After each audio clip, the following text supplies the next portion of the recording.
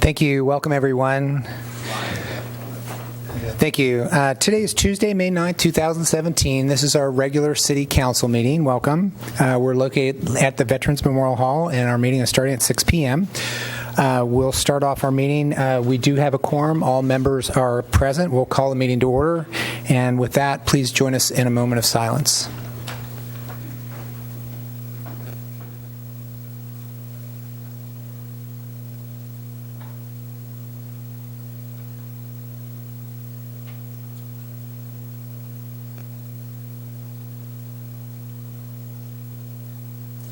Thank you.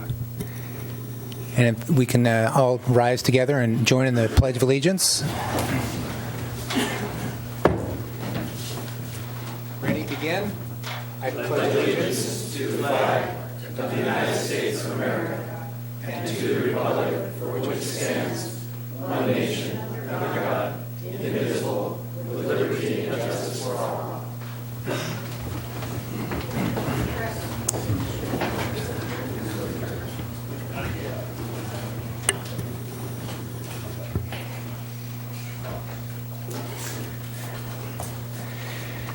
Okay, thanks for that. I was just thinking as we're doing the Pledge of Allegiance, we were all united right at that moment. Thank you.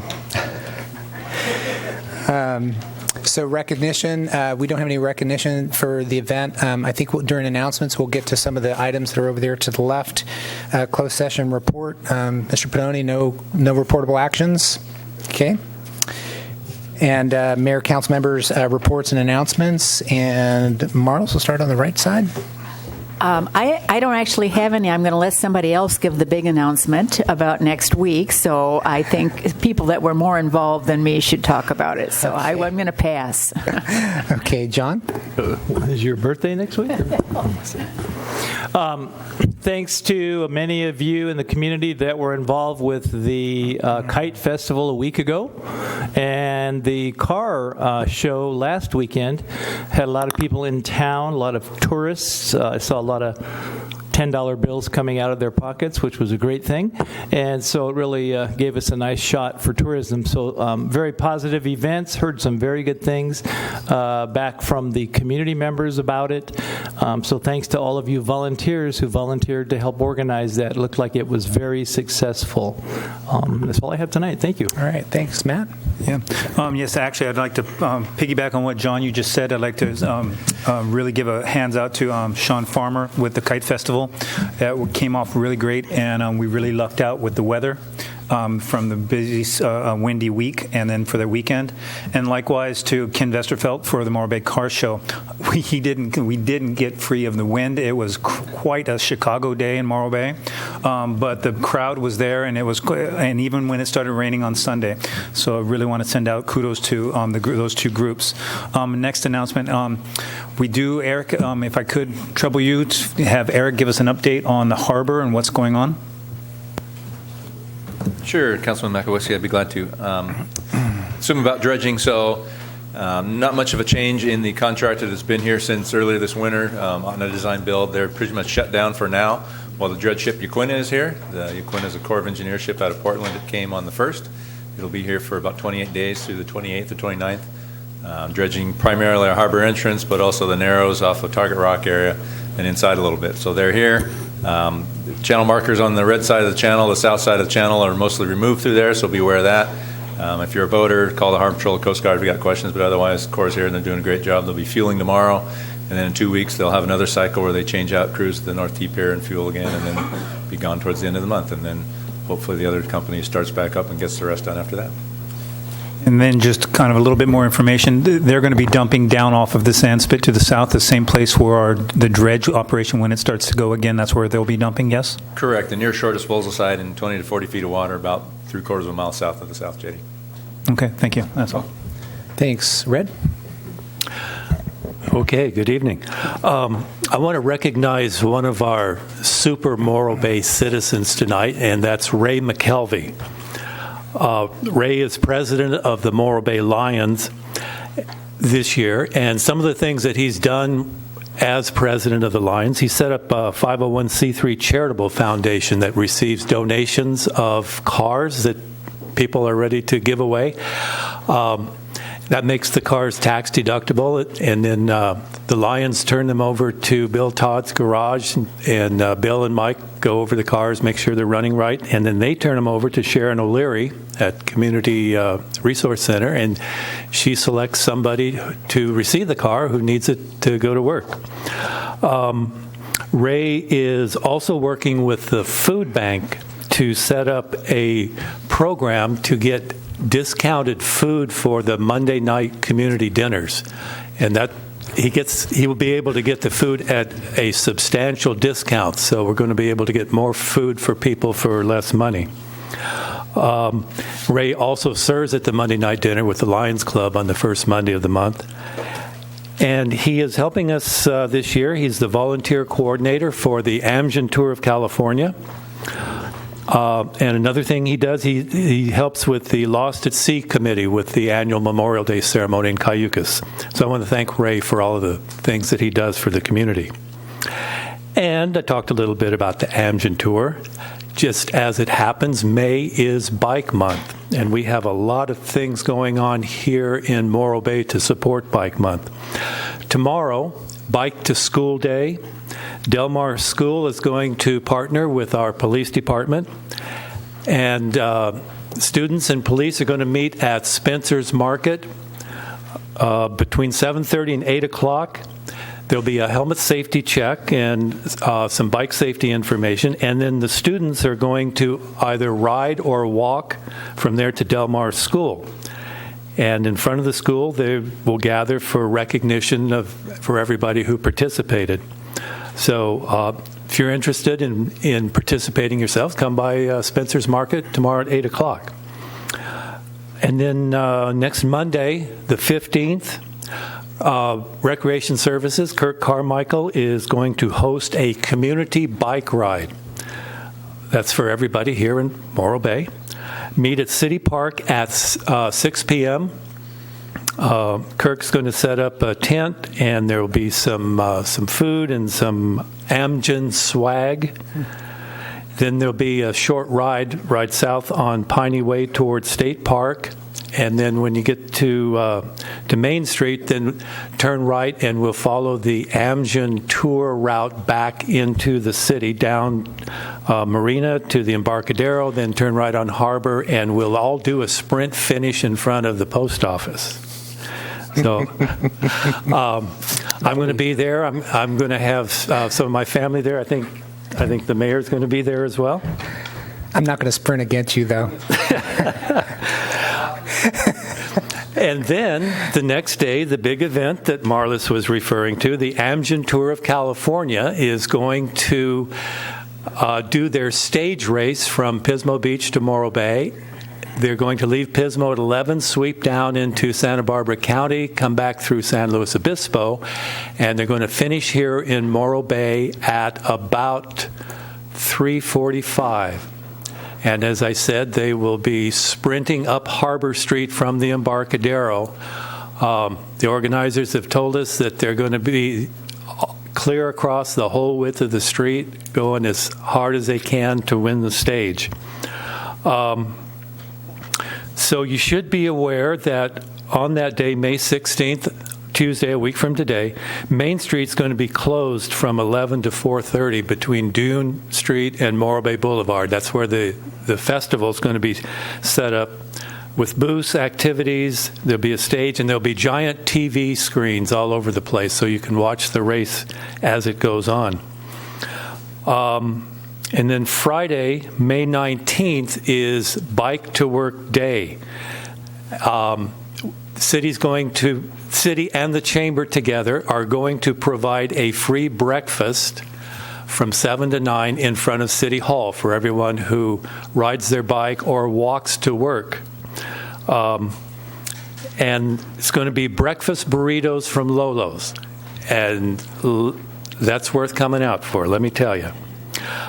City staff and council members will work the event. So if you bike to work or school, or if you walk to on that day, come by between 7 and 9 and get a free breakfast. One other activity we have going on that is not bike-related is the library book sale. The Morro Bay Friends of the Library are going to have a book sale on Saturday, May 20th at the library.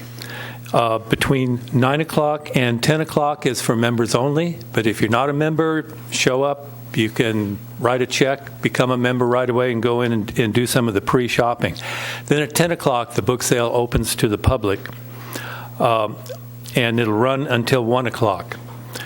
There'll be a great selection of quality books, DVDs, CDs, and magazines at very low prices, 50 cents or $1 for most of them.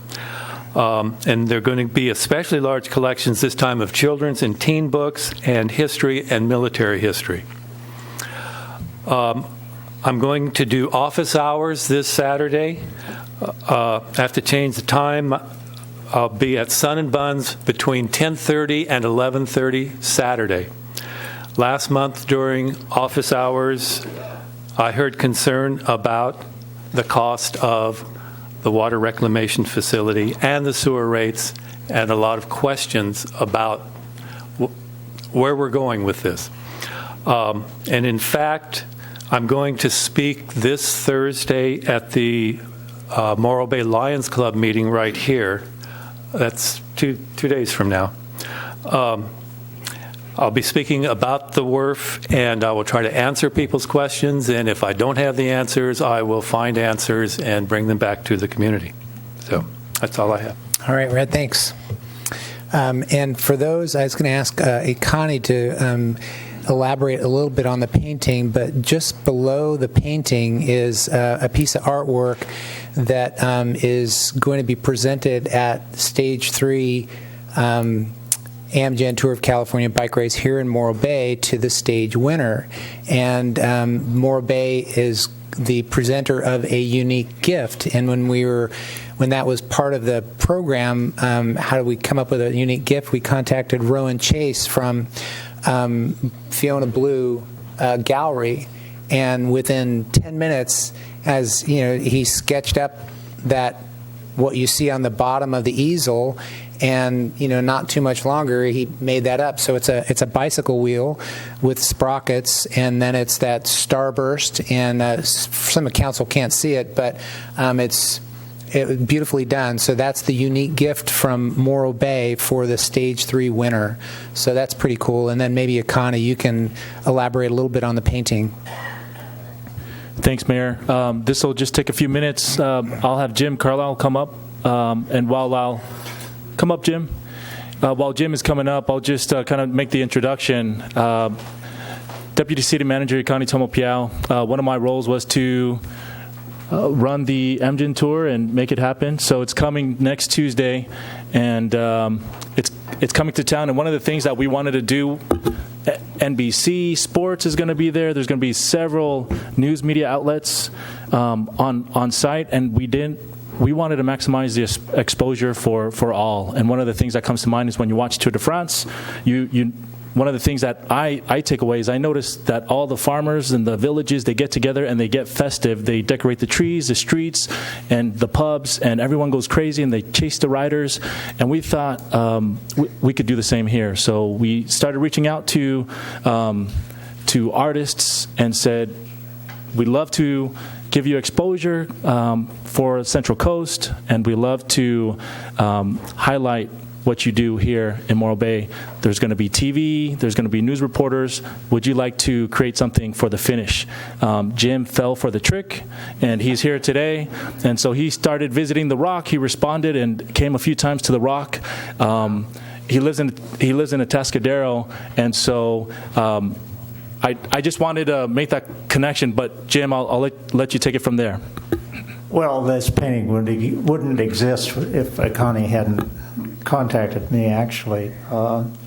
And I have a passion for cyclists. When I moved here 30 years ago, many of you probably remember Slow Criterion. Do you remember that? Mm-hmm. Yeah, that was one of the things that really inspired me and made me fall in love with this county. So when he told me, get your paints out, and I did. And he wanted a mural. I said, well, I'm a studio painter. By the way, my wife, Pat Cairns, is in the audience, and she's a well-known artist here in the community, too. But and by the way, we're retired. I'm 79 years old as of this month, the 20th. And my wife said, I haven't seen you working so hard in years. So a tribute to Connie for that. But anyway, the view of the mountain, by the way, doesn't look like that one. But if you're surfing, that's what you see. And of course, there's no road there. There's water. So, that's artistic license.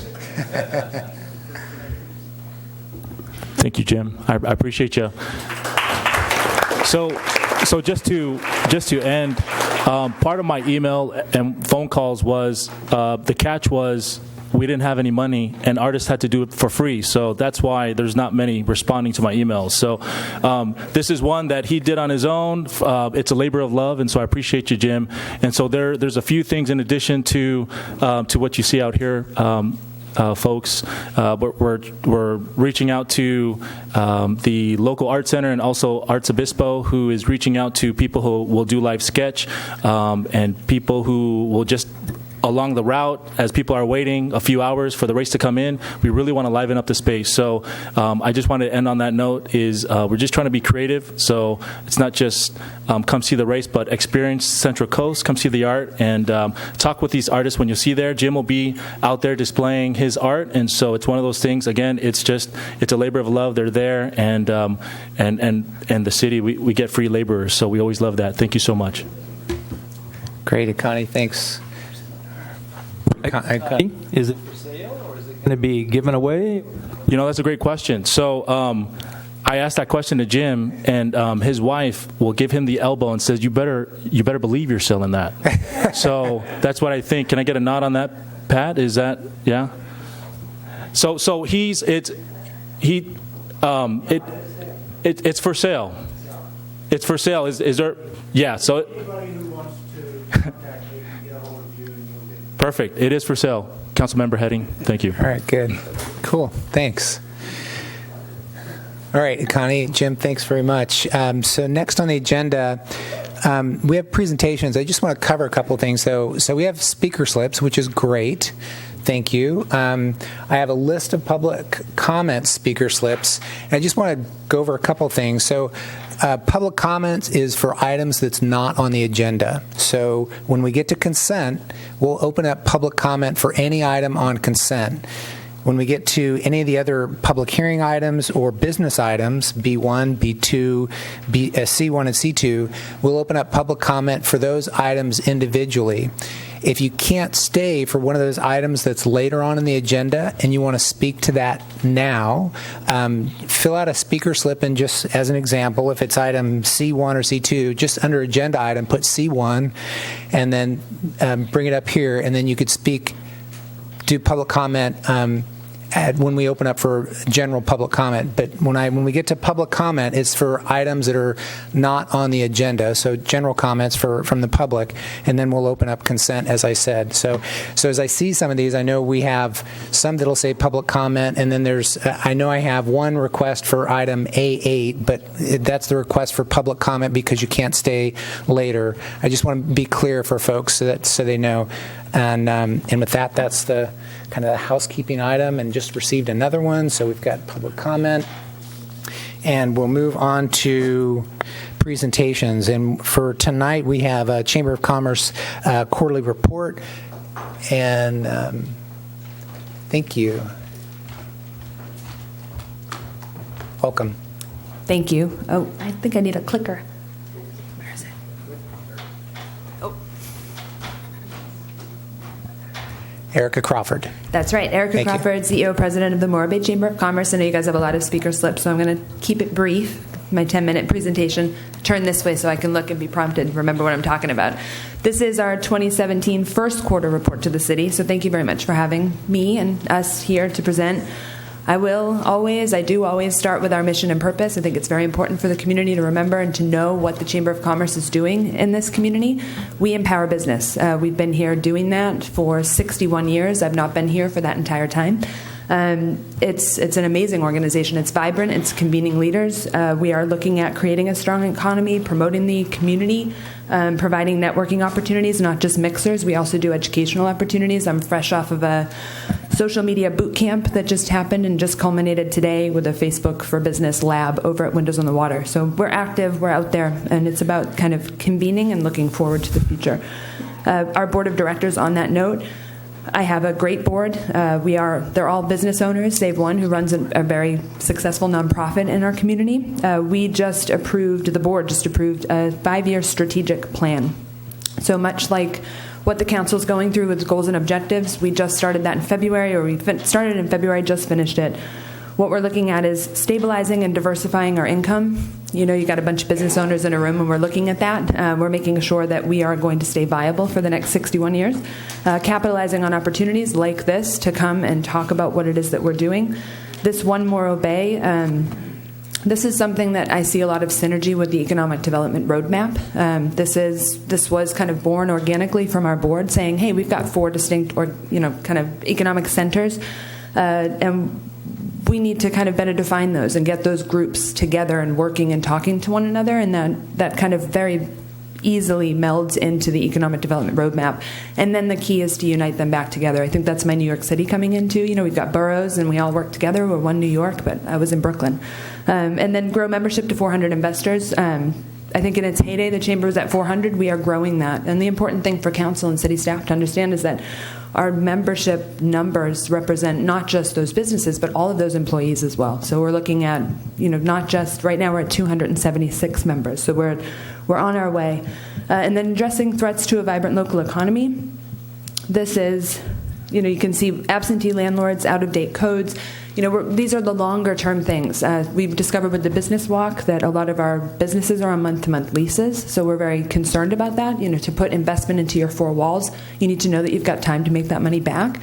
And then workforce development, I'm reminded, I just went to the Cuesta College District 2 luncheon with 2 of our council members, Heading and Mr. Davis, last week, and talked about workforce development. The largest number of jobs in our economy specific to Morro Bay are in food, services, accommodation, and retail. So how can we partner? What programs are already existing at Cuesta that we can enhance? So we're working on that as a long-term goal. A lot of why I'm here is to talk about our visitor center also. So we manage a contract for you to run the city's visitor center. We love it. We've got some new initiatives that are going on. So we've got longer hours.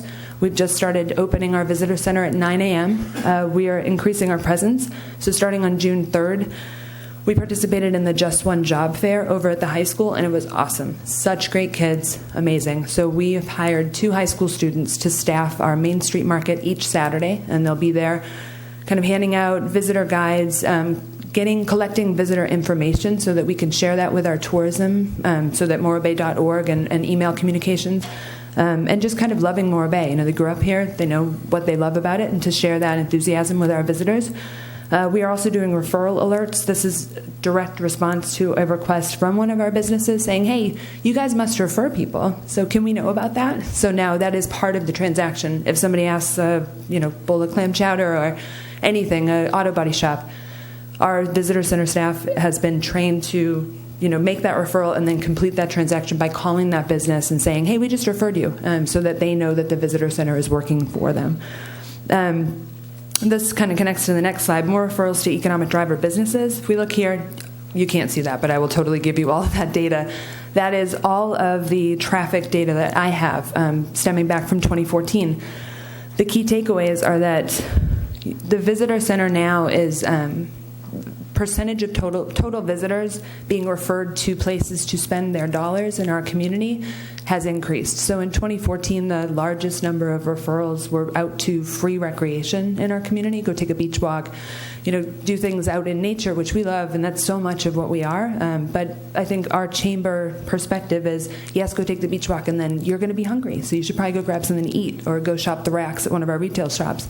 So we're absolutely pushing that bottom thing that you can't see at all, and I apologize for that. Those are day stays. So we are now tracking day stays. Our center has been trained to say, do you have a place to stay? And if they say no, we know we're just driving through. We are now counting that information. I think that's interesting information to keep track of. So chamber programs, I'll zip through this. Put your time travel caps on. Our annual installation dinner in Q1 happened in January. The key to that was that it was community and business. It wasn't just a business event. We were celebrating our community. It was more a Bay's night out. We did a joint mixer with the Slow Chamber at the Inn at Morro Bay. Charlie was amazing. That was over 200 people attended. Member forum on generational diversity in the workplace. It's a mouthful. It's probably not a great title. It was amazing. You're learning about what millennials are being motivated by, how to sell to them. Our Generation X, of which I am a member, got totally skipped over, and we talked about baby boomers, because that's what always happens. So we talked baby boomers and millennials and kind of buyer traits and ways to communicate to improve your business. We did a Shop Local, Shop Morro Bay campaign. We kind of dipped our toes in that, which links to here. The chamber, we do our Main Street Market. This is our new branding. We love this. It's colorful. It's inviting. We mirror the business cycles of our members, of the business community. So we feel that same decline that happens in the wintertime, which is why we're looking at stabilizing and diversifying our revenue. So we felt it in the Main Street Market. We got rained out. Highway 41 was challenging. Highway 1 was challenging. So we saw a lower dollar amount in total gross sales. Our vendors took a little bit of a hit, and it just mirrors our business community. I think that's important to keep in mind. So stronger together, growing in numbers. As of the end of that quarter, we were at 276 member investors, representing more than that in jobs. We had 15 new members just this year, 17% growth. So we're growing. People are turning back to us. A lot of that is we've been building our relationships with print media and radio. So we do deals with these guys, so our members get access to discounted rates for advertising. We also resurrected our Soundings newsletter. The second edition is out now, and we've kept our pricing really reasonable. 2,500 people are reading that every quarter. Save the dates, and I'm finishing up. So we've got a mixer. We've been mixing it up again. We did a joint mixer with Los Osos last week, and they're coming to us next week, I guess, or 2 weeks, the 23rd of May. Junk Love is hosting that in conjunction with the Grape Leaf Deli and Market. We'll be doing food, and Morro Bay Wine Cellar will be doing wine. We also have partnered with SCORE. So the series that we just finished up with the Mission Community Services Corporation for Social Media Bootcamp, we are now partnering with the Service Corps of Retired Entrepreneurs, or SCORE, to provide a series of 3 workshops on mailing list cultivation and kind of activating your mailing list, e-commerce, and constant contact. So it's about employing and implementing tools for our business owners. Of course, tickets went on sale for the annual Avocado Margarita Festival just last Friday, so scoop them up, $5, get you in. And Taste of the Grove tickets will be going on sale shortly. So I'll just leave this up, charting tomorrow. The Economic Development Roadmap, we're psyched about it. In a word, we are very excited about it. We really like the fact that it has an implementation portion to it, and our board of directors will be looking at it at our next meeting. So I'm very excited about that. So thank you very much for your time. If you guys have any questions. Erica, thank you. Questions from council? No? Okay. Thanks, Erica. Great work. Okay. Public comment? Consent? Okay. Consent? Okay, good. Consent? Okay.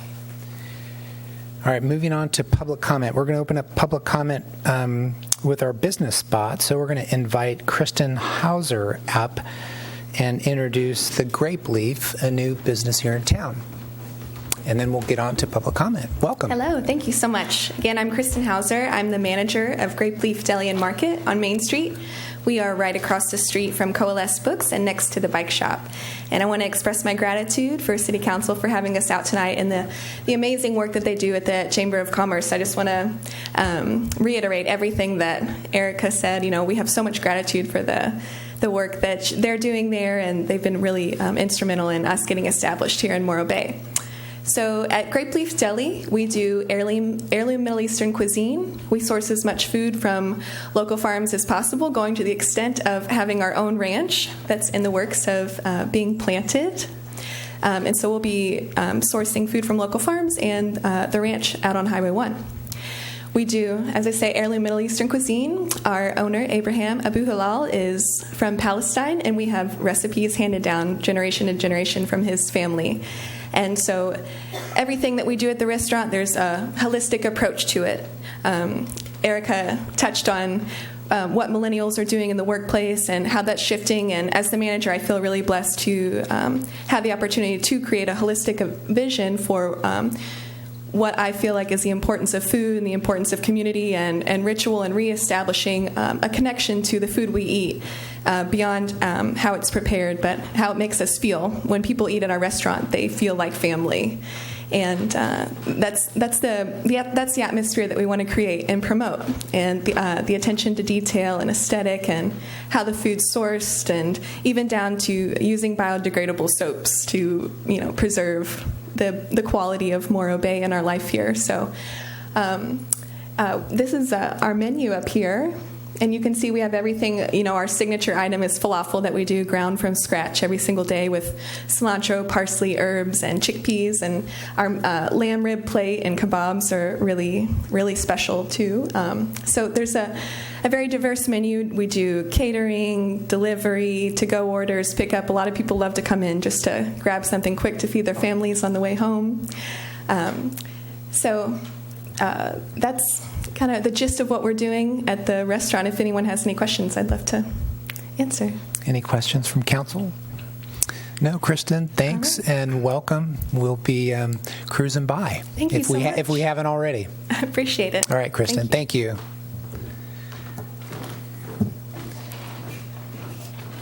All right, folks, we have a little over 30 public speaker slips for public comment. So the clock's set for 3 minutes for each item, for each speaker. So as you get to that, if it goes off and you're finishing up, I'll just kind of help you along as far as finishing, and it usually works pretty well. So first speaker up is Ken Green, followed by Terry Simons.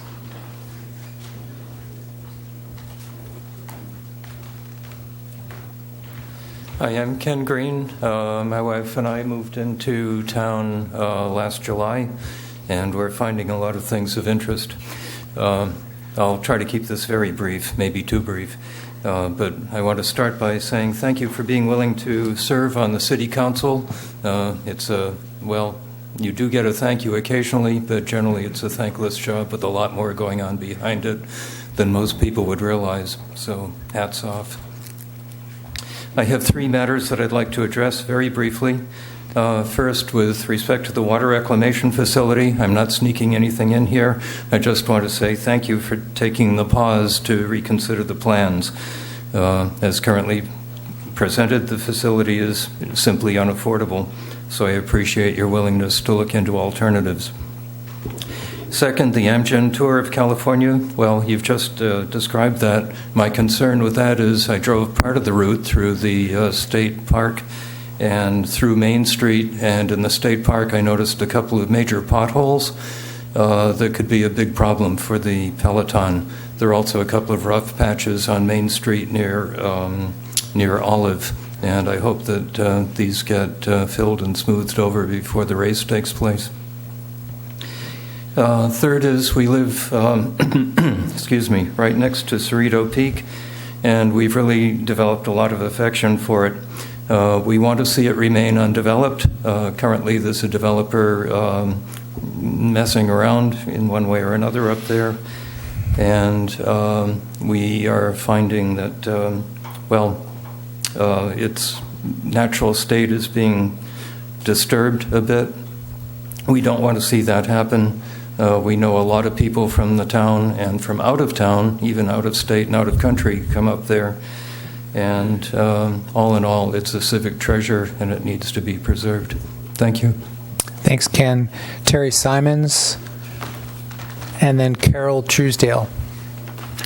Good evening, Mr. Mayor, Council. My name is Terry Simons. I live in Morro Bay. I have been a consistent advocate for the wastewater treatment plant so long as it includes the entire plant, which is the complete water reclamation facility.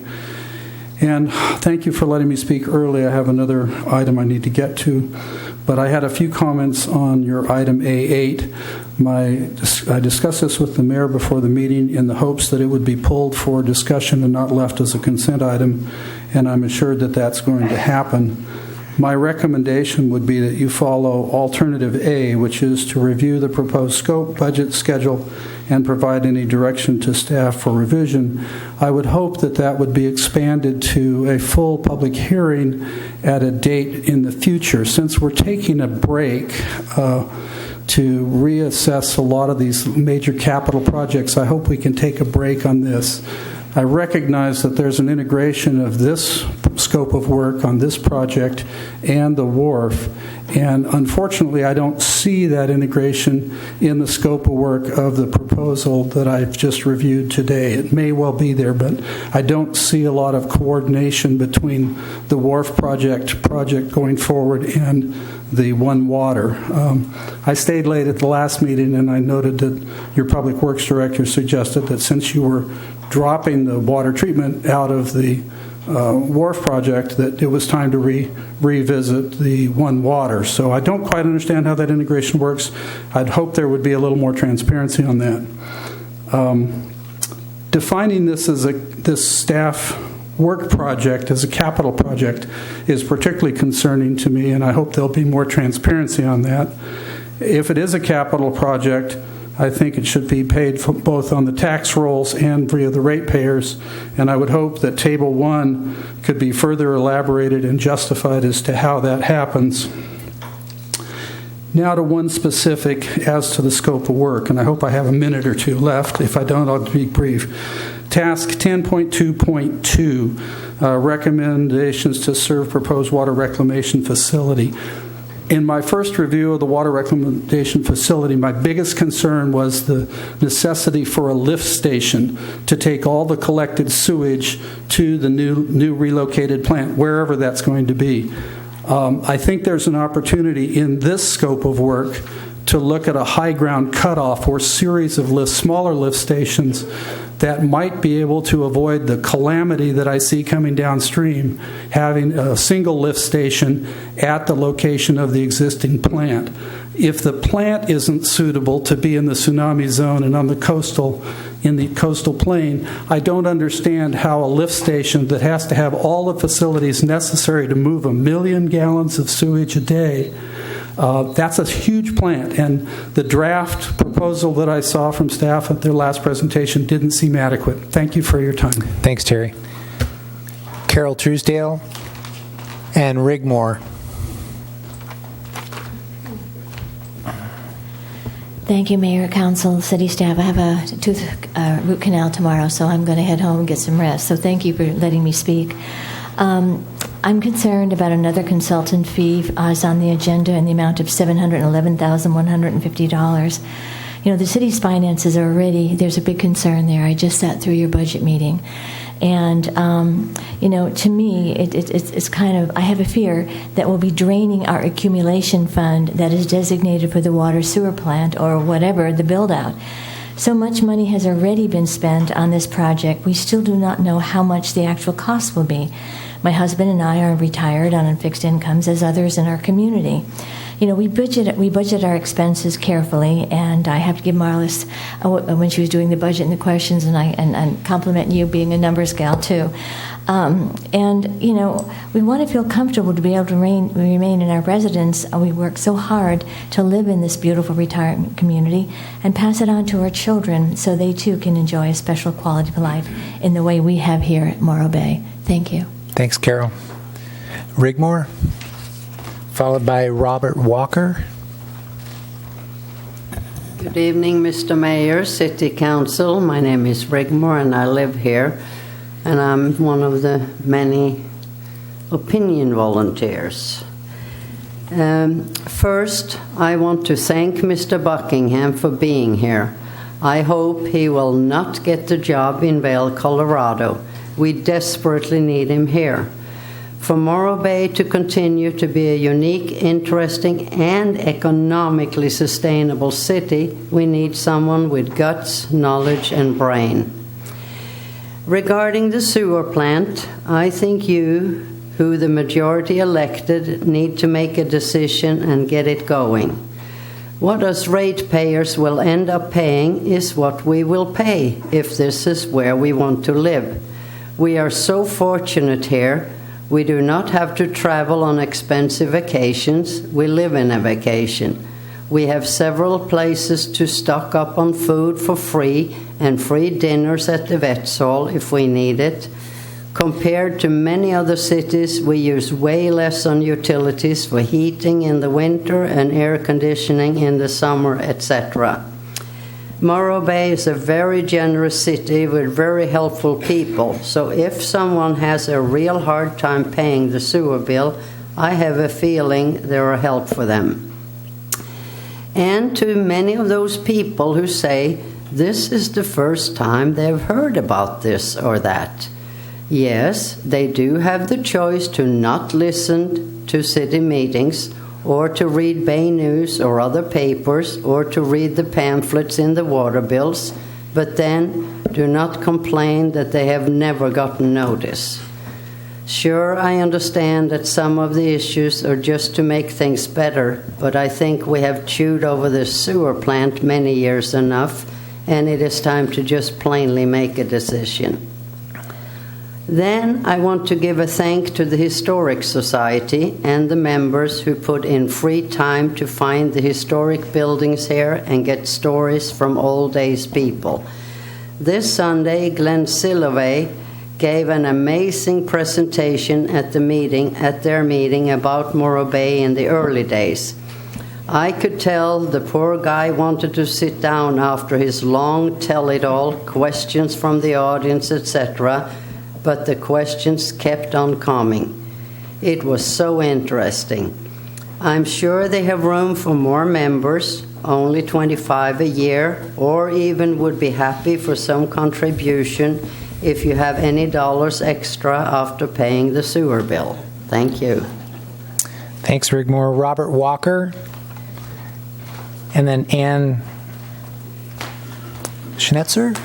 Did I get that right?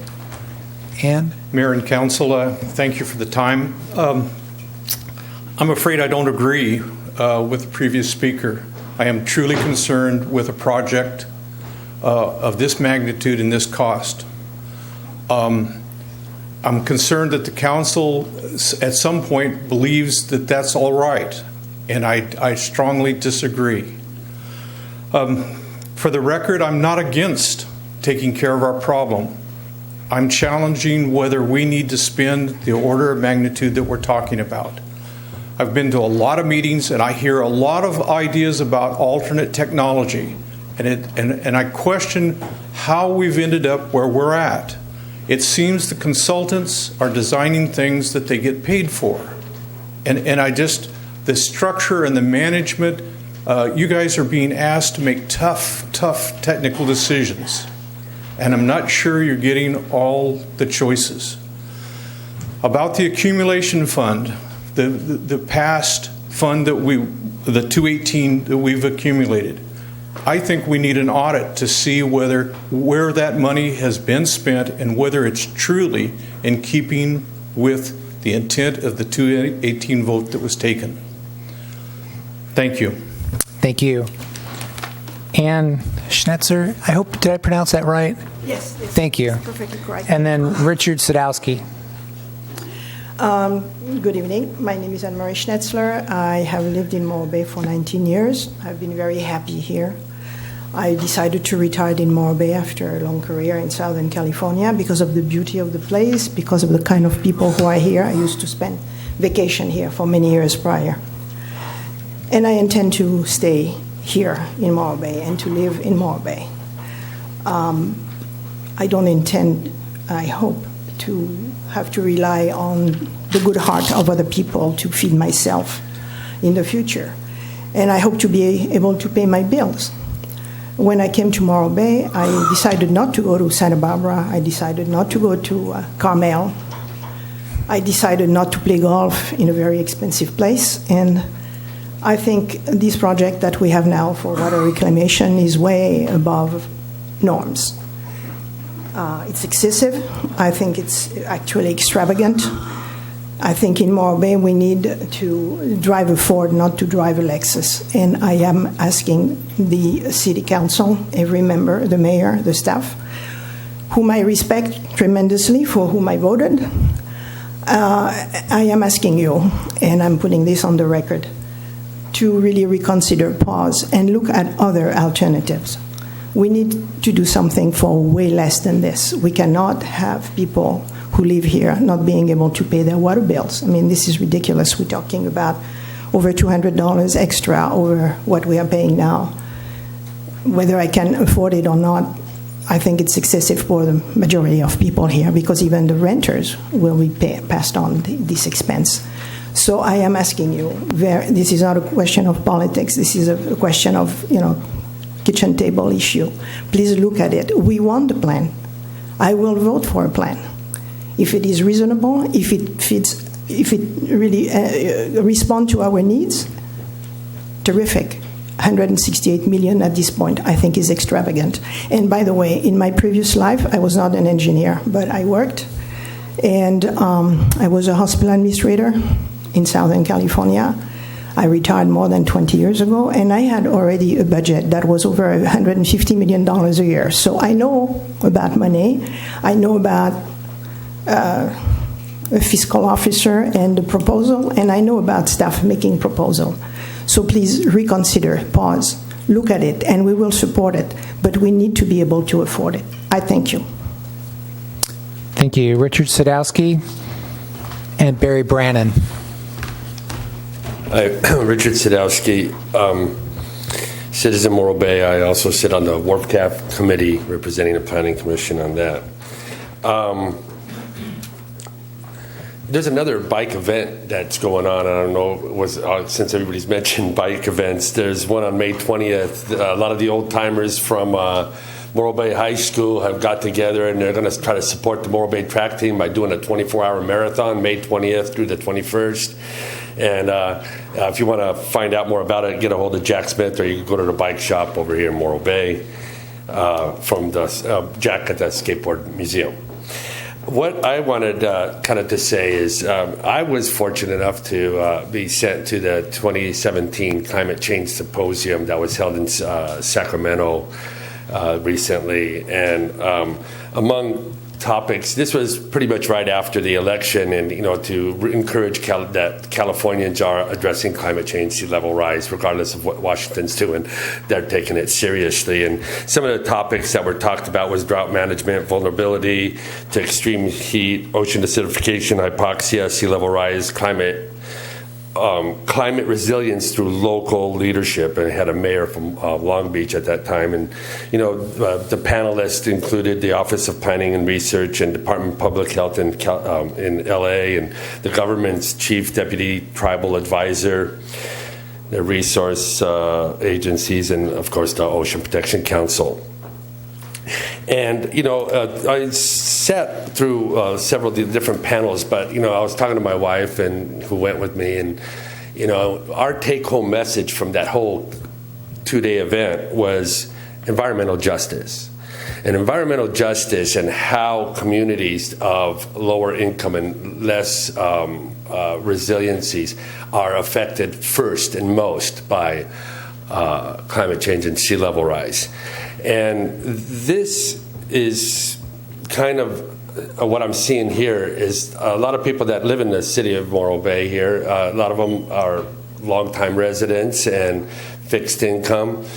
And, the whole idea of managed retreat of critical infrastructure due to sea level rise and climate change, moving the plant, was partly as a volunteer thing, but the environmental justice, if you're going to bankrupt the city doing it, this is not environmental justice. This is not smart management. This is what we need to start to balance a little bit more. And I feel that we definitely need to go and look at like one of the speakers mentioned about the lift station. I've been talking about that for years now.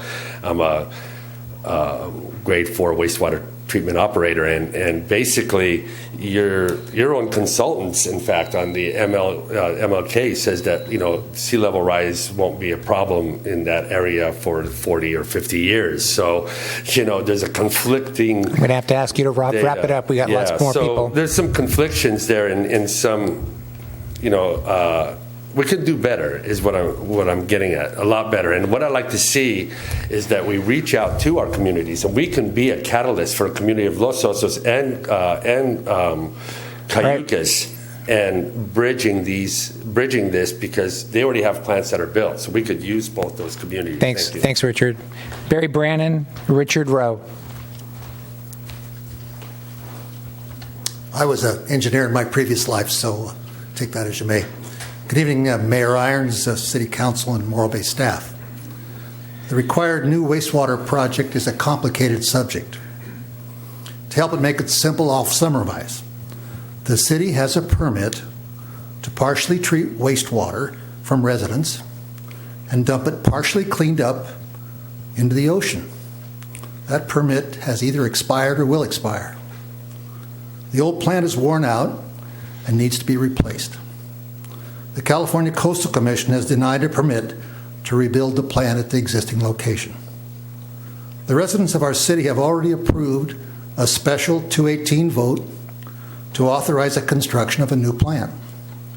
We have agreed to increase our monthly sewer bills and are now paying extra so we can accumulate millions of dollars in an account that will pay for this new plant. Our city has elected officials that are dedicated to accomplish the goals that we citizens help to define. And I know each of you, and I know that you're committed to this. And thank you. We've used all of the talents of your staff to accomplish this goal, but however, the staff doesn't have enough people to design a plant, so you have to go to consultants. You have to get outside firms to help you. The results of these outside firms that have furnished to us have not brought a feasible solution, and the projected costs are way over our budget. What is our problem? Simply stated, build us a sewer for the money that we can afford and we've agreed to pay. Our consultants have failed our city staff and all of us citizens. Now we need to have companies and firms, or the people who actually design and build sewer plants, give us their estimates or price for a working plant. We have a short time to get the job done. Our permit's going to expire. An example of the misunderstanding by the consultants of our needs and budget is reflected in their just released Water Reclamation Facilities Master Plan. One of the line items I found of the estimated cost to build the proposed plant is a new $9,435,000 office facility, wastewater operations facility. $9,435,000. I think this is a little expensive compared to what the overall scope of the system should be. Within $160 million, it doesn't show, but it's way out of line. We can't afford a custom facility of over $9 million for an office. We want an off-the-shelf plant that has been built before, design has already been paid for, that will fit within our budget. I asked the council to pause, and go for a letter of intent. You can put out a request for a letter of intent and get some ideas from the industry and do this quickly. I'll say this, if you don't do this, then the 218 battle that's going to face us is going to tear the community apart. Please don't do that. Thanks, Barry. Cynthia Hawley. Folks, if you want to wave in support, that's great, but please no clapping. Thank you. It's just going to set up a whole different climate, whether or not you like someone speaking or not speaking, so we'd like to keep it respectful. Appreciate it. Thank you. Welcome, Cynthia. Thank you. Good evening. I'm Cynthia Hawley. I'm a resident here, and I'm speaking right now for Citizens for Affordable Living. And what I want to talk about is a comment on the agenda, item C1 on the April 25th, 2017 meeting agenda in relation to a Brown Act violation. The notice on item C1 was discussion of preliminary findings from the draft sewer and water rate study update, Public Works. And within that agenda item, the council took 2 actions that were not noticed on the agenda. Part of the council member McPherson's motion to direct staff to assemble a local team to address costs related to the rate study, we believe was covered by the agenda notice. But however, by these 2 actions you took that night, you reduced the scope of the WRF project to focus solely on wastewater treatment and to eliminate at this time all ancillary components, including the water reclamation part. We're not making a judgment about the content of that motion and the action at all. But what we're pointing out is that they were taken in violation of the Brown Act which mandates that, quote, no action or discussion shall be undertaken on any item not appearing on the posted agenda. And those actions, as you know, were not notified and posted on the agenda, and we just want to keep everything going smoothly here. And the Brown Act provides for a very simple process to correct that kind of violation, and we'll be sending you a letter with some information about how that is done, and the letter will be part of that process. Thank you. Thanks, Cynthia. David Nelson, and then Jim Hayes.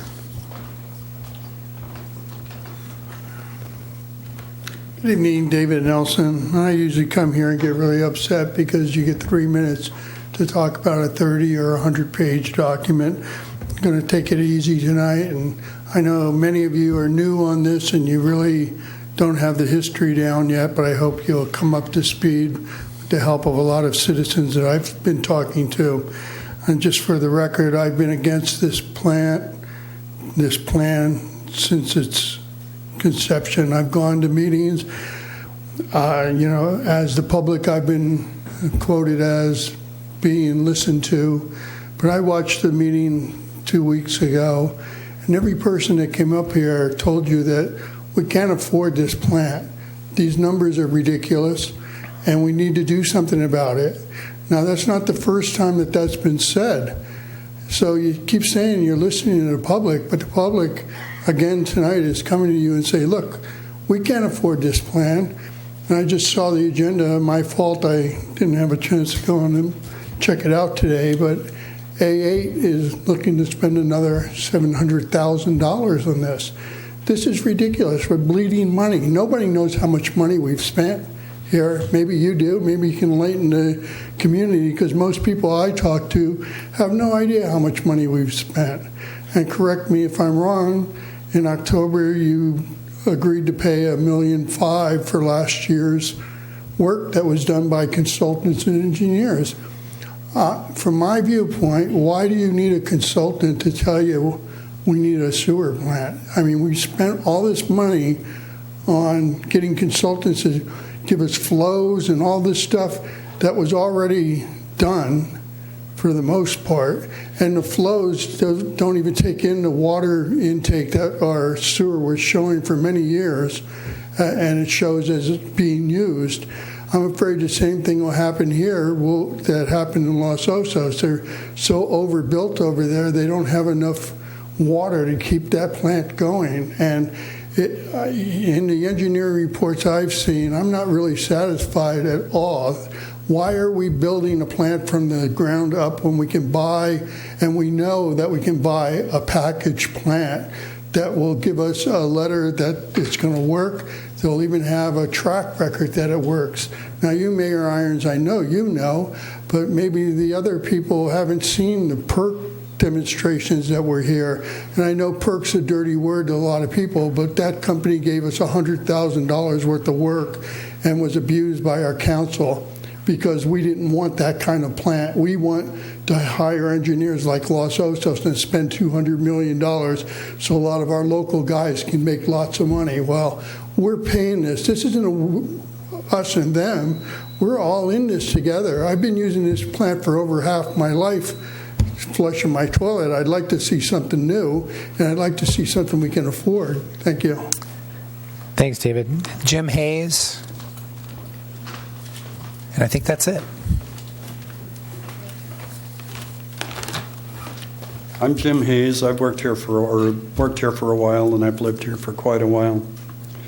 5 years ago, I ran for council, and my stance was that writing the letters to the Coastal Commission and changing the wastewater treatment plants was going to be the wrong and most expensive idea the City Council has ever had. Well, it is. But even so, that has been compounded by spending increasingly large sums of money to study increasingly ridiculous, expensive sites and plans until the current ones, which are totally outrageous. You've been spending our money to prove you were right. You weren't. The place you should have built it is the place where it's at, where it's plumbed to, where the property's paid for. That aside, you've used tsunamis, the Coastal Commission as scapegoats, and you've said that the current site could be used better somehow than to serve the people of Morro Bay. As this has gone on, it's gotten more and more ridiculous and expensive. Someone said, let's finish what we started. I'm sorry. I can't see what was started. And if you have started something, please stop. You've spent enough. You haven't got the right site. You have no plan. And you want me to pay even more to subsidize this. Thanks, Jim. I don't have any more speaker slips for public comment. Melody? This is for public comment? For these two? Okay. Consent. Okay, this is just for consent. Okay, so public comment this is general public comment is closed? Okay, good. Public comment, Jan? Just a comment. Yeah, Public comment? Okay, come on up, Jan. I'm Jan Goldman, and this is not really a public comment except to tell you that Kristen brought a tray of food from the Grape Leaf Deli, and she forgot to tell you, and it's on the table in the back of the room for anybody who wants to sample it. That's a very important thing to tell everybody. Thank you. Okay. Thanks, Jan. Well, very important. Thank you. So let me just organize here. We've got consent. And then we've got some items here. So did you take some notes on that? We had some responses we probably needed to respond to just to make sure. Did you get notes on that, Dave, on some of those? I've got. I'll look at. I'll start off with one, and then we can figure out where we're at. So. As we hear public comments, it's not a tit for tat thing. If we hear something we feel that needs to be cleared up for the record and it's not clarified, we just want to make that, we want to set the record straight. So that's what I'm going to do here. And respectfully, Mr. Nelson, I know last meeting you said everyone here spoke against the proposed wastewater, the water reclamation, and the cost of that. And we actually did have a couple comment speakers that were up here saying we want the whole thing. So it's not you against them or us against the other person. But I think it's really important that through all these meetings, everyone here has different opinions. And Terry Simons, who was here and spoke earlier, he had a different opinion. And I respect his just like I respect yours. That's part of the listening. We'll get through the decision process through all that. So I just wanted to respond to that. And then the Brown Act violation. So, Joe, do you want to respond to that? I mean, we'll receive something, but you want us to respond to that? The council didn't violate the Brown Act by taking the action that you took last meeting, indicating that you wanted to do further study. Okay, so we'll receive the complaint and we'll respond to that complaint appropriately. Yes. Okay, all right. And there is a method for us to correct that. As your city attorney deems appropriate based on your input. Okay. All right. Thank you. Were there any others from council that you have in mind? Which one? Mr. Green's comment about the potholes on State good, Park. I do agree. I've run over them a number of times.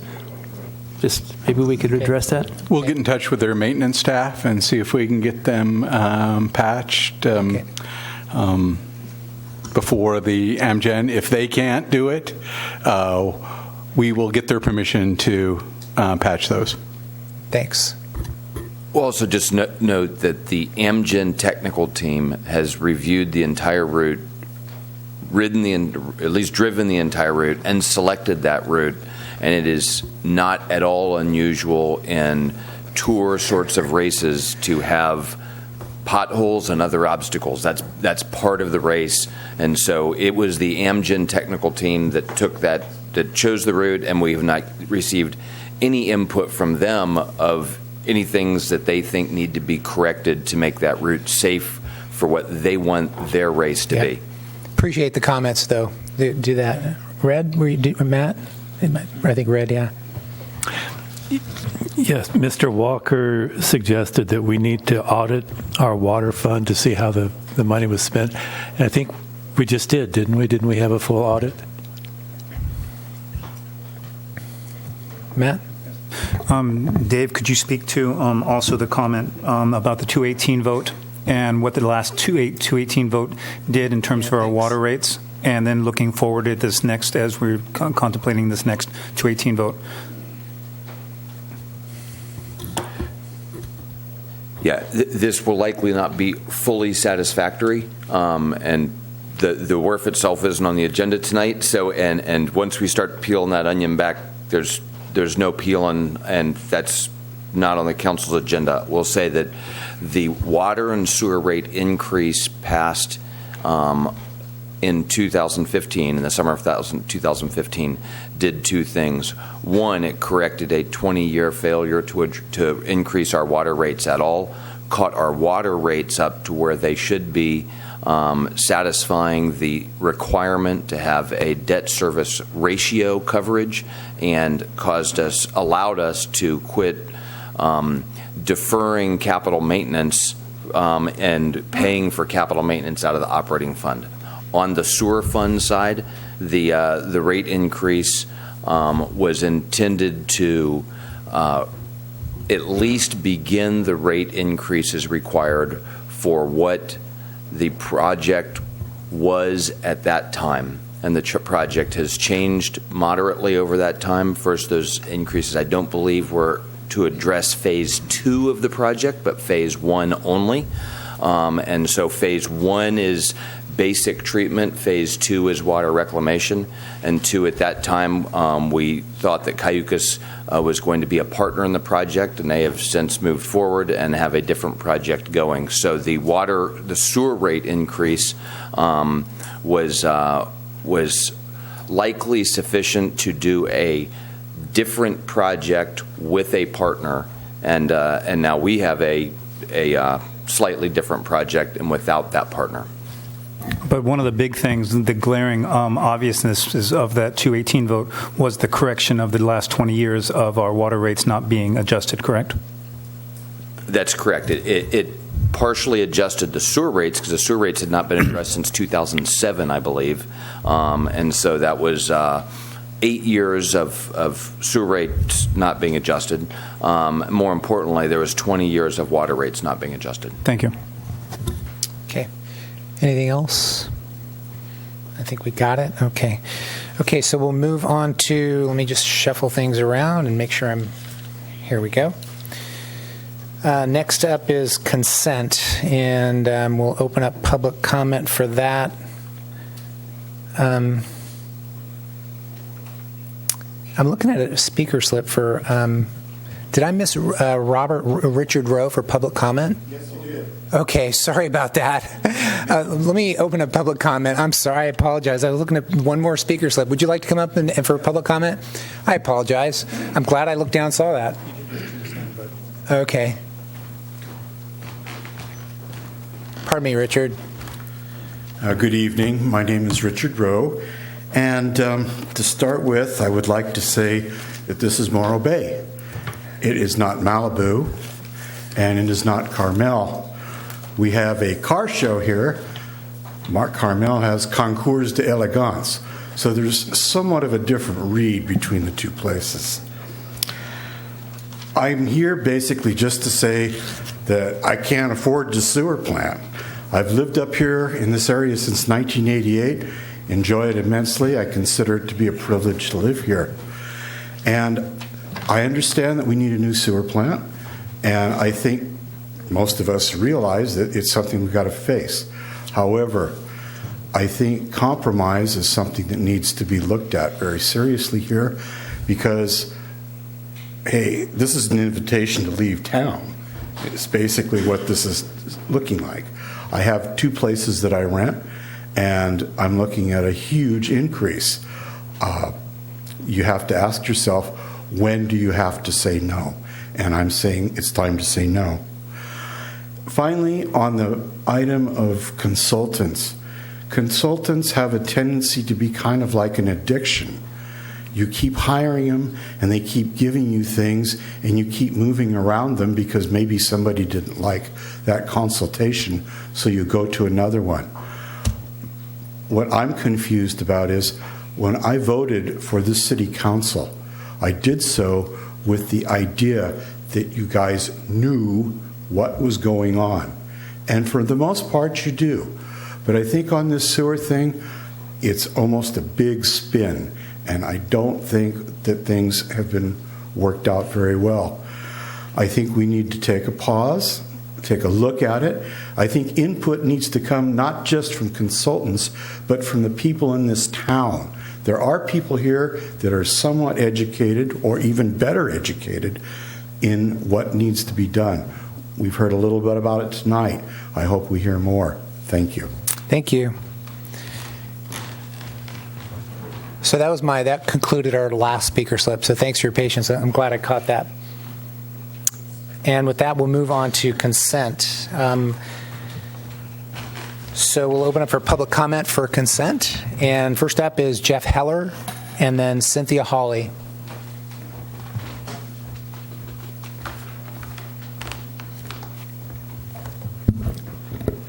I have the same question that I had at the last council meeting, which is who's minding the store?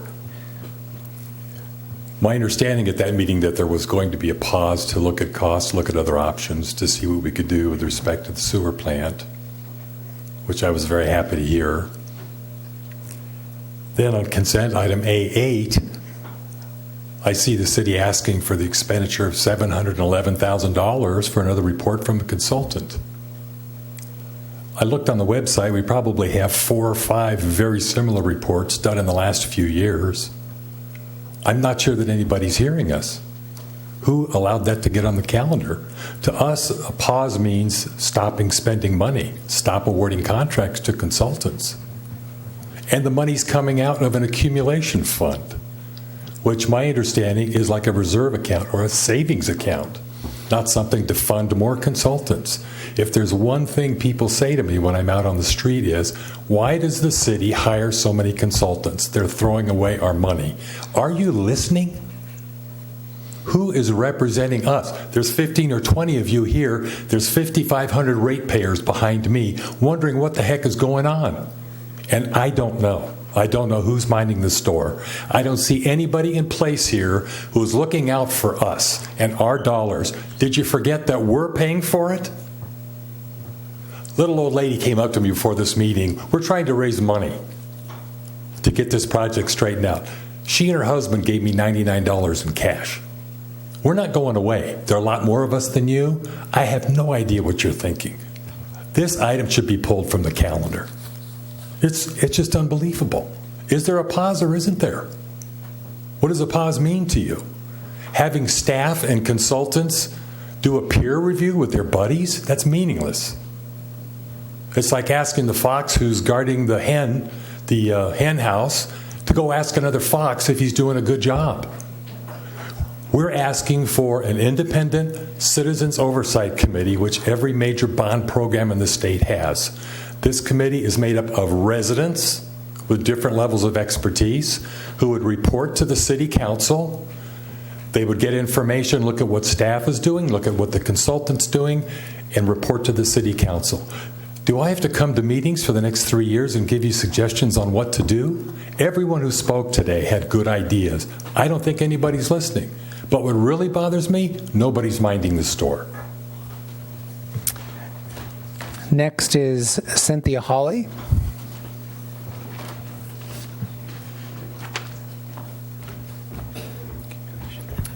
Again, Cynthia Hawley. I'm here to ask you to pull agenda item A6 from the consent agenda. That's the minutes of the April 25th, 2017 council meeting.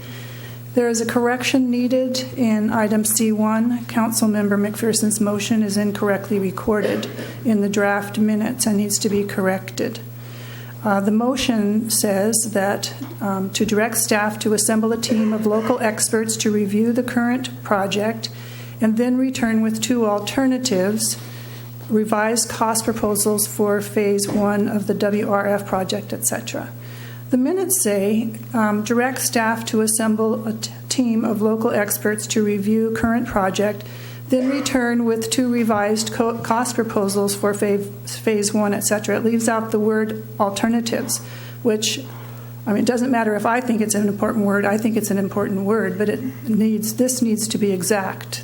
What your council approves is exactly what needs to go into the record, because you can change your motion you can amend it, and those rules are in the Robert's Rules of Order, which you have adopted, but it can't be changed after the fact at all. The second sentence says that the 2 alternatives are full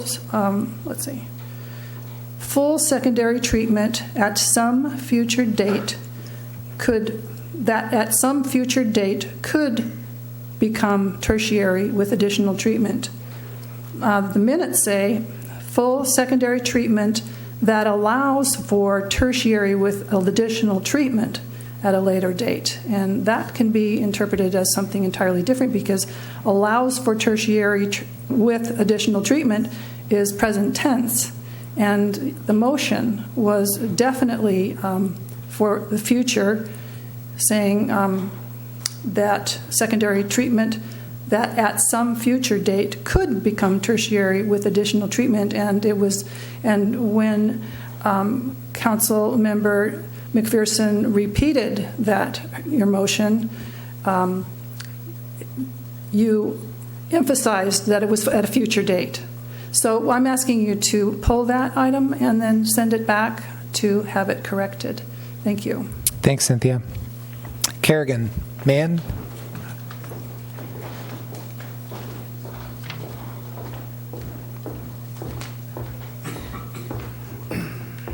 Good evening, Mayor, City Council, staff. Thank you.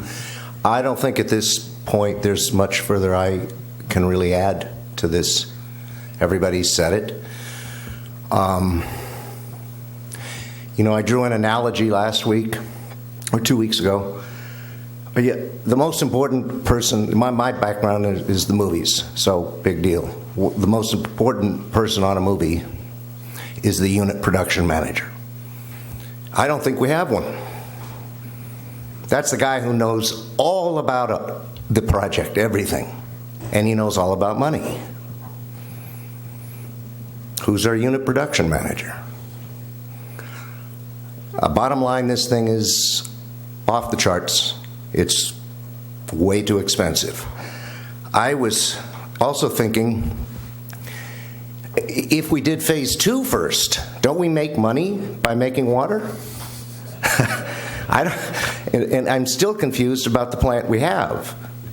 I'm confused about what happened in 2013 we kind of said, Coastal Commission, we don't want to stay there.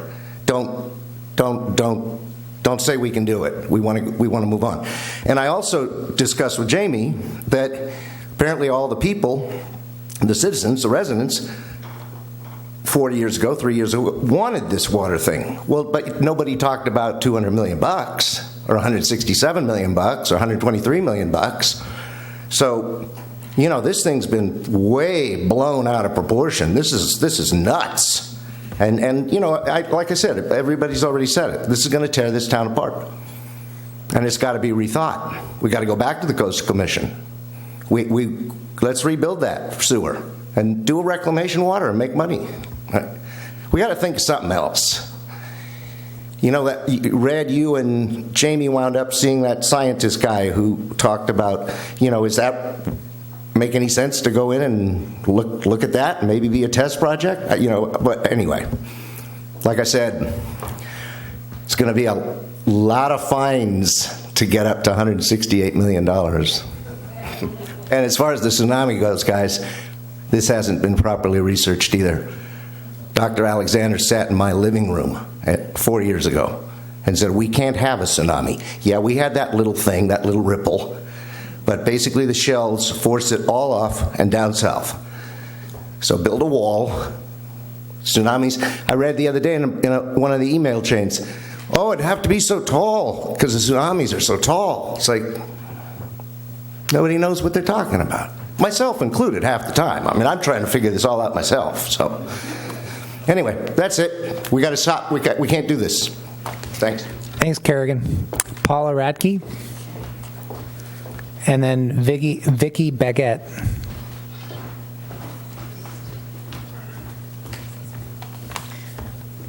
Hello, I'm Paula Radke. I also have to protest item A8 on the contest calendar.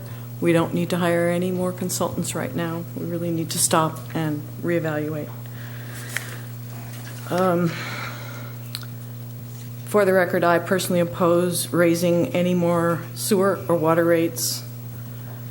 I'm not opposed to building a new plant, but we need to get the cost under control. I say set a budget and work within that budget and include community input. We also need clear financial understandability, more than pie charts that you've given us. We need monthly reports on your expenditures and how you plan to keep us out of bankruptcy. Thank you. Thank you, Paula. Vicky Baguette.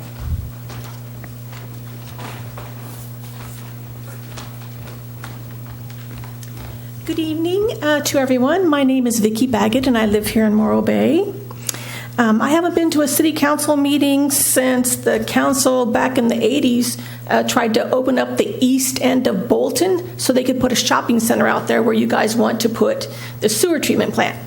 So I got all the neighbors together. We fought and we won. You guys didn't do it, and I'm back. I mean, I was even on the TV news. So this is very important to me.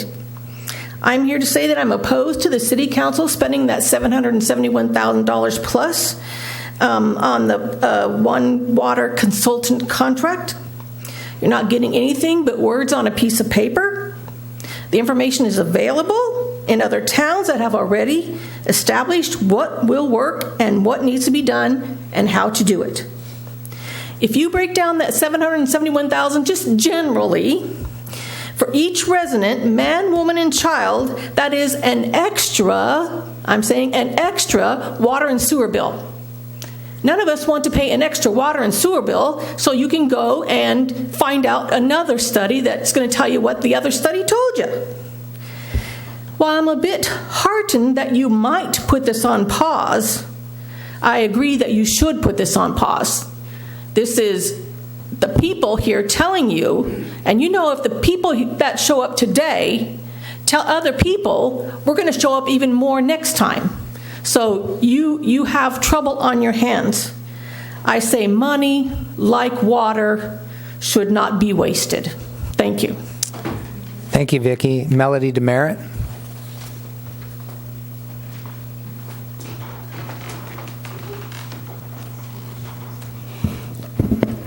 Well, I don't much like coming down here at all, to tell you the truth, but I have joined with the Citizens for Affordable Living in Morro Bay. It's one of the reasons why I moved to Morro Bay. I could actually buy a house here. I'm now on a fixed income, as many people are. My fixed income is very comfortable. I'm a state employee retired. I'm not like a Rite Aid worker retired, but we have lots of those people in this town. Now, I want to go back in history to when I sat up there with you, where you guys are now. 2004 to 2008, we were discussing this plant. 2004, And the consultant we hired then was the one you want to give another $750,000 to, Carollo. And what did Carollo do but lead us down this goddamn path, along this path that took us right to the staff at Coastal Commission denying the project because, as I had told the council, but I was a minority member.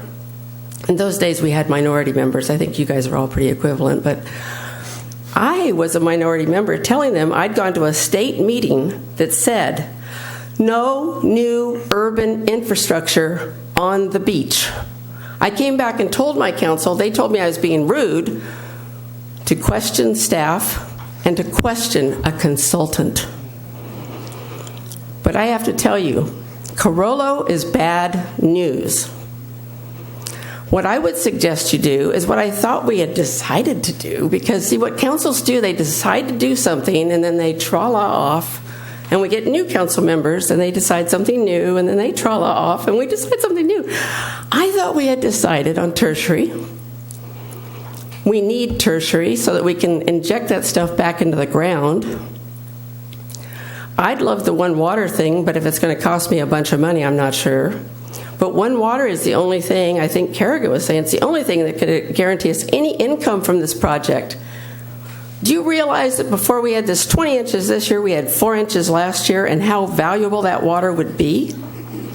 I would suggest that you take a pause and reconsider an idea of about 10 years ago, and that was issue a national RFP for a design-build firm to build a tertiary plant at that location on South Bay or whatever, where it is. It's in my backyard now. And if you will, include that they make it possible for us for a One Water thing later. I want an RFP to design-build firms. That was our idea to do. I even think Carollo told us that idea. We don't need another report. We need something built. I want a shovel in the dirt. Thanks, Melody. Thanks for your service, too. And thanks for coming out tonight. Linda Donnelly.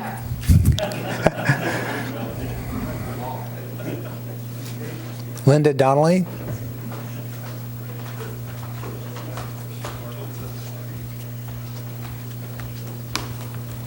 Good evening, Mayor, City Council. This is kind of long. Anyway, I'm speaking on item A8. For the record, since the water reclamation element of the new water reclamation facility project is in doubt for now, doesn't that make the One Water plan seem a little premature? It will simply be placed on a shelf indefinitely, and $750,000 will have been wasted. And I believe that's what people are saying tonight. It should be explored only after the water reclamation facility is actually producing reclaimable water one day. Are you putting the cart before the horse once again? For the record, why is city staff and their hired consultants completely ignoring the vote of the people back in December 1991, which mandated participation in the state water project? The One Water plan should recognize that mandate and abide by it. There should not be any discussion which deviates from the mandate. City council members should be fully aware of the city's ordinances, in particular, Ordinance 411 regarding state water. Don't let anyone who does not live here in Morro Bay ever dictate to the city that it should stop its participation in state water. An outside consultant attempted that in 1994 and was unsuccessful. For the record, will the One Water plan be in line with the city's water rights permit, or will it simply ignore the permit and place the city in jeopardy? As a permittee, the city ought to know that the State Water Resources Control Board reserves jurisdiction to modify the city's permit under Water Right Permit Decision 1633. And if you don't know what that says, it says that we're only allowed to take 581 acre-feet out of the ground. But that is not what the plan says that Nunley's coming up with. For the record, state agencies have permitted the city's use of local groundwater while recognizing that its dependence upon it should be minimized over time, that imported water from the State Water Project was to be the primary source to assist in that reduction.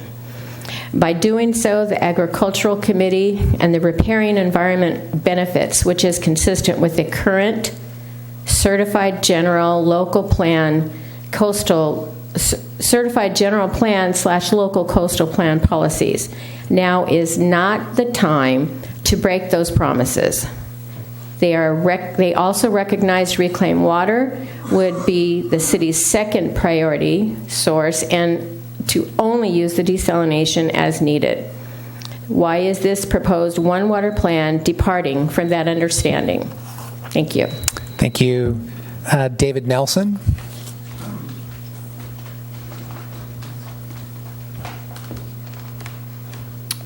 Hi, David Nelson, Morro Bay. I'd like to agree with Ms. Demerit as usual. Her eloquent self kind of summed it up. And again, it's not you and me against me. We all want the same thing, but every time you spend $1.5 million or $750,000, I go, well, why are you doing that? You don't know what plant you're going to have. It's not like we should design and build this. Obviously, we can't. I mean, I see $5 million gone since I've been saying we need a new sewer plant, and we have nothing. And why that is another history story, and it's out there. And if you really cared, you could find the videos on all this stuff. AGP, I'm sure, has a great history record of this, and look back at the battles that we've been fighting. Now, people keep coming here and saying, why consultants? Why are we spending? I came here and I sat here till 11:15 or so and said, gee, we're spending another $1.5 million. Why? We don't know what the project is. Why is it so hard to put out a request for information from people that actually build these things as opposed to bringing great engineer firms that can build anything? But when you bring in a great engineer firm that builds anything, you're going to pay for it. I'm talking about great engineers that already have sewer plants that can more than handle our flow, that are in a box. We've had them here on the floor asking us to use them, and we never even gave them consideration because somehow we're locked into this whole idea that we can build our own sewer plant with the help of all these consultants. Well, excuse me, these consultants have built nothing except big piles of paper as far as I'm concerned, and we don't know where we're going. I believe that there's somebody out there that can hook us up from toilet to tap because the government's paying for it already. The research is already there. People are just looking for clients to do it. It's not like they build 1,000 sewer plants a year in this country. This is a rare thing, and that's why these engineers fight so hard for it. That's why Los Osos is paying $200 million because they wanted to build their own plant. It doesn't make any sense to me when the availability is out there to have an off-the-shelf plant brought in, and consultants will come here and tell you what we need. We don't have to pay. So I'm totally on the record against this $700,000 for more consultants. Thank you. Thanks, David. Diane Plan.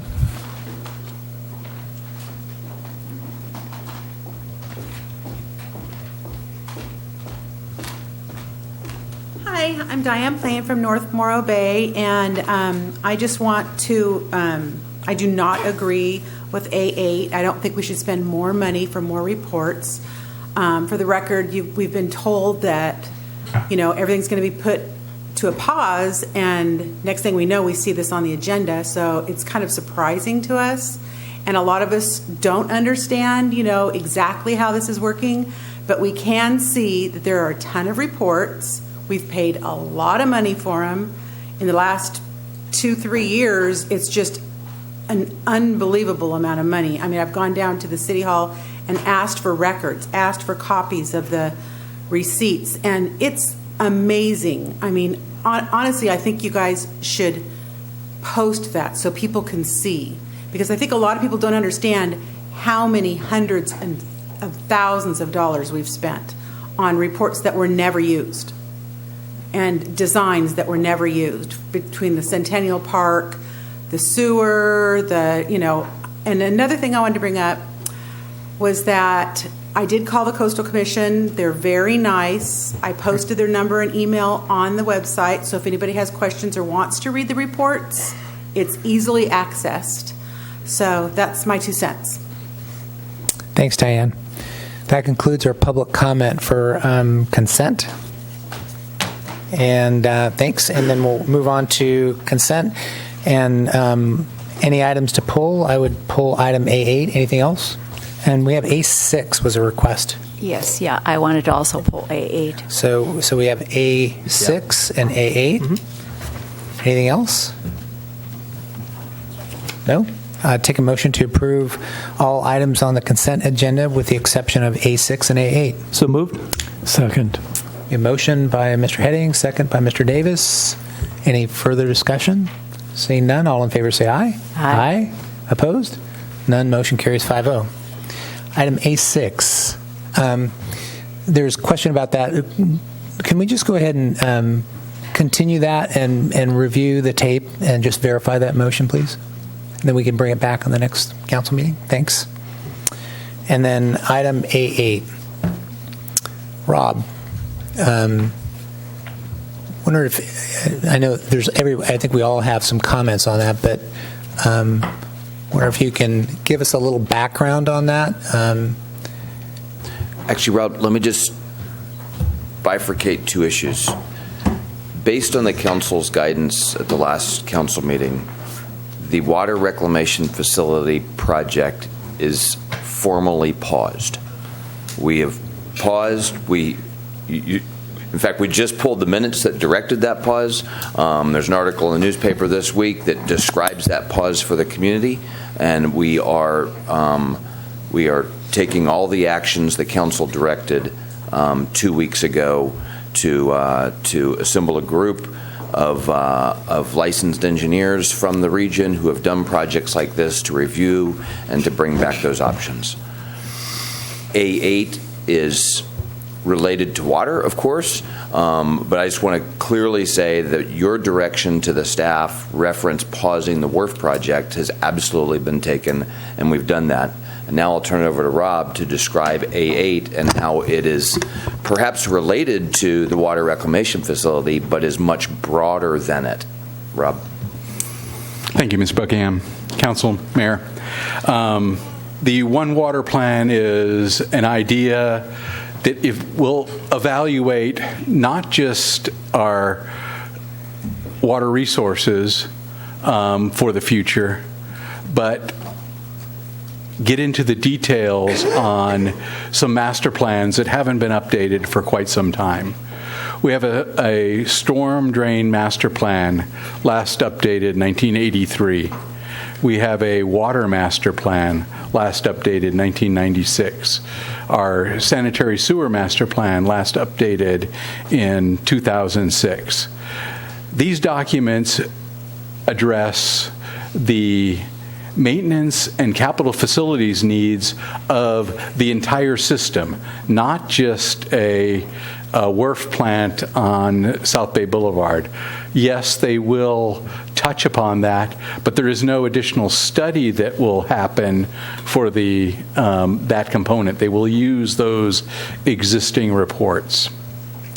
This is an item that has been a council goal since 2015-16 to pursue this One Water planning effort. 2016 it was a goal, 2017, and it is in your current goals for this year. Last year, if you recall me talking about a couple hours ago, talking about the water and wastewater budget and how some items were included in the operating expenses, $400,000 was included in the operating expense for preparation of the One Water Plan. That was staff's estimate at that time for what it would take to prepare the One Water Plan. We put this project out for RFP. Advertised it on the city's website. It was picked up by a couple of bid boards that are circulated widely on the West Coast.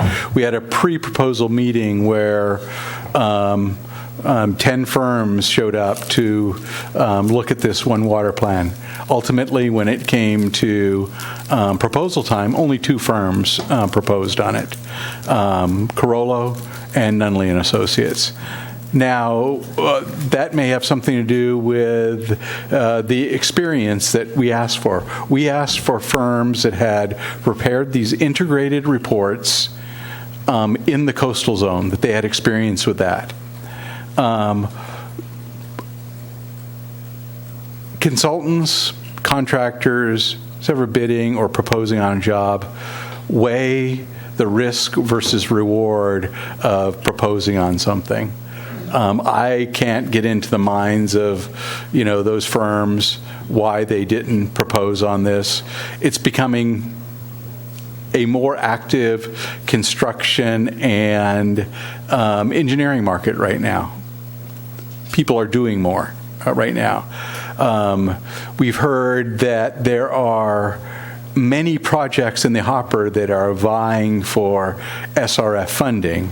So all those projects need engineering studies and to become viable for those funding. So it's just the market and folks are busy. I'm going to go use as guidance some questions that came up through the process.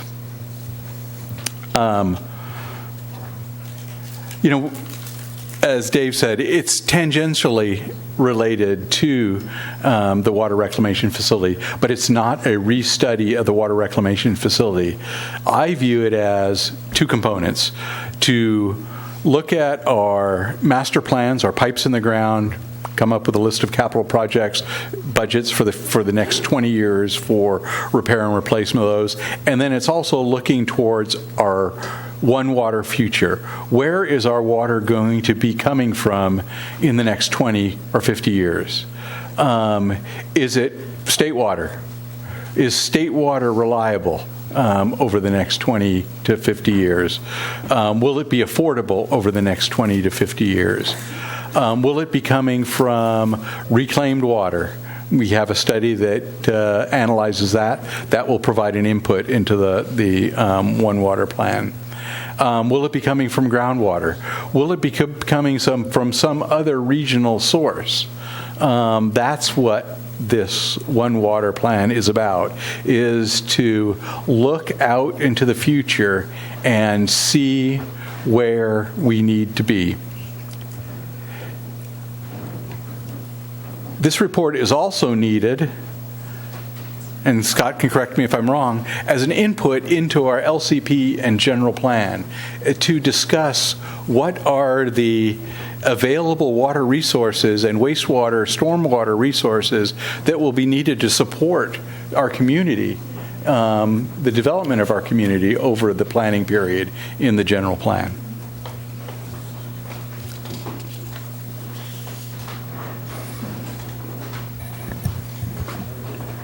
We've talked a little bit about duplication of services, and the goal is to not duplicate services prepared by our current project, our WRF project, and this One Water plan.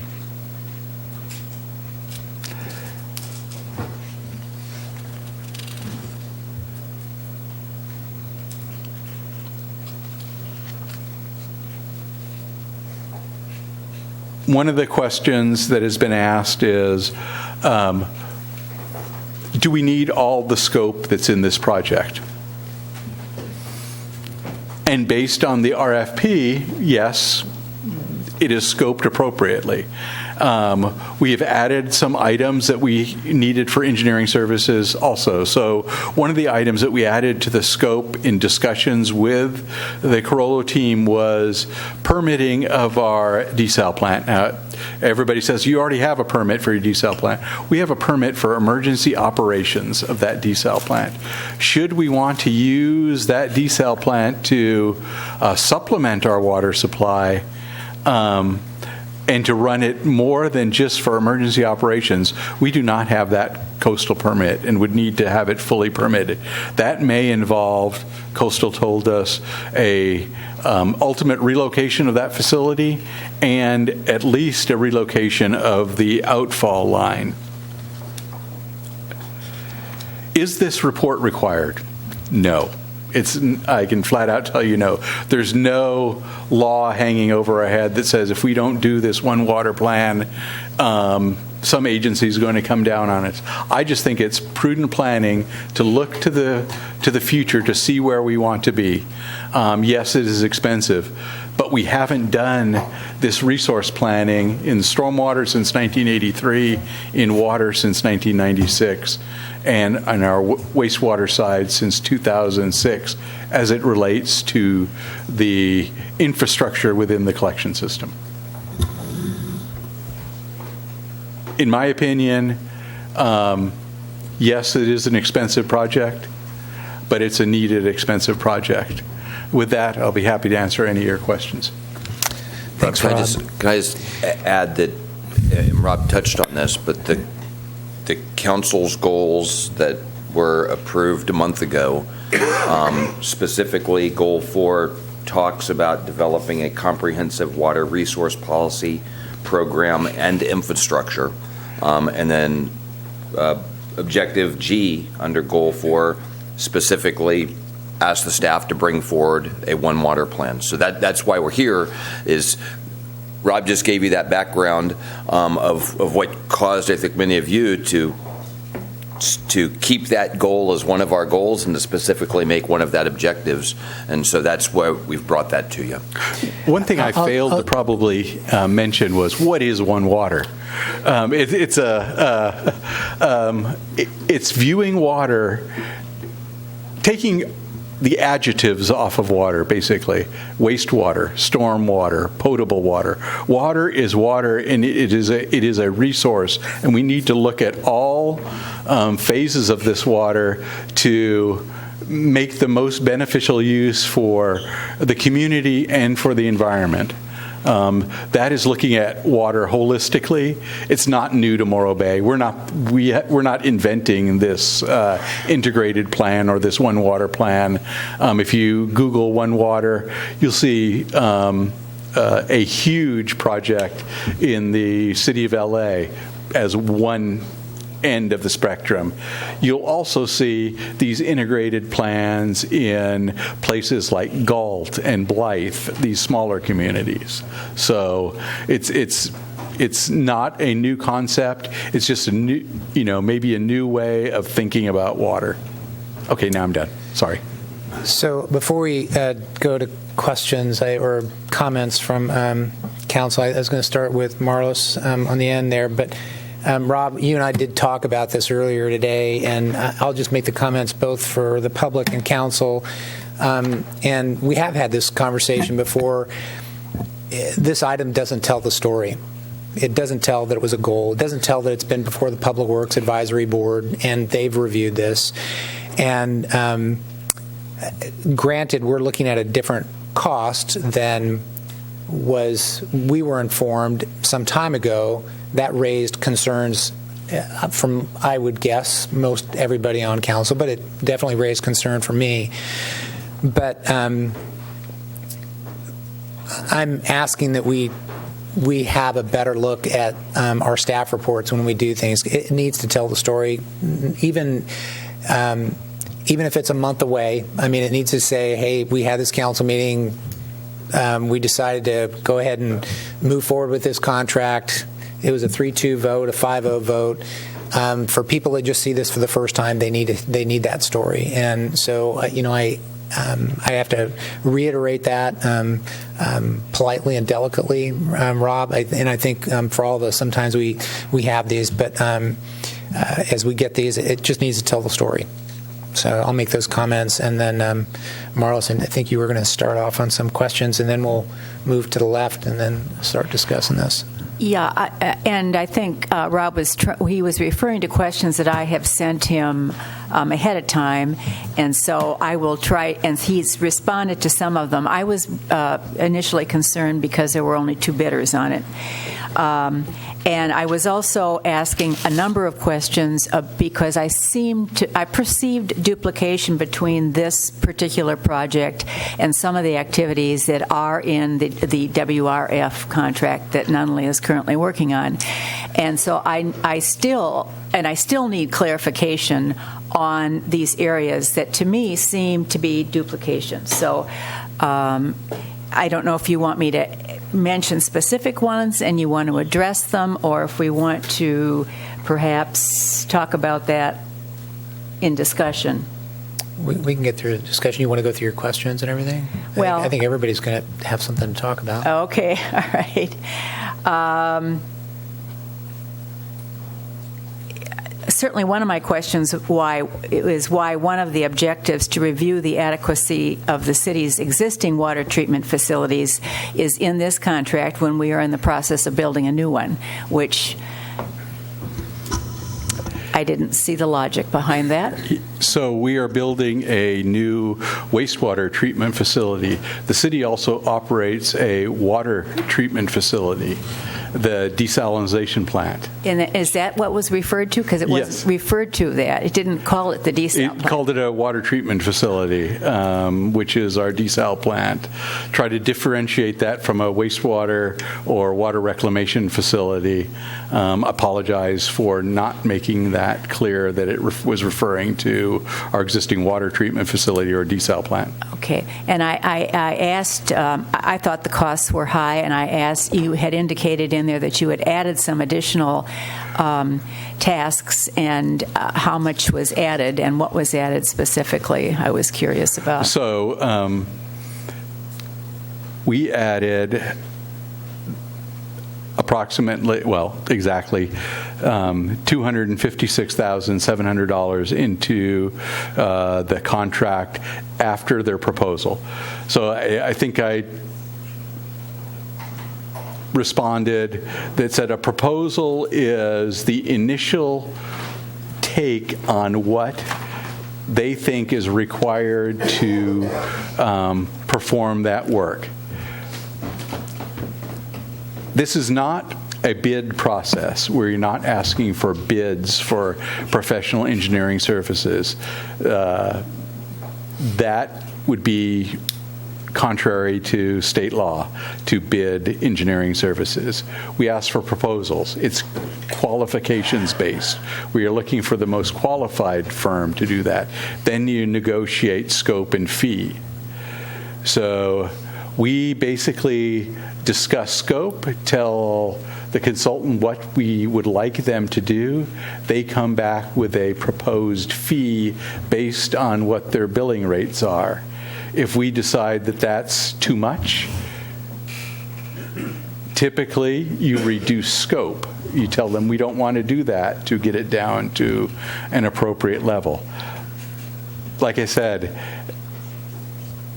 in my opinion, all of this is ultimately required to be done, but none of for good planning practices. There's no legal requirement that we do much of this work. So there are items that could be negotiated out.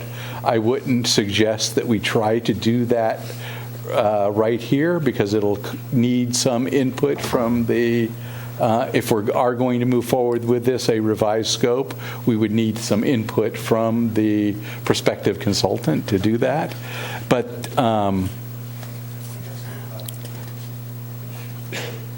there are items that could be removed. For example, the permit assistance for the desalination plant and the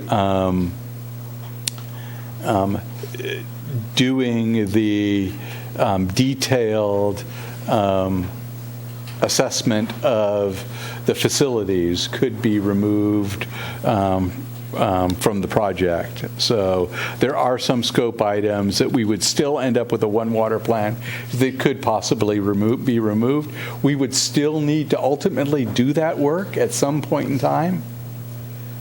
And typically costs don't go down. I've learned that that inflation is constant and ever increasing. And so the area of the desal plant is one area that to me looked like there was a lot of duplication between the Mike Nunley, who it was stated the city is currently contracted with MKN to perform an evaluation of the existing desal facility. So if it's part of that, why is it also part of this contract? And how would that work together? Nunley is looking at the existing wells, the saltwater wells, and providing us with suggestions for needed improvements. We've often stated that all we have to do is flip on a switch and we can desalinate salt water. Well, we decided to flip on that switch and see what would happen. And we need to make some capital improvements. Remember, this project was originally constructed in 1992 as an emergency project. And it was put together rather quickly, maybe inexpensively. Some of the materials have not held up over time and need to be replaced. So we're looking at Nunley to help us identify some of those items. We're also looking for Nunley to identify when it was run in the 90s, we had some iron fouling problems coming from one of the wells. Iron was coming out of solution and fouling the membranes, a very expensive problem because membranes are expensive to replace. So they added some filtration at that time, but the filtration couldn't keep up. We wanted it, and when State Water came on board, they abandoned using that project. So we look to Nunley to assist us with what could be done now. And, so how is that different from what this contract is going to look at the desal So plant? they'll be looking at how we operate this into the future if we need to run it, let's say 24/7. What types of improvements will we need to make to the SCADA system to run it 24/7? We operate our disinfection system at the desal plant right now manually. Not adequate for 24/7 operation. So those are the types of things. Nunley is looking at a acute issue. Corolla would be looking at the more chronic issues or the longer-term issues. Okay. And then there also seemed to be duplication between the groundwater assessments that were going to be done in this project and that Mike Nunley has already done. So we're asking Corolla to look at those groundwater assessments and see how they fit into our One Water future. Not to redo the assessments, but to use that work to give us input on where our water supplies should be coming from in the future. Okay. And is this a one-year contract? I think the schedule shows it to be completed about the fourth quarter of this next fiscal year, so about 1 year. It's a time and materials not to exceed the amount. So should the contract exceed 1 year, it would still be $711,000 unless the council authorizes some scope modification, unless we want them to do something else. Okay. And one of the tasks, which kind of surprised me, was estimating the reliability and potential costs of future state water. How would Corolla do that? It's a risk assessment that they're going to do. What are the risks? So state water has reliability issues during drought periods, and it has reliability issues during emergencies, seismic, an earthquake, to perform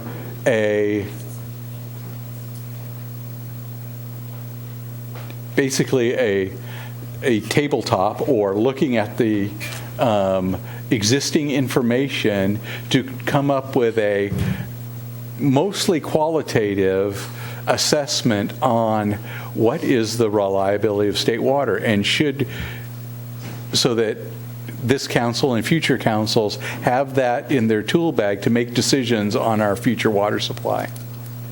So can you tell me what a desktop analysis is? Desktop analysis would be to basically use existing information to make make conclusions, basically. So don't go out and do field testing. Don't dig up pipes and look at them. We know, if we're doing pipeline assessment, we know the pipes have been in the ground for 50 years. We know about how long pipes last of that material. So there's no need to actually dig it up and look at it. And we know the maintenance history. Okay, and I think you already answered this question, but I was very curious to know how much of this contract was already included in the current water rate increase that went into effect in 2015. So the water rate increase that went into effect in 2018 or 2015 had a multitude of projects in there, including this one water planning effort. So we had estimated that to be about $400,000 for that work. Okay. There is sufficient and the accumulation is not like the general fund emergency reserve. It's accumulation to do these projects for. We're saving up to do planning and construction projects is the reason we're doing this work. Thanks. John? Thanks, Rob. I just have two questions. One is it imperative and or extremely important that we do this now in order to, after a pause and decisions are made, to move forward with the wastewater treatment facility?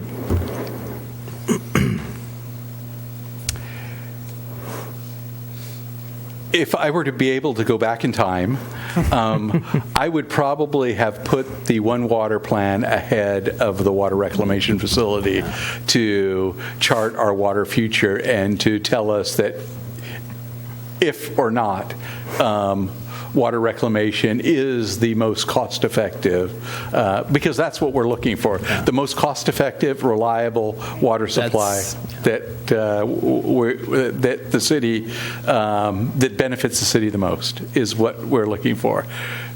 Events did not happen that way. The permit on the existing wastewater facility not only is expiring, it expired 3 years ago. It's a ticking time bomb out there that had a life of its own. We only have so much resources to work on these projects, so that had a higher priority than the One Water plan. But if I were able to go back in time and do it over again, I would make a different decision, different recommendations. Okay. Yeah, and I absolutely agree with that.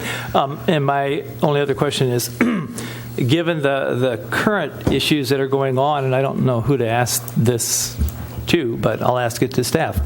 Given the current issues that are going on in the community and the significant inputs that were given over the last few weeks regarding rates and rate intolerance in the community, this is one question, but two parts, I guess. How did this get on the agenda now? And secondarily, why was it on consent? Typically, award a contract is a consent item. Thank you. Matt? Rob, I just have a few questions for you. In terms of looking back in history, I'm wondering, during this One Water plan now, and you mentioned the various states in the 90s and the 80s, was it an oversight, the stormwater plans and water plans not being done, or was there any particular MO to any of this? I think, in your estimation, I'm sorry, I know you're not clairvoyant. Like I said, we are a fairly small staff. We have capacity to do so much work, and these were items that we knew we needed to get done. They were out there. We also, more recently, wanted to get this as a have council direction to move forward with this. So it became a goal and objective to get it to move forward rather than a nebulous item out there that, we came up with. In terms of the accumulation fund and $400,000 already being allocated or known that since we have this money in the accumulation fund going to be used, this additional $300,000, would that be a just natural use of that money, or in terms of using it, is it going to put anything else out by using an additional $300,000? That would be an appropriate use of the accumulation fund to do this planning. I think without doing the planning, we are relying on very old resource management plans to manage our capital needs, and we need to spend our money wisely, and I think planning is a wise allocation of funds. Okay. Is it somewhat synonymous with the general plan that we're doing? I think it is very synonymous with the general plan. Okay. And with that, that's all my questions. Thank you. Red? First, I want to say, Rob, I think you are a great engineer, and you do a great job for our city. And I have a lot of trust in your opinion on what we ought to be doing. But Jamie touched on something right at the beginning. When I read the staff report, I didn't know exactly what we were doing. And what I always look for when we're taking on a project is, what are we doing, why are we doing it, and what problem are we trying to solve? And I didn't see that anywhere in here, and that's something I would have expected right at the beginning of the staff report. And I'm kind of getting a feeling for the answer to that as we go through this questioning period. And Matt asked part of the question I wanted to ask about the money. I understand where it's coming from. I guess the second part of that is, if we didn't spend this money on this project, what else would that money be spent on? Repairs to the system. Okay. So we're choosing to use the money to plan a system that will not require as many repairs as we're doing now. Yes. Okay. And then another thing Jamie mentioned was that this has been to PWAB, is that correct? Yes, it has, and we had a PWAB board member sit on our review committee for That's right, you said that in the staff report. But I didn't see any recommendation in here from PWAB, and I would have welcomed that input as well. So that's all right. Okay, thanks. Rob, thanks for taking all the questions. I often think about things I would have done differently as well. So there's a lot. Obviously, we're touching a lot about our rates at this point, and certainly we can go back and do some revisiting of the story behind the One Water.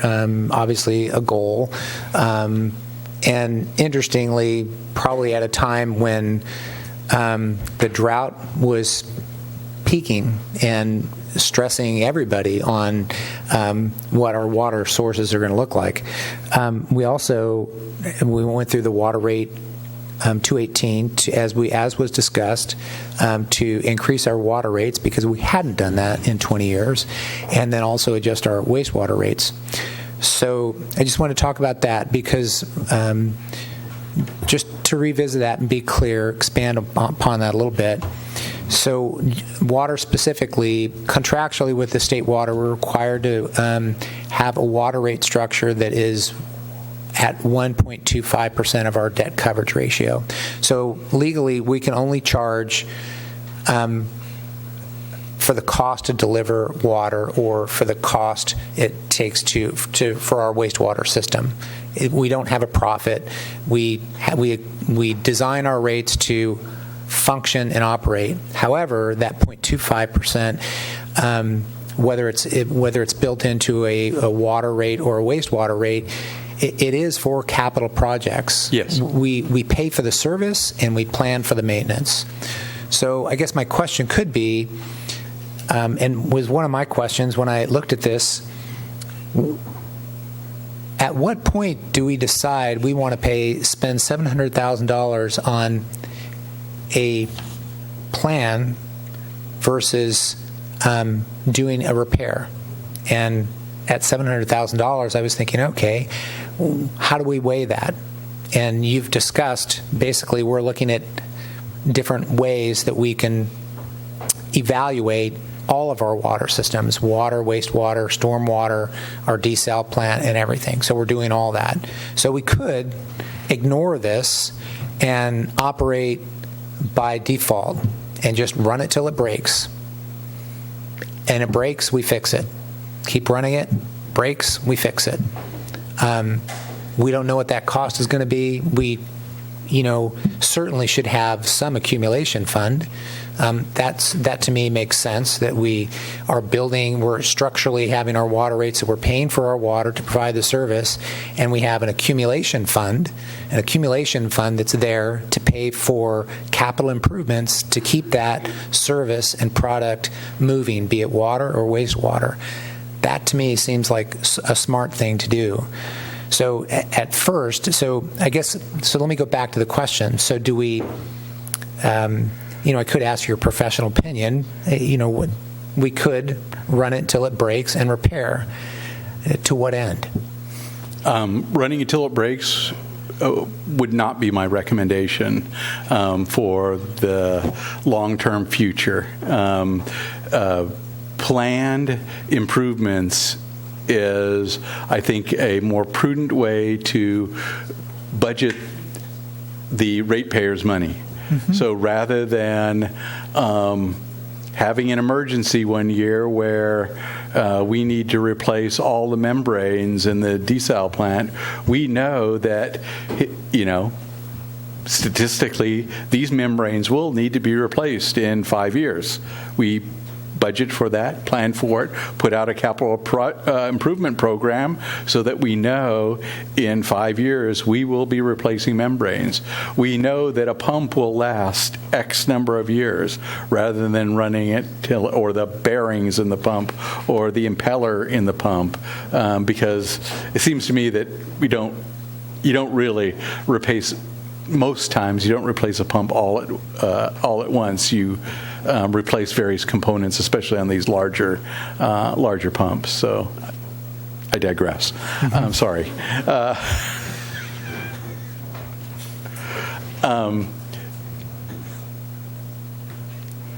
It's, in my opinion, it's better to plan for these events rather than take the system by surprise. And so, thanks. And so, as far as the wastewater portion of the study, I imagine systematically this can be done various ways. They can focus on various parts and still accomplish this. Is there going to be, as an example for the wastewater part, it has to do with whether it's the current system or the proposed system. There's going to be some work on that. So there would be perhaps some delay in doing any work on that until there's more focused direction on that? I would say that the WRF component of the One Water Plan is probably the smallest component of it. As far as the wastewater system goes, the major component will be looking at our existing collection system and evaluating the pipe and pumping systems that are out in the field, out in the community for repair needs. Give you one of the quick wins that we're hoping for with some of this planning is we have a peaking factor, or wet weather flows versus dry weather flows, of about 7 times at the new planned facility somewhere over there.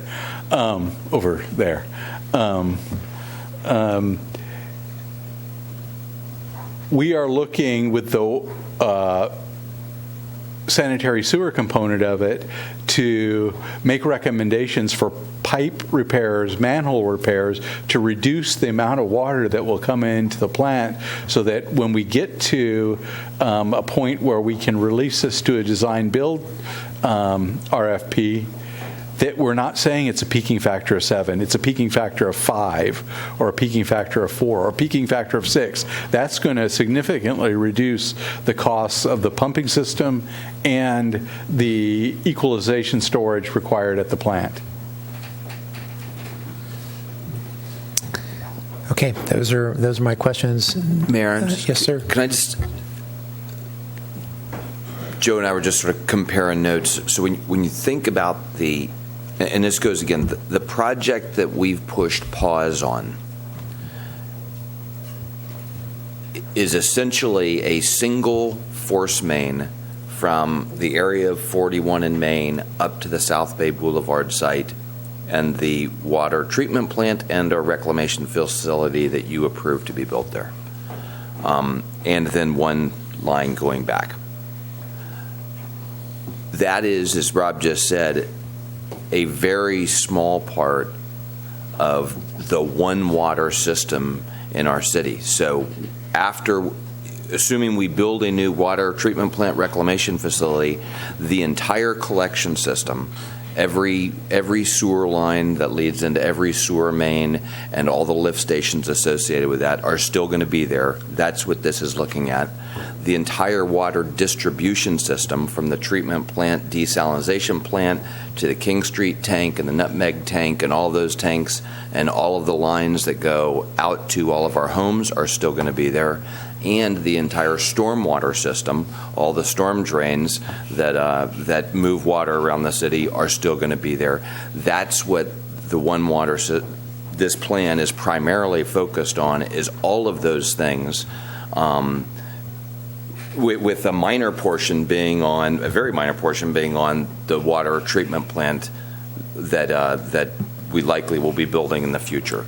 And so this. And those other 3 key systems are the ones that Rob said were most recently looked at 10 years ago, and some of them as long as 34 years ago. And so that's the purpose of this One Water Plan, is to look at all of those and bring them up to date, sort of as we're looking at the wastewater treatment plant. Just adding, the other major component of this is to look out to our water future and to assist the community in making decisions of where do we want our future water supply to come from. Thanks, Rob. Could I ask a follow-up question? Yeah. I'm just curious. Some of this, I'm sure you already know. I mean, if you know how old some of this piping is, you wouldn't need somebody to come in and tell you that it needs to be replaced, correct? So they're not going to be looking at things that, you know, the age of all of these various things, so you really do have some sense of what needs to be replaced when, correct? It's not only replacing it for its age, because there could be a perfectly good section of 60-year-old clay pipe in the ground. That's why we put flow monitors out in the system to see where the water is coming in. That's why we do an engineering model of the system to know where the benefit lies to be most cost effective with the money, rather than just going out willy-nilly, and I'll dig up Mindoro Street today. Maybe we'll do King Street tomorrow. But to have a logical plan to spend the money most cost-effectively to make those repairs. So in this contract, would they actually be going out and looking at some of these pipes? No. That would be probably unaffordable. They'll be using flow data, age data, and combining that in a model to assess where the most cost-effective repairs will need to made.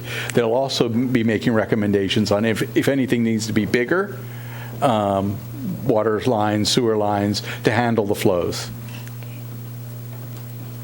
Okay. Any further comments or discussion? I do have a question. Okay. Yeah. Go ahead. Rob, given the collection data that we have the last 10 years in terms of the video data we have, will that be used? Most definitely. Okay, so you'll use the various equational data and then the video data that we've had. And the current video data that we're doing right now. So we didn't video it once 10 years ago and then stopped. We continue to assess the conditions of the sewer lines and record that information. We just don't have a program to model that and to be most cost effective with our repairs. Okay, any further discussion? I'm ready for a motion. Yeah, go ahead, John. Yeah. Discussion, yes, thanks. I just want to summarize by saying that at least in my mind, sitting up here, we live and breathe this and have done that, at least for me, for 2.5 years. And the unfortunate thing is, and I don't want to point it out a third time, but I will, is that if you were someone in the community that hasn't been to every single meeting and seen all of this, it's really difficult to understand what this is. And that's the problem I think we're dealing with. This to me is prudent capital planning for other pieces of the water systems in Morro Bay, of which a small part of it is the wastewater treatment facility. Thusly, my question, gosh, do we need all this data to build the wastewater treatment plant? And we don't. We could, but it might be a bit helpful. This has to do with systems that are tremendously old, antiquated, and are failing and need to be replaced at some time, and we need information in order to plan proactively to save the ratepayers money in the long run, so that we're not waiting until it falls apart at a higher cost and we're catching it earlier. And that's the way I'm looking at it. And so given that, the way it's written, it mixes metaphors, and it looks like it's connected to the wastewater treatment facility and the 218 vote and so forth and so on, and maybe some pieces are and some aren't, but I'd be confused too if I didn't live and breathe it. So unfortunately, given that and given the fact that that's happened, the clarity is, as Mr. Buckingham said, and I think he said it correctly, we are responsible as your city council persons to prudently plan for capital failures in the future that are going to fail, that haven't been looked at for 30 or 40 years. For me, though, right now, and by the way, that's the right thing to do. That should have been done a long time ago. But for me, right now, the issue is, what's the rate tolerance of the community, and how does this fit in the overall rate tolerance? And I don't have the answer to that right now because I'm not well informed yet on the absolute costs that we're going to end up with regard to the wastewater treatment facility and potentially down the line a wastewater reclamation facility. And so this for me is a timing issue. I would have loved to have had this data 10 years ago, so would you, maybe. or 15, and you're doing the right thing by bringing it, and the prudent thing, and we're doing the right thing by evaluating this now. And in the community, I'm sorry, you need to understand that. That's the relationship between all of this. However, just like our budget, we're a community without scale. And that means that we're just not big enough to pay for all the services that we all want and expect. And I'm sorry, the tough decisions have to be made here because that's what happens when you have a community of 10,000 where you have infrastructure and staffing costs that are more contiguous with a community of 15,000 or 20,000 because that's the base requirement. That's the base requirement, and we're below the base, and so we don't have funding to fund all of that infrastructure. This, to me, is no different than our budget problem and our budget issues. So where I'm landing on this is that I think I absolutely agree we need to do it. I don't think the time is appropriate right now until I have a better understanding of the greater magnitude impact that the WW wastewater treatment facility and WRF will have on the community with regard to rates and where we end up with that and how much further we can go.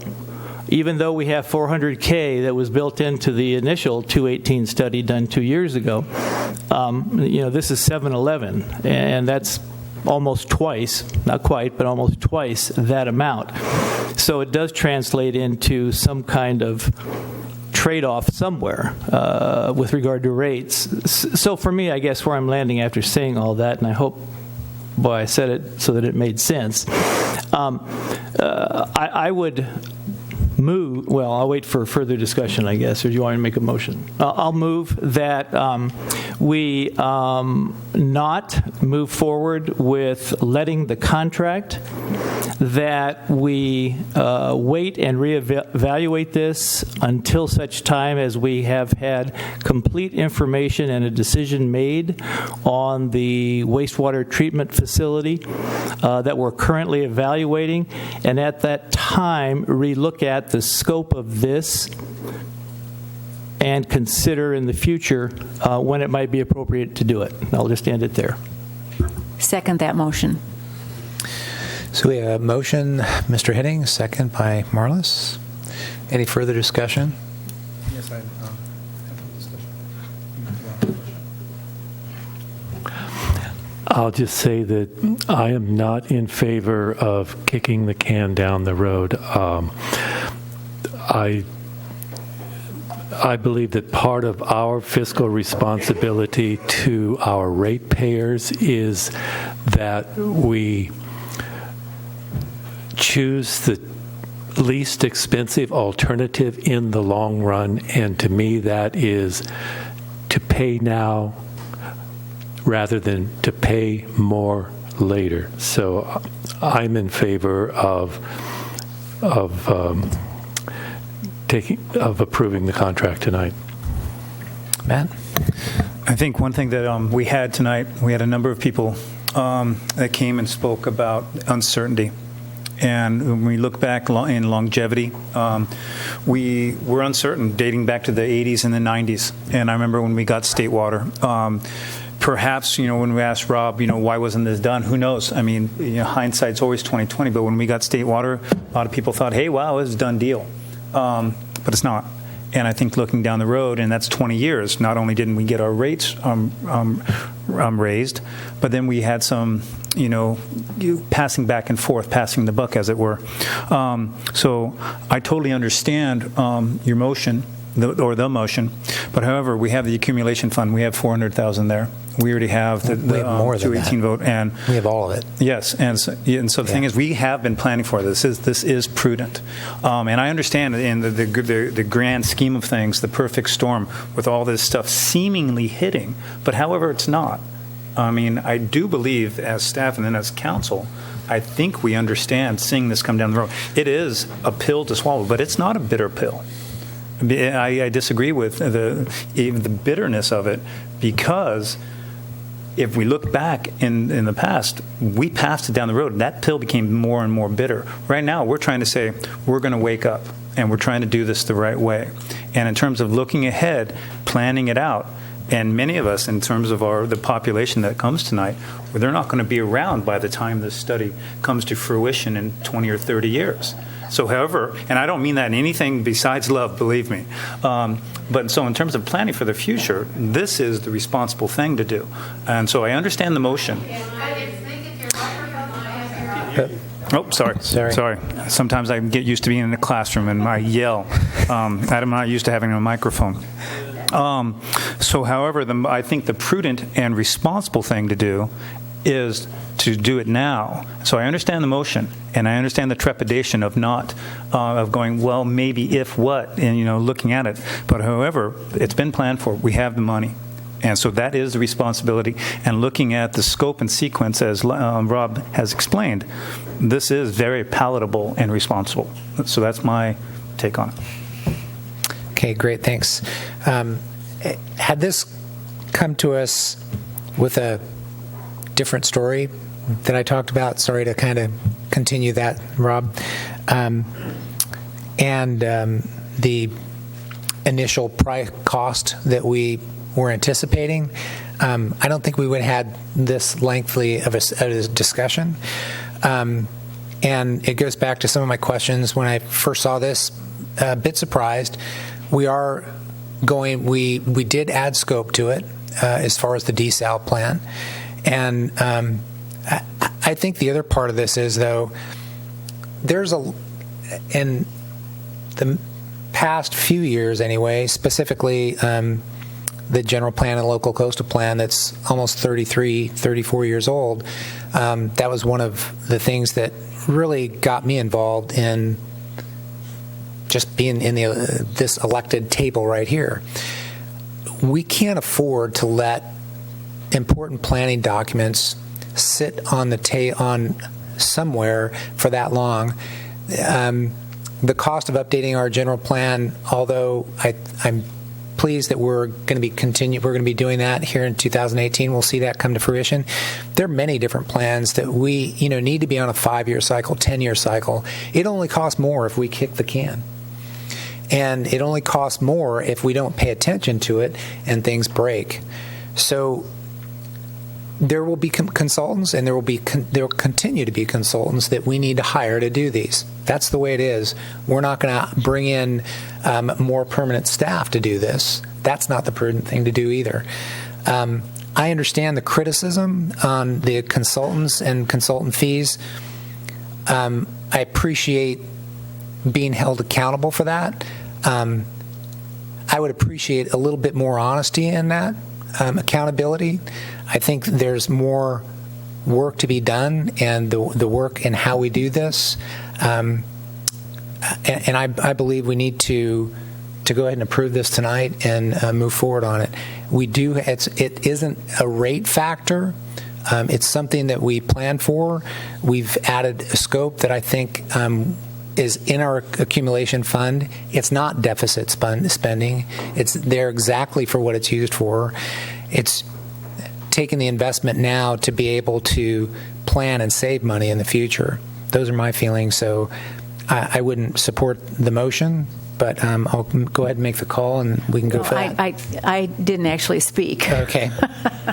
I just seconded the motion so we could have discussion. Thanks. Thank you. Thanks, Marlis. Yeah. I actually had an alternative in mind. I'm willing to move ahead, or was willing to move ahead, certainly with a $400,000 study that we had actually approved in the rate structure. And I don't know exactly what was added, but I would have hoped that we could have gotten the price of the contract down to stay within what we'd already approved in the rate structure. So that was my take on it. But if that cannot be done, and I'm assuming that at this point you think it's more important that we do everything, is that correct?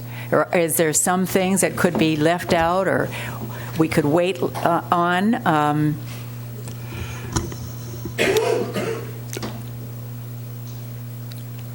Like I said, there's no legal requirement that we do any of this now. There are things that we, of course, can, for example, the desal permit discussion, we could leave that out. We're eventually going to have that discussion and probably pay for that. But yes, there are things that could be taken out. I can't speak for the consultant and tell you what the cost would be right now to make those changes. Okay. So, all right, go ahead, John. I just want one more follow-up. Yeah, so I just want to, I appreciate your input because, I said that in essence, that prudent planning is extremely important, but the right timing is everything. And boy, if we could always have the exact right timing on everything, wouldn't we be the best council that there ever was? I would consider a friendly amendment to amend it to the existing, because what I heard you say was we already have the accumulation funds there, and what I think I heard you say is the same thing. And so if we had a friendly amendment to amend it to cost not to exceed that level, I'd be comfortable, because I think it's important as a planning document to do that. What I had a concern with was because of the great outpour of concern about rate intolerance, that this added above and beyond, I'll just say $400K, another $311,000 that has to be funded somewhere down the line by rates in the big scheme of things. And that's what I was saying. And so if that could be done with at least a study that was adequate now, I don't want an inadequate study. If it can be done, I need to be told that. But going beyond what's already been allocated is the issue for me.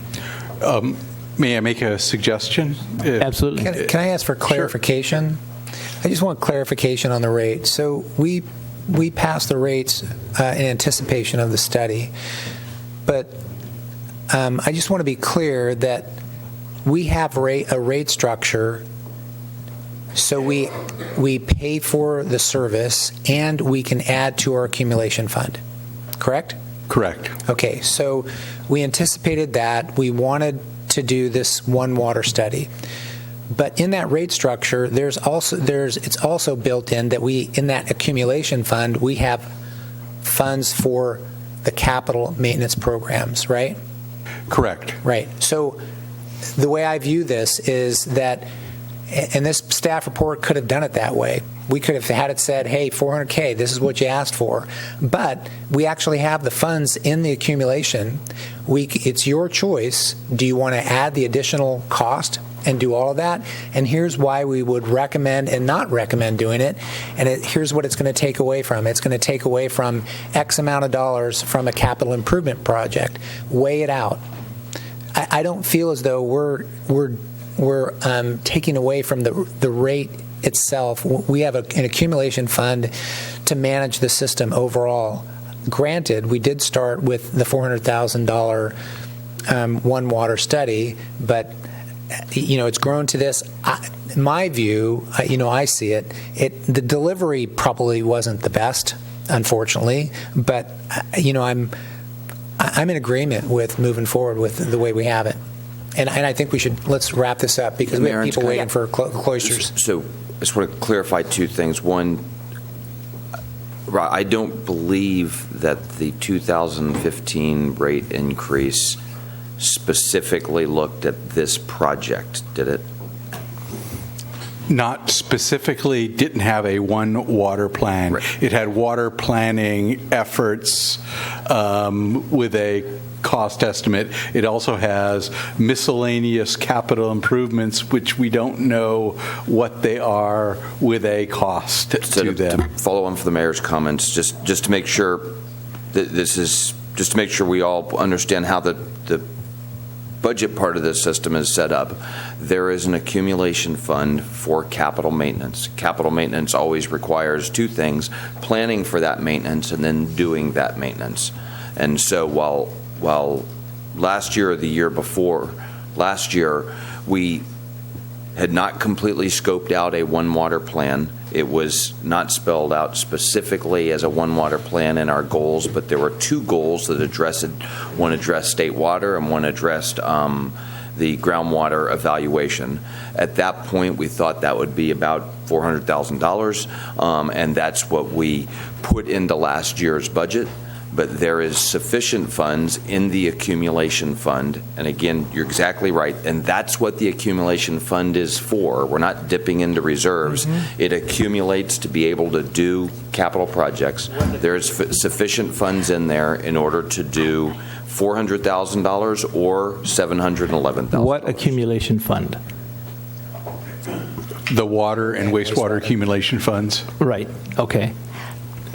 And the Prop 218 study that was done last time anticipated maybe not this plan, but planning for a total of, because you said when I asked about it that there was $400,000 in there. There was $400,000 in the current budget for one water planning.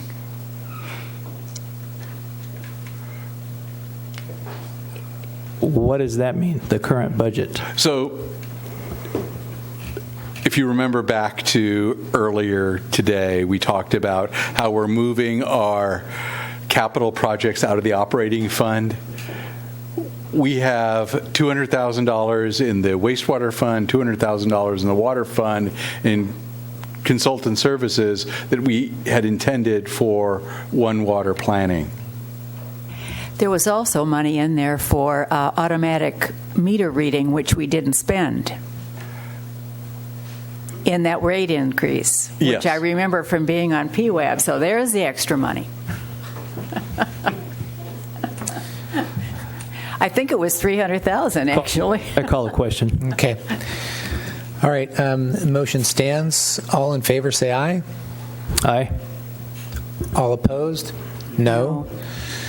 Motion fails 4-1. Did you get the ayes and the noes? Okay. Thanks.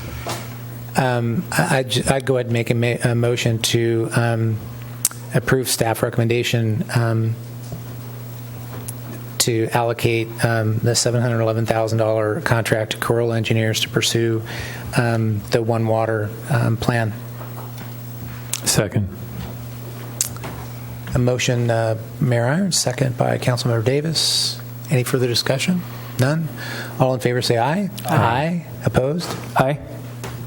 So we got how many? So we got an aye? 4 opposed. Aye. No. Okay. All right. So we got okay. I got an aye. Aye for no. Okay. Okay. So we got 4-1 passes on A8.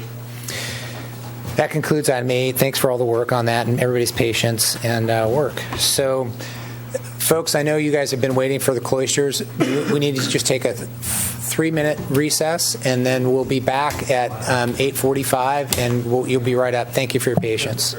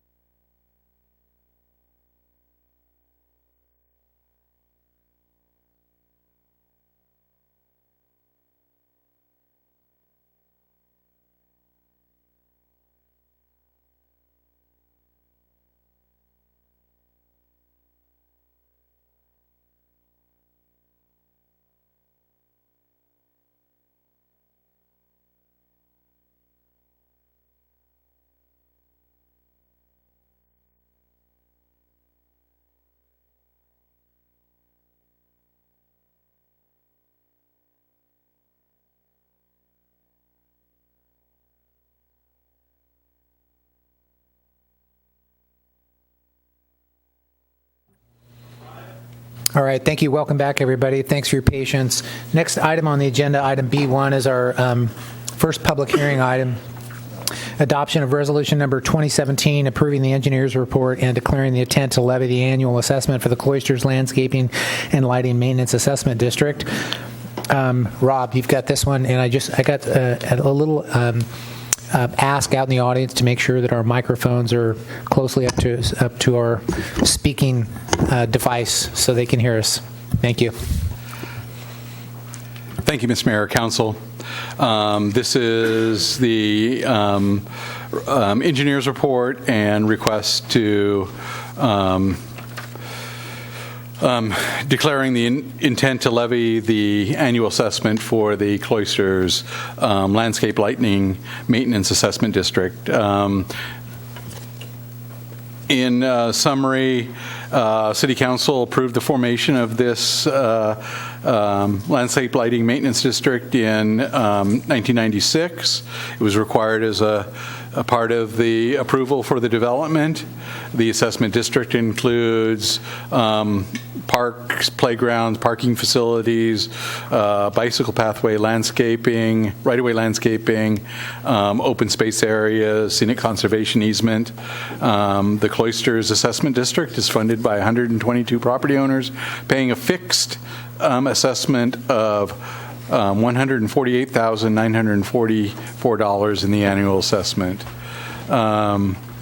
Back in 2014, Council recognized the inappropriate recoup of general fund expenditures and reimbursed the district $87,743.61. And then April of this year, Council approved Resolution 15-17 and ordered the preparation of the required engineer's annual levy report.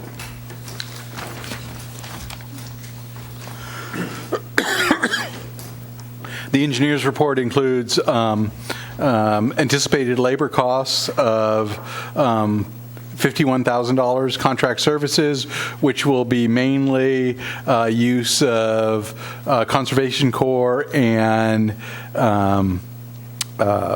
the CMC labor at $40,000, and utilities, electricity, water at $23,000. This will result in, at the end of 2017, a capital reserve of approximately $112,000, and we're looking to ultimately spend that either or maybe on all of these, looking at a median overhaul to replace median landscaping, replacement of play structures, and perhaps an adult fitness path. We will be going out to the community this year and surveying their desires for capital improvements. I also included this in the engineer's report. Perhaps it may have been a mild overreaction to my initial assessment. That basically this assessment district has a fixed assessment. It doesn't increase over time. And the CPI has increased since that time. Cost of living has gone up. So we've seen a 55% increase in this consumer price index over that time. What was 2 full-time equivalent employees dedicated to Cloisters in 1996 is down to about a half an employee this year. And we probably have a capacity to add another quarter FTE if no reserve is spent. So ultimately, there could be 3 possible outcomes. Increase the assessment through the Prop 218 process, add a general fund contribution to make up the difference, or to decrease the level of service. I must say that this is not an emergency now.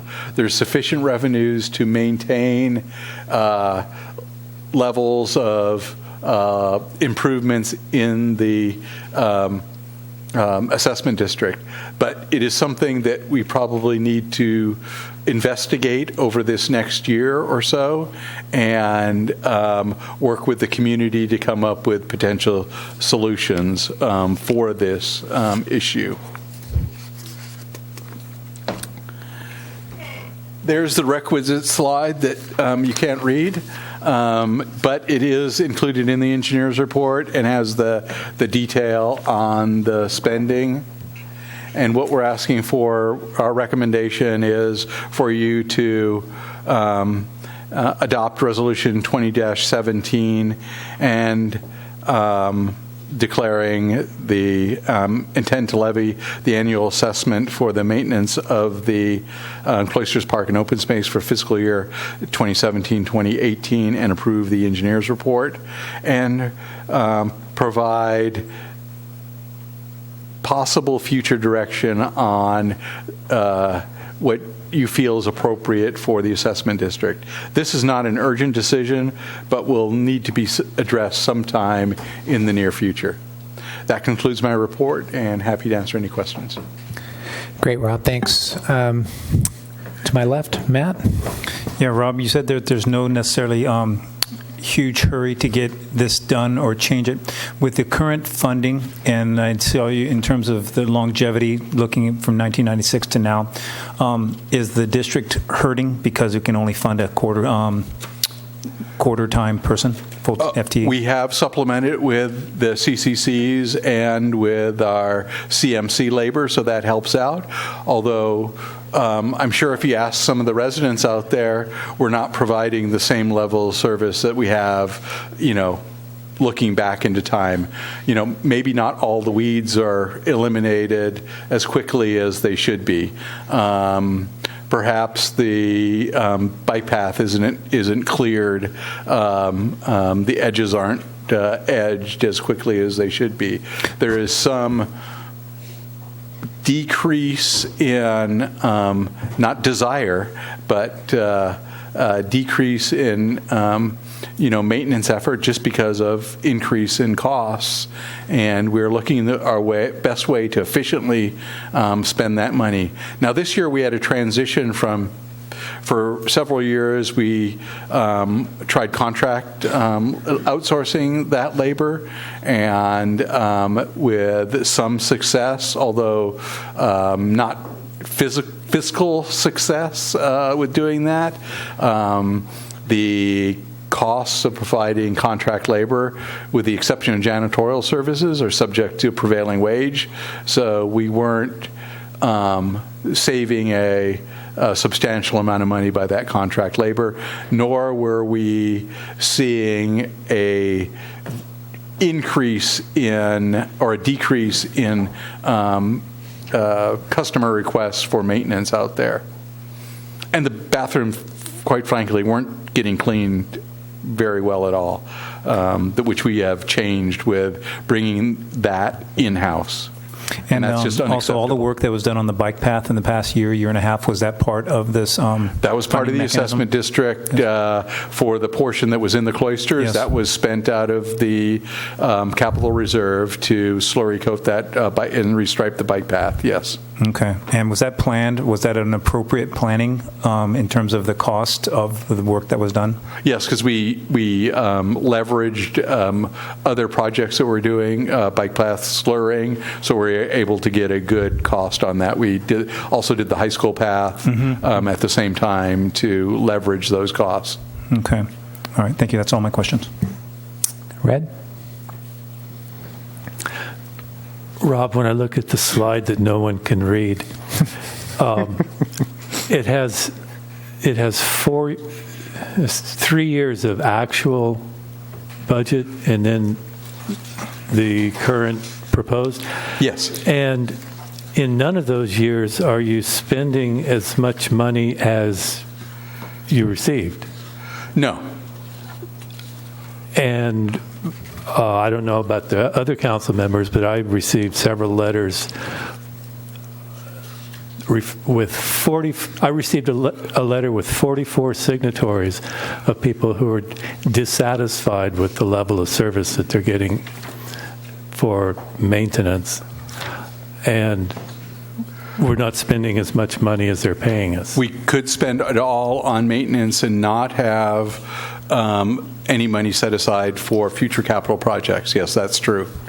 Okay, so the difference between what you, is capital reserve. Yes.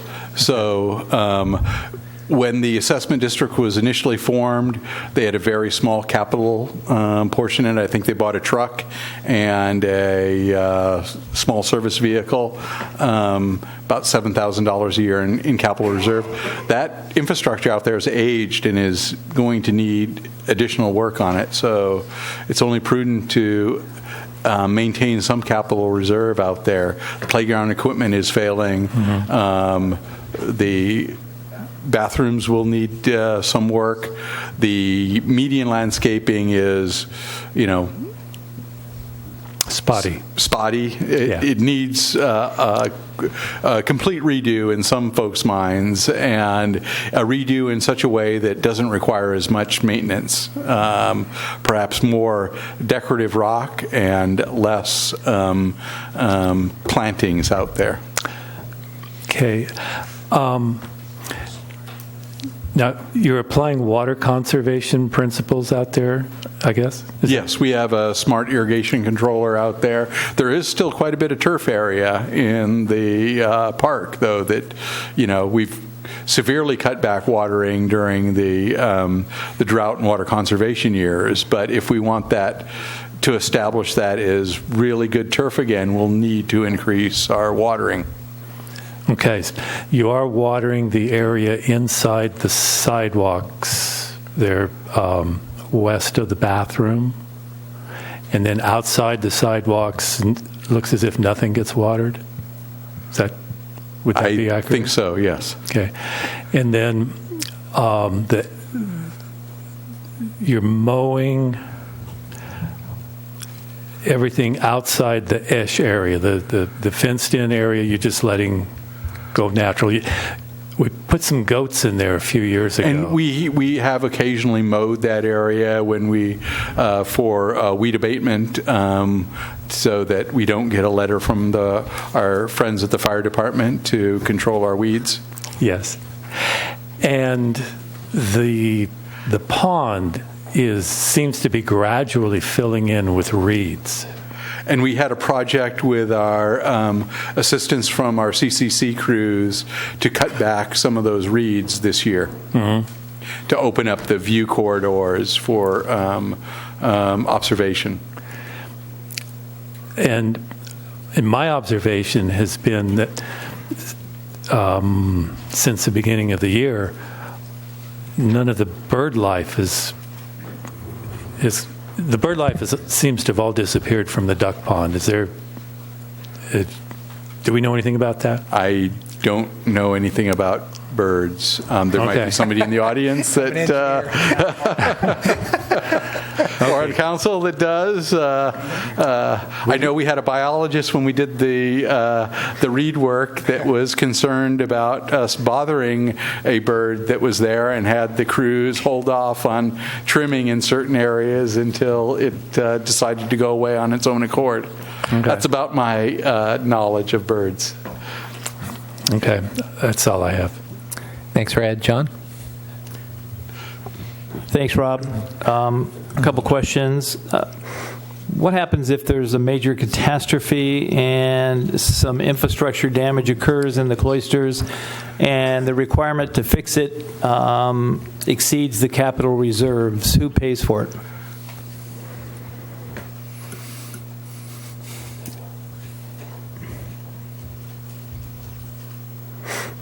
I don't know if I know the right answer to that question. In the past, what has happened is money was taken from the general fund and fixed that, and then taken back out of the cloisters to repay the general fund. I know that's not the right way to do it. Maybe Joe can help me. So I was going to jump in right during Rob's pause and say probably nothing until the city council considers and perhaps authorizes a transfer of funds from the general fund in order to maintain or fix or improve whatever was broken.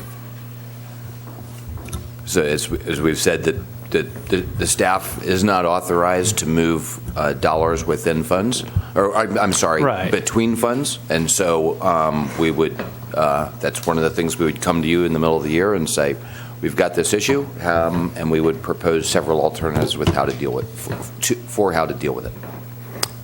But this accumulation fund is to be used for payment of capital improvements for the mitigation requirements for the cloisters? Is that what the capital fund's for, or what is it for? The 88 or 89 grand that's in or there? 112, I think we expect. Yeah, but the current 88, whatever. Yeah. It's used for things like slurring the bike path. It'll be used for playground equipment replacement.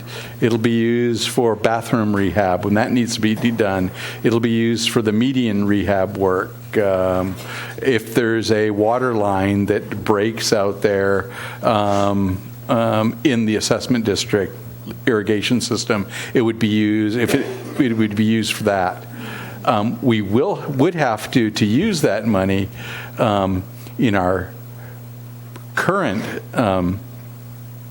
we will have to go back to council to request authorization because it's not a appropriated amount.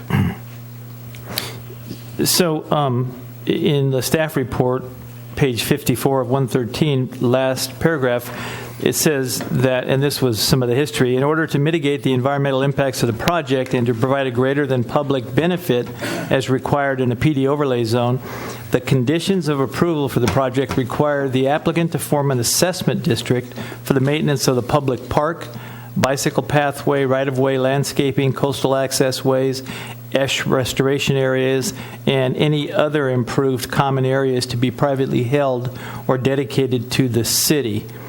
And so I guess I would include those all as potential issues where capital improvements would be required that would exceed the annual assessment, where you might dip into that fund. And what you're saying is for those things, any of those things, that we're on the hook for something that exceeds the fund accumulation balance. The city's on the hook. I think Joe's going to help me here. I wouldn't say that the city's microphone. I wouldn't say that the city's general fund is on the hook.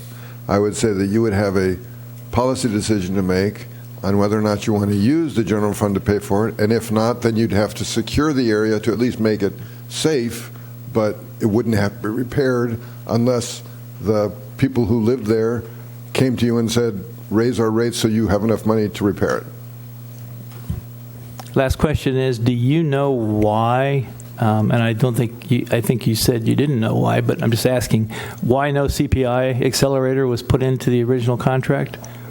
Which doesn't make sense to me, maybe, or anybody, but I don't know why. There is some discussion about the future. It's not in a city document. It was in correspondence between the attorney that wrote the assessment district findings about sometime in the future another entity would take over maintenance or a portion of the maintenance, but he wasn't specific about whether it was the city or not. So there may be somebody in the audience that was here when the assessment district formed that can help us answer why there was no CPI increase. no further questions, Your Honor. Marlis. Okay. You indicated that maintenance has been reduced in order to stay within assessment costs. Can you tell me exactly what maintenance has been reduced, or what you're not doing as often, or what you aren't doing? I think, typically it's almost everything gets reduced a little bit. So with the exception of bathroom cleaning, it's unacceptable to not have a clean restroom out there. So typically our customer service requests are, weeds in the parkway medians, tree issues, problems with the turf. It's not looking very good. We've cut back on water. Just an overall decrease in services. Okay. And I understand that the city has now taken over maintenance, and I don't know exactly when that happened, but can you tell me why you did that or what led to that decision to not use the contract? You indicated some things, but were there complaints about the existing contractor? Yes, there was unsatisfactory performance in that contract. The contract period was up. It was about the time, just the year after maintenance transferred over to Public Works.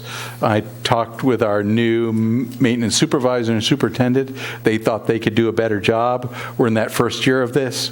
We haven't probably performed as adequately as we would have liked to, but we plan to.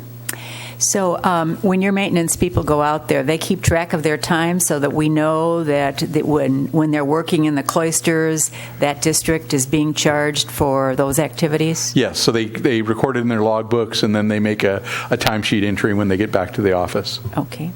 And my last question, do you involve the residents in any way in making any decisions about the maintenance issues?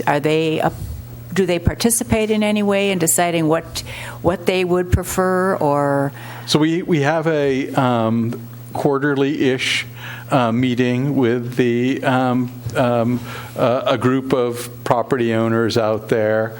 They maintain a Google or a Yahoo group listing that we notify of meetings. We'll discuss what potential capital improvements are. We always hear their issues regarding maintenance. We also use our My Morro Bay app to folks will take pictures of weeds or issues that are happening out there, and we'll get those reports, and they get a maintenance work order. Not all the time do they get hopped on that day, but typically they do get done eventually.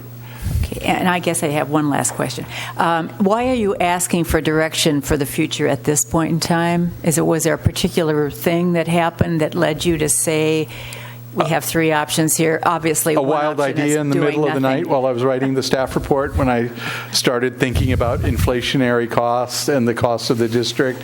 But in the week that ensued after the report preparation, while I was doing my slides, I started thinking about it. It's really not as urgent as I made it out to be in the staff report, because there are sufficient reserves, and we can do maintenance. But it's something I think ultimately we need to have a conversation with the council and with the community about. Okay, thank you. Okay, great. I'm not going to go into any questions for me. I'm just going to open up for public comment at this point. So thanks for waiting. I'm going to try to get right to this. So Audrey Gendron, hopefully I pronounced that correctly, Audrey. And then Dawn Beatty. Welcome, Audrey. Thank you. Good evening, and thank you for your service. My name is Audrey Gendron. My husband and I have lived in Morro Bay since 1991, first in a house in the beach tract, and then in a house that we built in the cloisters in 2000. Excuse me. I have sent several letters to various city councils over the years protesting the cloisters assessment district, and I was also part of the lawsuit that ultimately decreed that the assessment would remain. After that judgment in 2003, many of the homeowners believed that although we lost the battle, perhaps we won the war. By that I mean that the judge made clear that the cloisters assessment monies were to be used by the city to maintain the tract improvements, including fencing, walkways, coastal access improvements, and landscape and irrigation. I have remained involved through various city administrations as the city attempted to do the maintenance and then decided to contract it out last year. But I'm a much better letter writer than I am a public speaker. You're doing great. And hope that we have some resolution soon. It's deja vu all over again. I've sent you a couple of letters. The last letter, I'm the one who had the 44 signatures. of homeowners. I invited you to take a tour of our beautiful Cloisters area so that you can see that the maintenance in the Cloisters this year is severely lacking and not on a par with other public parks in Morro Bay, because we are a public park. The large grassy area, the bathroom, and all the paths are open to all the public and visitors. Many of those who signed my letter expressed distrust of how the city has been using the assessment monies. But most agree that the maintenance was more regular and thorough when it was subcontracted out. Along with them, I believe it would be better to contract out the maintenance of the Cloisters, as was done last year. While not perfect, at least there was regular maintenance of the areas mentioned.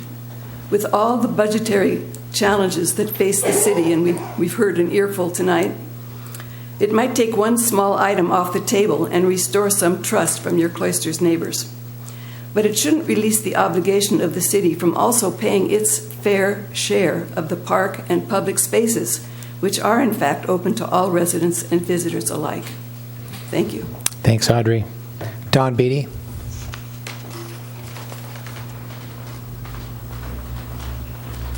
Tim Walters, following Don. Because I don't speak real well, I provided a copy of what I'm going to say to everyone. Well, hopefully. Thanks, Don. Okay, my name is Don B. and I live in Morro Bay. I honestly never thought I'd be sitting here again on the subject. I think the timing of this public hearing item is terrible, but be that as it may, here's my opinion on how to handle the costs associated with the Cloisters Assessment District. As many of you know, the Cloisters Landscaping Lighting Maintenance Assessment District was formed more than 20 years ago as the City of Morro Bay condition of approval to ensure the property deeded to the city, which is all publicly accessible, you'll keep hearing that, was maintained. There was no inflation factor provided as a condition contemplated that eventually another entity would assume the maintenance. It didn't say should, it said would in the legal documents. My belief from reading all these documents and beliefs of others who were involved with Cloisters development at its inception was the original assessment amount would protect the city financially from maintenance costs until homes were built, generating property tax revenues that would take over. It was never intended to exclusively pay to maintain the public amenities, benefit all visitors, not just nearby homeowners. So choice A in the list is a non-starter. Although the engineer's report states that homeowners' contribution of $148,000 reflects a major reduction in maintenance services when compared to the initial, I would vehemently disagree with this. There appears to be plenty of money in the assessment fund, as you've been running with a surplus the last number of years, due in large part to smart management. The fact that the maintenance tasks are not being accomplished as described in last year's engineer's report is not for lack of funding. The 6-month budget performance report we looked at during our last Cloisters quarterly meeting with the city showed that only about 30% of the 6-month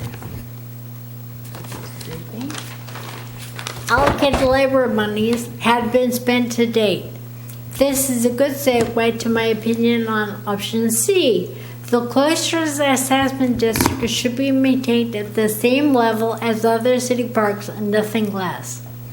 A number of times over the last 10 years, I stood in front of this council and staff, different players though, and requested that the assessment be phased out. I provided a timeline of 10 years. I'm prepared to alter my former position and agree to contribute towards Cloisters Assessment District maintenance. This is your option B. Thanks in advance for your consideration. Keep going. Are you done, Dawn? Yes, I am. Okay, all right, good. Thanks, Dawn.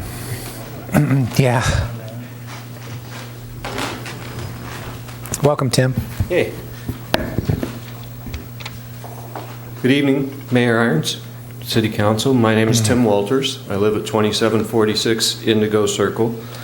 I should mention that I'm also a principal at RRM Design Group, who was the original design group that did the cloisters. So I can provide a little bit of historical context on some of this stuff. As everyone knows, we've been paying $148,000 since 1996.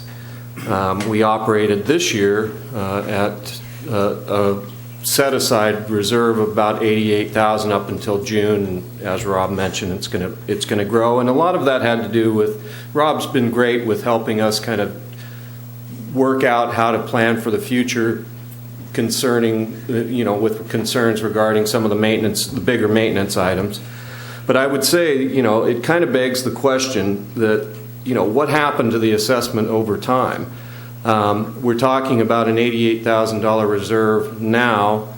We had 20 years of that assessment, yet there's no money in the reserve up until this last couple years where we made a concerted effort to do that. So I just put that out there for some of you that maybe don't have a lot of history on it, because we've scratched our head over that for quite a while. The projections going back historically were the reason that there wasn't any CPI was because the projections infused a reserve in the early years in order to provide for future maintenance down the road. That's why it was so big back in 1996. $148,000 of assessment was a big deal. And that was the concept. It was projected out over 30 or 40 years, something like that. And that's why there was no CPI in there. Just knowing the context of the original design, I would tell you that the intent of the assessment was to be a supplement to a certain amount of parks budget that was to go towards the Cloisters Park, just like all the other public parks around the city, because after all, it is a public park, and as most of you know, it's used very frequently by people that are outside of the cloisters, and it's great. It's a great park. So I just put that out there. The intent of the assessment was to be a supplement to the money that would be allocated to the Cloisters Park as part of the regular parks program. The language and things like that, we're going back in time. As you read it now, you see all the kind of the gaps and the muddiness of some of that language. So it's open to interpretation, but that was the original intent. To that end, I would say Cloisters residents have kind of lived up to our end of the bargain, and we continue to. And in fairness, I think the city should, at a minimum, live up to their end and honor the original agreement. I would request that the city, if they're going to adopt or give direction on one of these with fairness in mind, should adopt option B and supplement the $148,000 to achieve the necessary level of improvement to the Cloisters Park to restore it to that better condition that it used to be in, and subsequently creating an environment that requires less maintenance in the future. I just want to make a couple suggestions. I would suggest that the park amenities be reviewed for potential year-over-year savings, such as, and I know nobody's going to like this, but I would suggest that you remove the tot lot. And in favor of that, I'm going to have to ask you to wrap it up, in all fairness. 2 items, and create a low-maintenance fitness track with workout stations. I would remove the grass lawn in favor of low-impact planting and a potential community garden. I appreciate your time. I do want to mention one thing about the infrastructure that you brought up, Red, and that is, all those roads and all the infrastructure, utilities, all that stuff is all public. It's public services. So I'm going to have to ask you to conclude, Tim. Thanks. Cal? I don't want to butcher your last name. Maybe you can help me with that. It's Nishinaka. Okay, thanks. Honorable members of the staff, honorable members of the City Council, Mayor. My name's Calvin Nishinaka. We live on, my wife and I, Shar, live on Emerald Circle, and we've been there since the year 2000. And what I wanted to hit upon was the fact that I consider the Cloisters Park to be the flagship of all the parks in this fine community of ours. We're very proud to live here. And one of the things that I look at is safety as a senior citizen. And safety, yes, safety. Cloisters is the safest park in this entire city. Number one, we have the situation where all the trees and bushes are cut back to an area where you can't have predators that would hide behind bushes. You have the safety of no cars, where countless number of children have probably grown up to learn how to ride their two-wheel bicycles without worrying about cars. You have joggers that come here all the time, and they're safe. There's no cars. Safety, number three, you have a situation where the person that comes to the Cloisters Park is never alone. They are never alone because the citizens there watch out for the safety of people that come to the park. They never have to worry about a crime area. So with that, I'd like to point out that I would have to object to the fact that you are trying to increase our fees. Basically, my wife and I laughed back in 2004 when a member of the city council said that only members of the Cloisters use the Cloisters Park. So we laughed at that, and we laugh at it every time we drive by the parking lot, because invariably 10 or 12 cars are there, and that means all my neighbors are coming to the park and driving. Yeah, right. So please, we are seeing an increased use of the park, and we love that. We love the sound of children. We love the sound. We love the sound of dogs. We just love activity, and that keeps us young. But with that activity, we notice we've got Amgen. We love to see. We had a reunion out there recently. There are also other public events that are held there, and we love that. So it's not just the Cloister people that are using this, so please keep that in mind. It's very much used by the rest of the city, and like I said, it's the flagship of all the city parks. And so with that, please don't do that. We must actually... I'm going to have to ask you to conclude. My last comment is please keep the pickups off the parkways, because they're ruining the asphalt, and the slurry has to be put on more and more because of that. So please, let's go back to the little cart with a lot less weight. All right. Thank you, Cal. Thanks.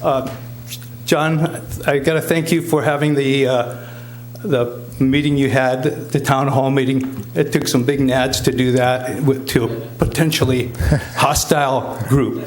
Thank you. Thanks, Cal. I don't have any more speaker slips. It's a hard one to follow there, Cal. Thanks. We'll conclude public comment, bring it back to council for discussion. John, you want to lead us off?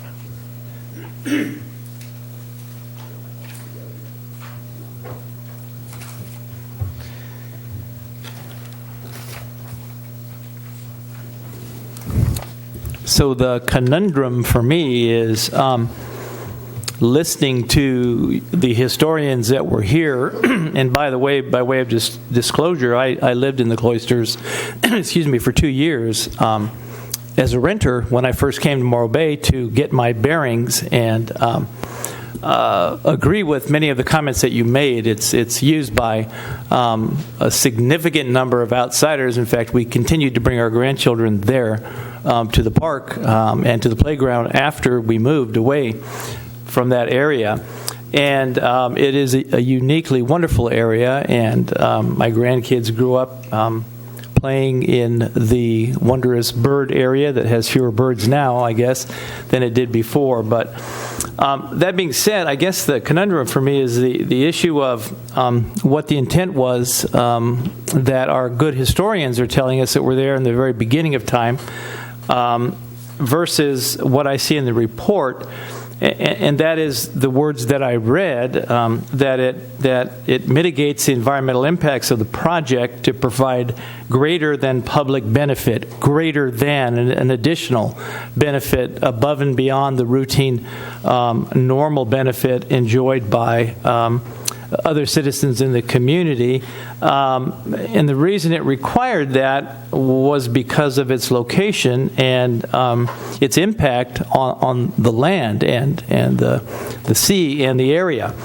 And that included, at least according to the language that I'm reading, the assessment district became responsible for the public park, bikeway, right-of-way landscaping, coastal access ways, ash restoration areas, and any other improved common areas to be privately held or dedicated to the city.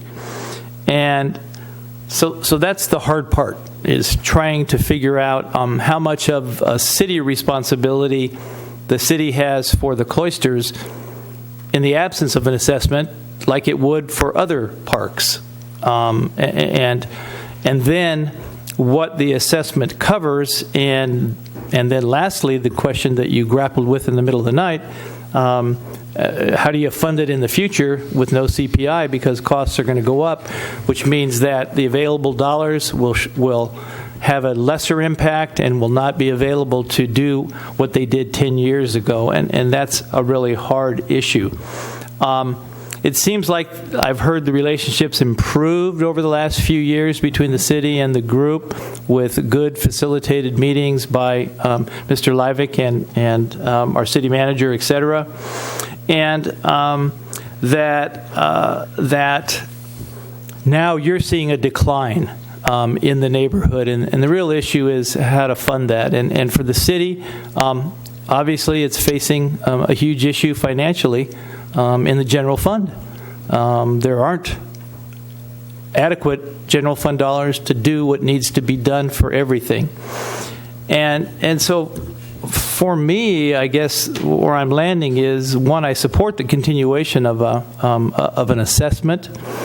I think at a minimum there should be some small accelerator built in there, because how else can one assume that you could continue to do what you need to do in the future, because costs are going to rise?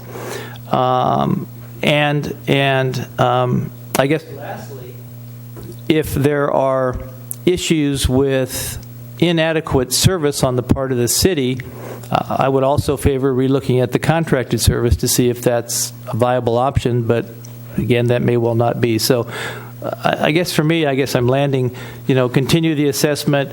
I would support some accelerator in the future tied to either CPI or something, and meet with everybody to try to figure out in the future what's going to happen when this infrastructure starts to crumble. Who's on the hook for it? And that's my real concern down the line. So, all right, John, thanks. Marlis? I don't have enough of the history to be able to make any kind of judgment about legally how long it was intended for this agreement to be in place and who would be responsible eventually. And so I couldn't make a decision at this point about whether or not the city should be subsidizing it, or I would be more comfortable at this point just adopting the resolution, the same assessment that we've had in the past. And if we need to revisit this issue in the future to do so, I'm not comfortable picking option A, B, or C at this point, rather D, just approving the resolution and hopefully working with the community to come up with a reasonable solution to the maintenance issues. And I agree with John that if the city can't do it adequately, maybe it is better to go back to contracting. But that would be a decision that I would hope would involve the people that live there in the cloisters. So that's kind of where I'm at. All right, Marlis, thanks. Matt? Well, real quick, yes, I also agree to adopt this resolution. I think we should go ahead with it. I agree with John. I think maybe, this is an assessment district, and I do believe when people first moved there, they understood that. And so, if anything, if we have to readjust the CPI to accommodate that, maybe that's somewhere that could be one of the items. But right now, knowing what your choices as you put it forward here, Rob, I would be into adopting the resolution for this year. And then one of the choices wasn't to talk about talking about an increase to the money people are paying, the monthly, either yearly fees, monthly fees, but that could be part of it too. I do believe in terms of being an assessment district, that is part and parcel of the property. So that's all I have to say. Okay. Red? I agree with Marlis. I don't see any legal basis for adjusting the assessment with a CPI accelerator. I am troubled by Rob's statement that his employees would like to do a better job, but they haven't been able to. And Rob's maintenance crew has a lot to do all over the city, and when they work in the cloisters, they actually leave their city job and they're working in an assessment district that has a different fund. So they're leaving their actual city responsibilities. So I would be in favor of continuing the assessment at its current rate, but have the homeowners association and Rob work together to select a contract entity to perform the maintenance. So. Okay, thanks, Fred. So having a little bit of history, public comments closed. We normally we don't get into kind of debate with the audience over comments. So I would. Okay, thank you. Thanks. Thank you, Audrey. So being involved in this for a few years now, primarily Dawn, thanks, and most of you I've met at some point. I thought I've seen a lot of things improve, and we got to resolve some funding issues that were reconciled. So we're good with that. Was pretty much expecting basically continue the assessment with this and not the options that we have. That's okay. I'm in favor of moving forward with the assessment that we have, and I think I would agree with Red. And I think also, I think maybe throughout the year, we need to work with the homeowners on a path forward. There's options laid out here that I think should be discussed with our homeowners and how we're going to do that, because clearly the assessment's not going to be able to keep up with the maintenance. And the way I view it, if you have that budget and it's to maintain the facilities, the city has to either decide that we're going to supplement that or we're going to reduce the scope of the engineer's report based on that budget.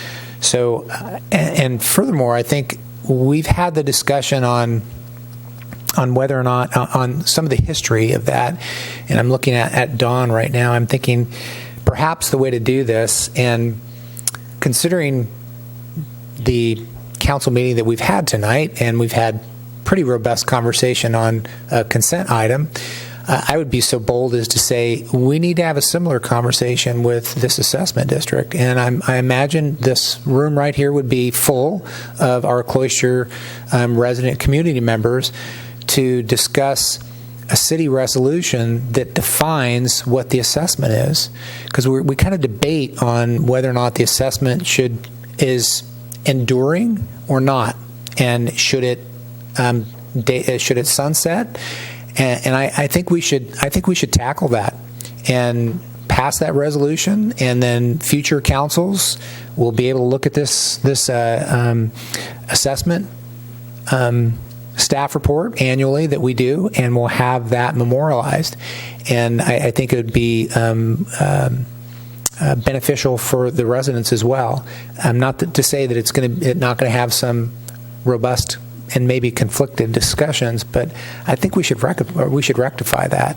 So I would be in favor of moving forward with the original assessment and explore contracting out for maintenance and working through the 3 listed items with the homeowners throughout the year. And before we come back for this, we should have some discussion with council and the community at which way we're going to go forward. Those are my comments. Matt? Yeah. Joe, I have a question for you. In terms of when assessment districts are established, and if there was no sunset provision in there, can there be one put in after the fact?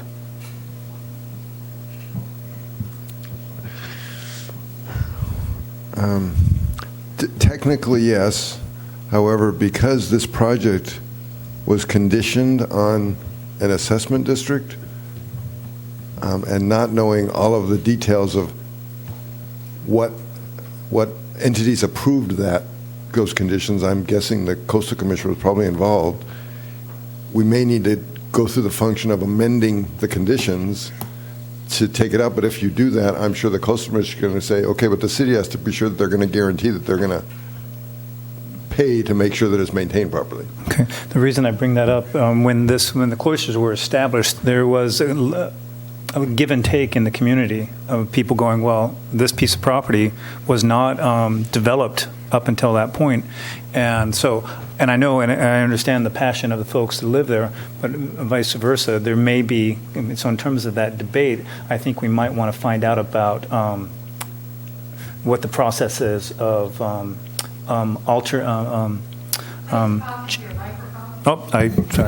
Sorry. I would like to find out the process of how to change, if it is possible to change an assessment district. Because I wouldn't want to get folks all fired up to change it and then find out we're DOA because of the Coastal Commission. And I think that's something that we'll definitely have worked out before we come back. That would be the expectation. Could I just ask, when you say come back, you don't mean come back at the public hearing to impose this assessment. You mean come back sometime between now and the next time, between now and next year. Right. Not for this assessment. Right, exactly. Yep. Thanks, Joe. You speak Jamie. I'll make a motion then. Okay. I would move that we adopt resolution number 20-17, declaring the intent to levy the annual assessment for the maintenance of the cloisters, park and open space for fiscal year 2017-2018, and approving the engineer's report period. Additionally, I would include there begin robust conversation between representatives of the city and the cloisters development in determining future possibility of increasing cloisters assessment or subsidy or possibility of a CPI and or other, period. We have a I'll second that. Okay, I was going to. Okay, good. So we have a motion, Mr. Heading, second by Marlis, and discussing. John, in terms of that second part of your motion, I see the first part as a pretty concrete, motionable thing to do, but that second part, it's somewhat nebulous in terms of the time frame. Before the next assessment, I'm sorry, I'll add that. Okay. So do you think is that doable?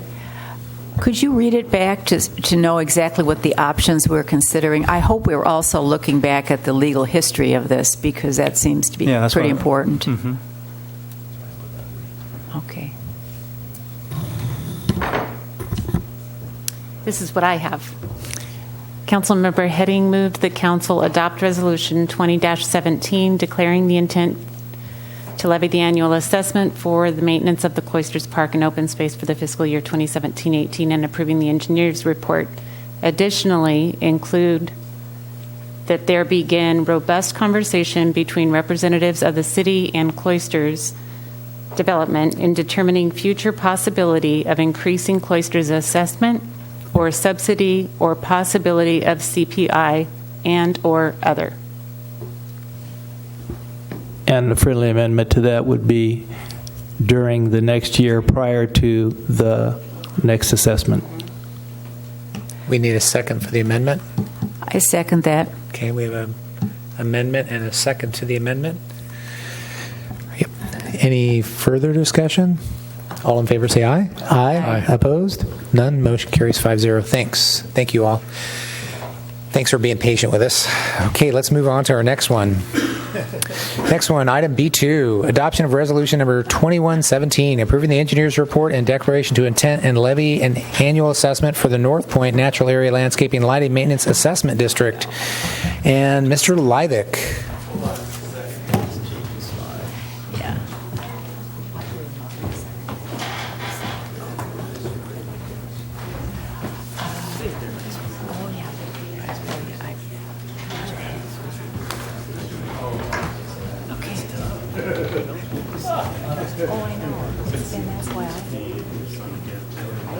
History.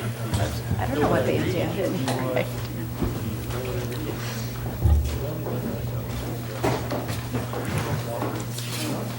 Yeah.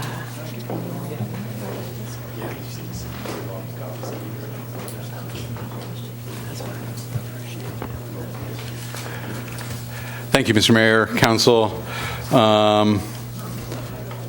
This is the hearing item to approve the engineer's report and declaring the intent to levy the annual assessment for the North Point Natural Area Landscape Lighting Maintenance Assessment District. If this appears similar to the last one, it's because it is.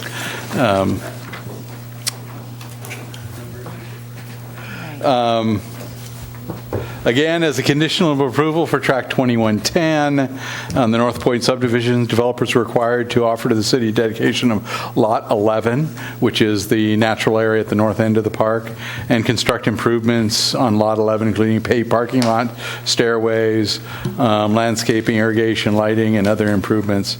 The subdivision also was conditioned to provide maintenance for the park by establishing a maintenance assessment district. Lot 11 is identified as the North Point natural area. On April 11th, the Council approved Resolution 16-17 and ordering the preparation of the required engineer's report. This is a much smaller assessment district. Major expenditures in the engineer's report include $3,300 in labor, $200 in supplies, and $2,100 in utilities, which is mainly water for irrigating the small strip of landscaping along the entrance to North Point, the Toro Lane. Thank you, Dave. It's estimated that this assessment district will have, at the end of 2017, a capital reserve of $26,000. Future projects include native planting, wildflower seeding, ground cover, modest shrubs, rock or fence placement to prevent vehicle access to the natural area. Occasionally we get vehicles driving up there and doing what folks do when they drive off-road in the evening hours. The assessment district was, again, established with a fixed assessment and similar CPI increase that we saw in the past. Eventually, costs will overcome the ability of the assessment district to pay for required maintenance. And we have three similar options: increase the assessment, add general fund contribution, or decrease the level of service. Again, this is not an emergency. We do have reserves in the fund. We can continue to operate this.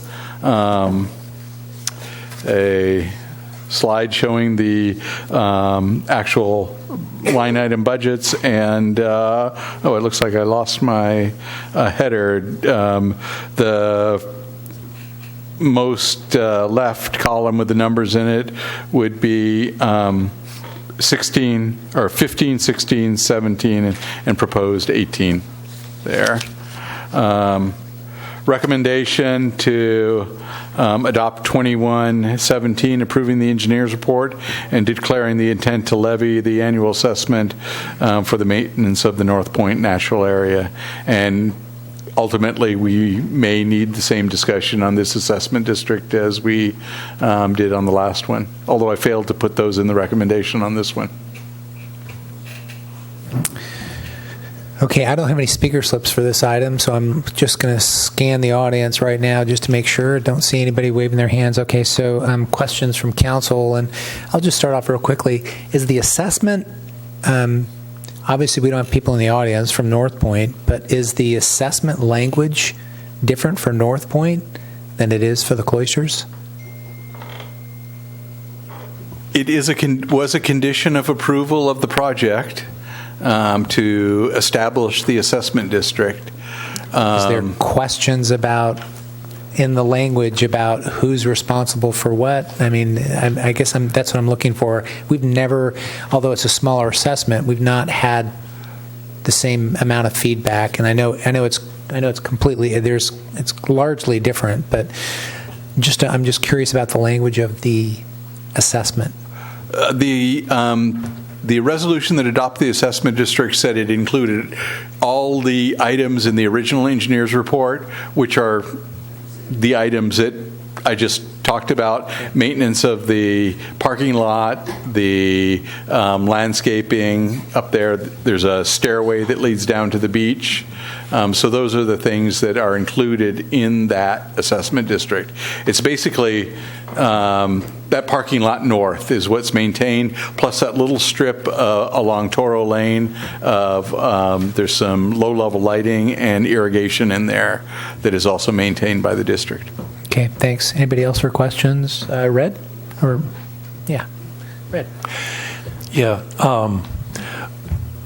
I've noticed that that irrigation system you guys have put in, that row of trees there between the freeway and the Toro Lane has been really done well, as opposed to the area north of the parking lot,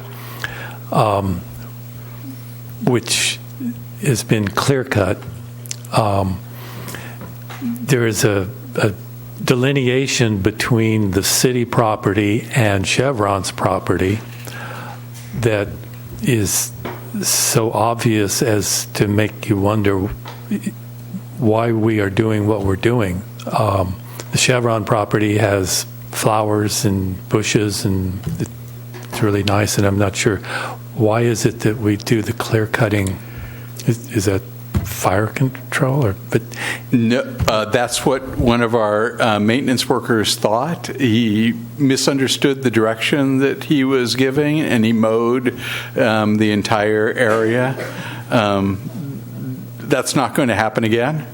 Okay, you mentioned you showed future plannings on one of your slides. Is that what you intend to do? Yes, exactly. And that natural area is to reestablish that the natural vegetation up there. Okay. Try to keep the non-natives out. Plants, anyway. That sounds vaguely Trump-like.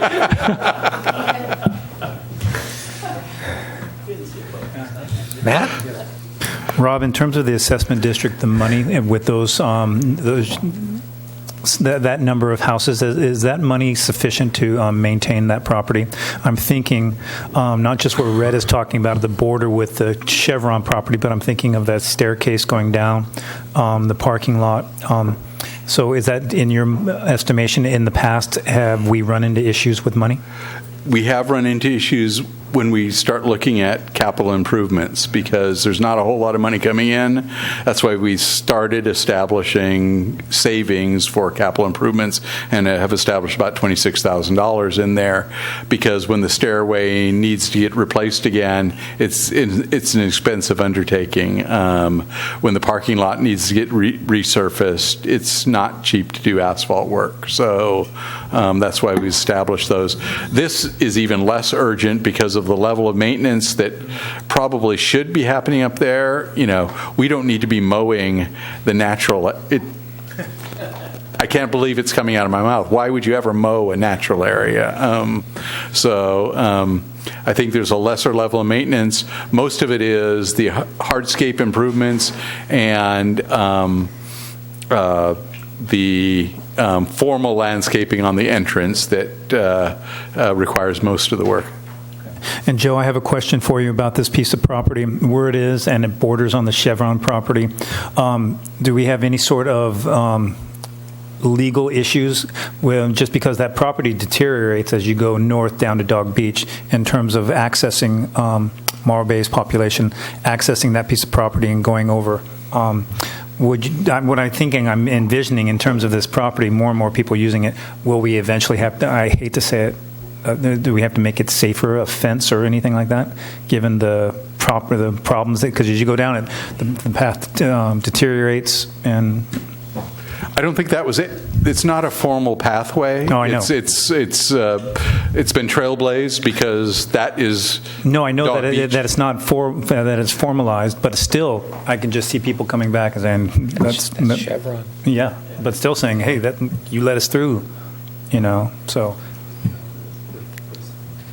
Because it's more of a natural trail area, there's immunities that the city has for those kinds of areas. So I would think that those immunities would protect the city if you're asking if the city could be held liable because someone trips on the dirt, I would say there's probably an immunity that would protect you from that. Just checking. Thank you. John? Marlis? So isn't there a house being built or just recently being built along there? There's a couple of vacant lots or lots where there are houses being built. I think the North Point subdivision is completely built out. There was a house that was just outside the North Point subdivision that was recently constructed. It was on Toro Lane, but it's outside that assessment district and subdivision area. Yeah, and my questions had to do with the capital improvements. It's mostly the staircase and the parking area. Okay. And we're planning on adding a fence or some strategic placement of rocks to keep people from driving up onto the natural area. All right. That's all. Thanks. Okay, great. So I don't have any more questions. So discussion on this. I'd make a motion to approve. Go ahead, Matt. I make a motion that the adoption of Resolution 2117, approving the engineer's report and declaring the intent to levy the annual assessment for the North Point Natural Area Landscaping and Lighting Maintenance Assessment District. I second. So we have a motion, Mr. Makowiecki, second by Mr. Davis. Any further discussion? Wondered if you might consider a friendly amendment to just add some nebulous language about beginning some discussions about further capital improvement costs, similar to the last amendment that was made? Sure, I would put that on there. I was just going to do another motion, but yeah. Oh, okay. Yeah. Can we put that on there, Joe, or should we make another motion? What you could amend your motion, and the seconder could agree. And I'm assuming what you're saying is you want to add the same language that was in the other one to this one. Yes. Right. Okay, so I'd like to make that motion again and with the amendment. I'll second that. So we have a amendment to the motion and a second to the motion by Mr. Makowiecki and Mr. Davis, and the amendment being the similar language from the previous resolution that included the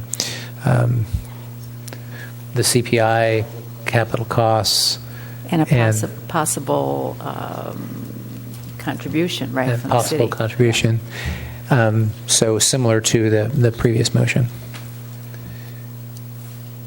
Okay, any further discussion? Seeing none, all in favor say aye. Aye. Opposed? None. Motion carries 5-0. Okay, next item. Item C1, approval of fire marshal job description and authorization to add one full-time equivalent employee.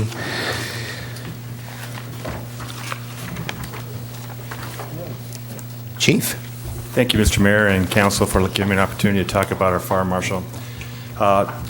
Staff recommends that the City Council approves the job description and salary range of the proposed fire marshal job classification and to increase the fire department's full-time equivalency staff by 1 from 12.75 to 13.75. So currently, our current status is that we have Fire Marshal Tom Prowse.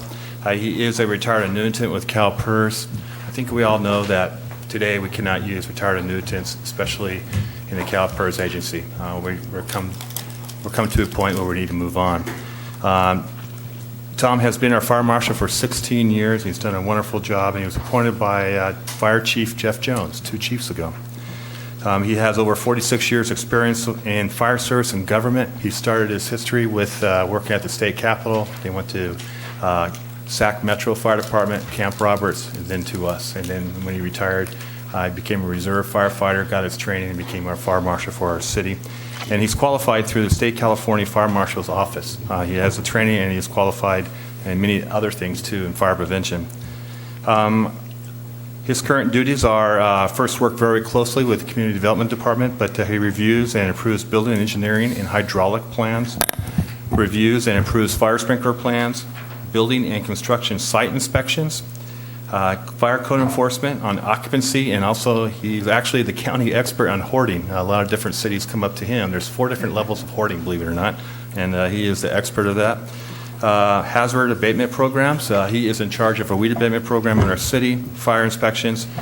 He issues operational and special permits as per fire code. There's 43 different operational permits that he offers to our city, and he's also a movie industry fire marshal. And also he gives operation permits for weddings and also Harbor Festival. He participates in our design review team meetings with the Community Service Department, and also he is a member of the Central Coast Fire Prevention Association, and he also assists me with California Fire Code updates and mini code updates also. In short, you can tell that Fire Marshal Tom Prowse has been a great service and a very cost-effective method for the city of Morro Bay. I mean, if he probably had his way, he'd probably be doing this for the next 30 years because he really enjoys it, and I think the community also enjoys his personality and a way to solve conflicts. But because of the restriction of hours that we do have with the current situation, we do have some responsibilities that we're not meeting, and that is some high-risk occupancy inspections in our care facilities, at the high school, hotels, and higher density occupancies, such as on Morro Bay Boulevard. Business inspection, especially the high risk on Main Street and Morro Bay Boulevard, and also fire inspection for when we have occupancy changes in our businesses. That's such as if we have a hairdresser who puts a kitchen and a restaurant into her building, those inspections need to be completed. And probably one of the biggest economic drivers that we really need to get back down to is the Embarcadero leaf site fire and hood inspections, and also get back into the waterfront pier and dock fire inspections. You know, our largest fire in our city's history was in 1988, was the South T Pier fire. It was caused by a simple electrical line. We actually had a fatality during that, and that really hurt our city. When we looked at what other cities are doing in our county and also North Santa Barbara County, every city has a full-time equivalency fire marshal, either at the rank battalion chief, captain, division chief. They're all involved in the co-enforcement team of their city. That's what the new fire marshal would be doing also. The average wage in our county, just our county, is $114,000. And also on the far right column, you can see what by policy, what their pass-through on their services are. Our current is 100% for any pass-through fees for any building and engineering inspections as per resolution from last year.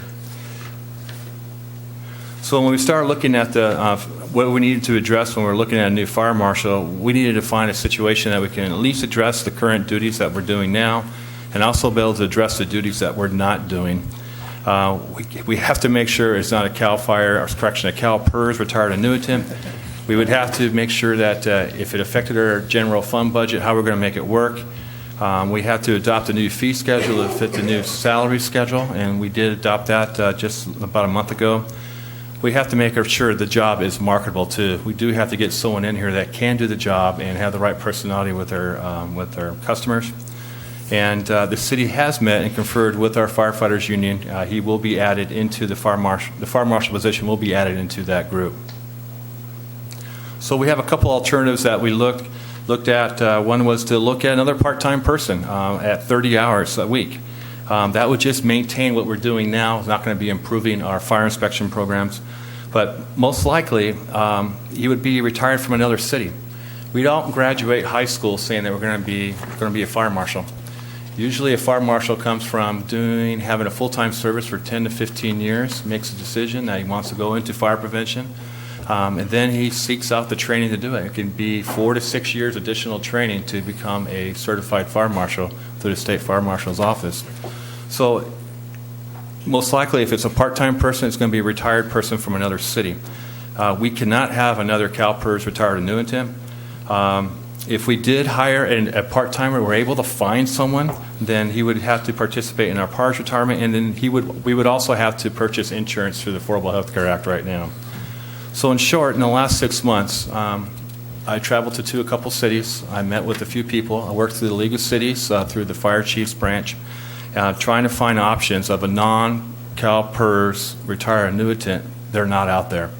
And if they are out there, they're from larger cities, such as City of Los Angeles, and where they have 80 inspectors working San Fernando Valley, and one person is going to be working on hood systems for 30 years.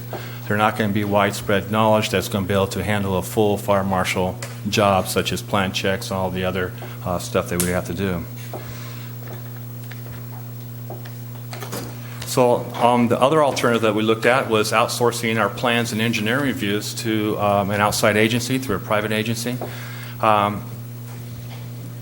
Even when a retired annuitant works for a private industry and is contracted to a city, and that person steps into our city and our schedule is controlled by us, he's restricted by the hours that's by CalPERS, and he only can do it once. He only can work his 960, and he can't work anymore for our city. So that's very restricted to our city. The going rate right now is between $85 to $100 an hour. That's what they make, and they tend to, because of insurance and liability, they tend to do 100% administration fee on top of that. So we're looking at about $170 to $200 an hour. And if we were just to outsource our plans and engineering reviews, a lot of our fire marshaling duties and inspections will lapse, because basically we wouldn't have any boots on the ground. We'll just be sending our stuff out and wouldn't have a body in town. This is very restrictive and very costly. So if we do hire a full-time equivalence fire marshal, it would be an open testing process. We would hire to the job description that's attached to the staff report. This person will be a Tier 2 or Tier 3 CalPERS, but it will not be a Tier 1. It can be scheduled on weekend events and short notice requests as needed. The job set skills will assist our code enforcement team effort and participate in our city's design review team. Also, critical and fire prevention and safety inspections can be done in the high risk and economic sensitive areas that we have that we're having a hard time getting to right now. And we would get back on the waterfront, pier, dock inspections can resume again. So the key duties in the job description that's attached to the staff report is review plans and specifications for new construction and renovations, manage a comprehensive fire prevention program to make sure we're compliant with all the fire and safety standards that are set by code and law, interprets, enforces, and explains complex safety laws and ordinances. I think that's probably the most important thing, to, one, explain it to me, but also explain it to our customers and our citizens when there's some issues and conflict that can occur. He confers and represents the city in meetings for all stakeholders, and he administers our hazardous abatement programs to ensure that our code and compliance, and he does issue citations. And he works cooperatively with the community development staff. Right now we've got a wonderful relationship, and they meet very regularly. And also provides special permits and operational, there's 43 operational permits by fire code that he does administer in our city. And also for the public area use permits and special effects and filming permits that we may get. So as Resolution 6315, anything to do with building or engineering services are supposed to be 100% pass-through to the customer. We're looking at if the total pay and benefits is $155,000, the fee for fire or service reimbursement increase would be $84,000. Elimination of the part-time positions that discussed in the staff report, which is the part-time fire marshal and also part-time receptionist in the afternoon, would be $56,000, giving us a net loss of $14,000. That's what we had to come up with, and I can absorb that into my budget at this time. This is a flow chart that how we propose how our new organizational design would look. Basically, we have 3 divisions. We have a fire prevention, administration, and emergency response. The fire marshal will be under fire prevention. So we would have 13.75 full-time equivalencies.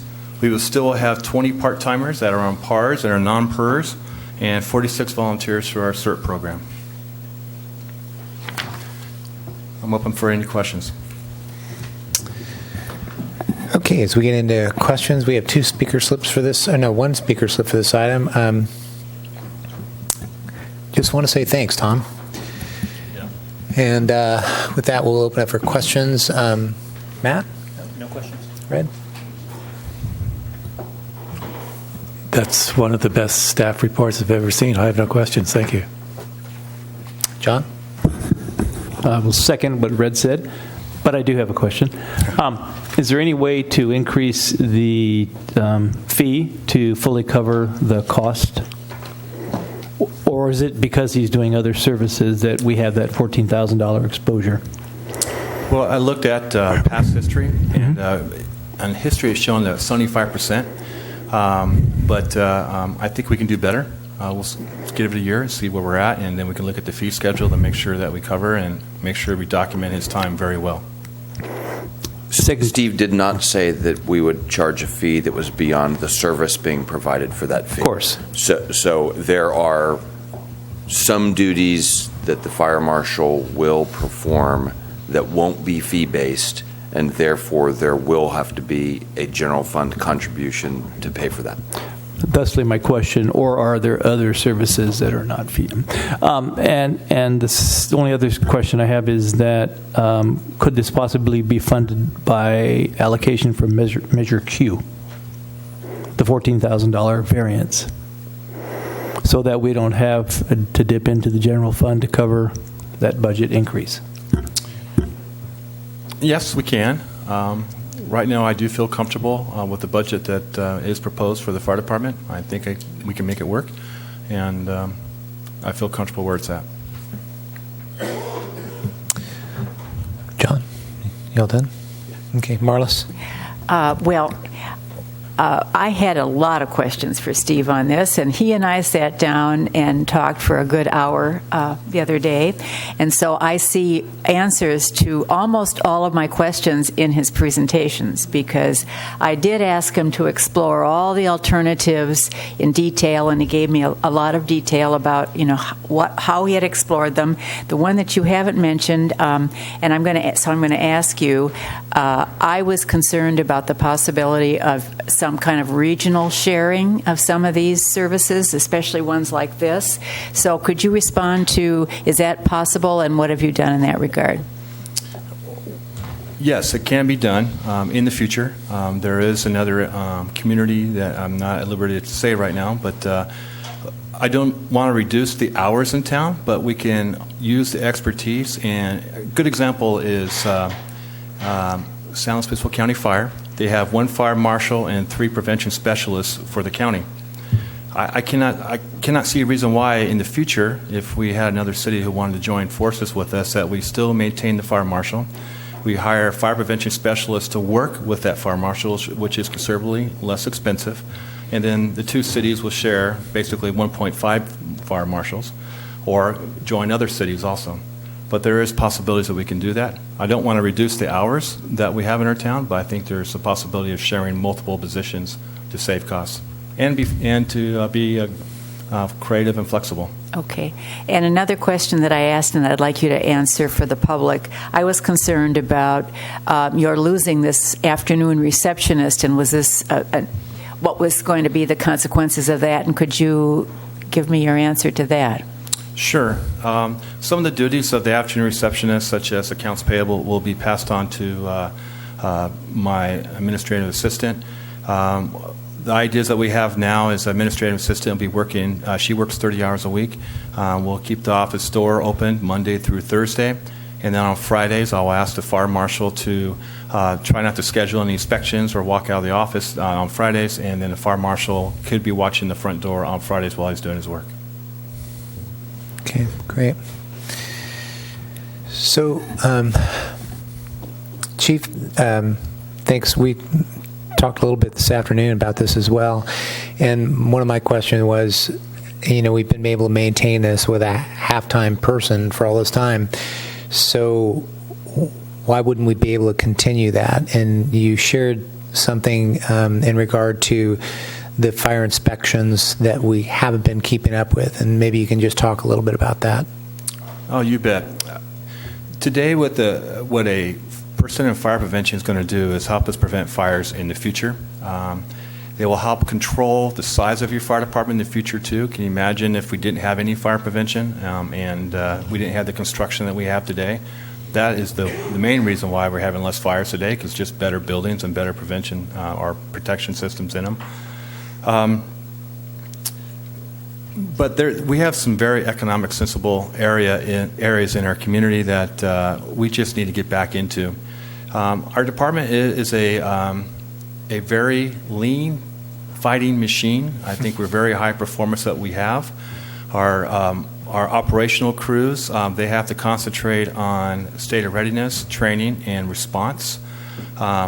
In the past, when I first came here in 1999, we were running 1,380 calls a year. This year, we're probably going to be our busiest year ever. We're going to hit 2,100 calls. And because of that, on-duty crews and engine companies really can assist with fire prevention activities. We do have them do some activities as far as training. Right now, they're working on hotels. The goal is to do 12 hotels this year with my engine companies so that they can learn the hotels, but also do fire prevention inspections while they're in there.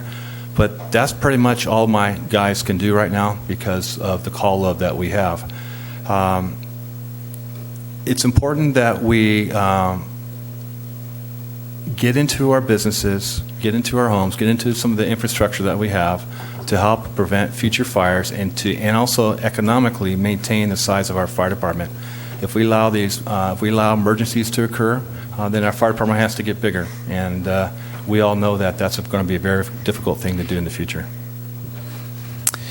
So part of the inspections that you and I were talking about were specifically to the waterfront, and it's all an expense any way you look at it. But would that be something that would come out of the Harbor Enterprise Fund when we were doing those types of inspections? That's not my plan right now. If it came out in the future, we can discuss it. But right now, the plan is I'm trying to maintain our economic sustainability. I do not want to lose one or two buildings on there in Embarcadero. That's loss of job, loss of tourism, and that isn't in the plan right now. Mm-hmm. Okay.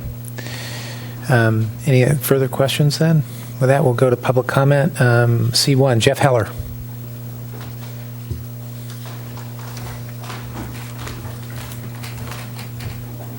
Chief. My main concern has to do with the financial position of the city. And at different meetings recently, we've been talking about deficits, particularly with the general fund. I don't know the details of that, but I hear different things. I don't know where the city staff is at in terms of suggesting things to the council to shore up the finances of the city, but obviously adding staff is something I'm concerned about. It sounds like this particular position is covered and paid for.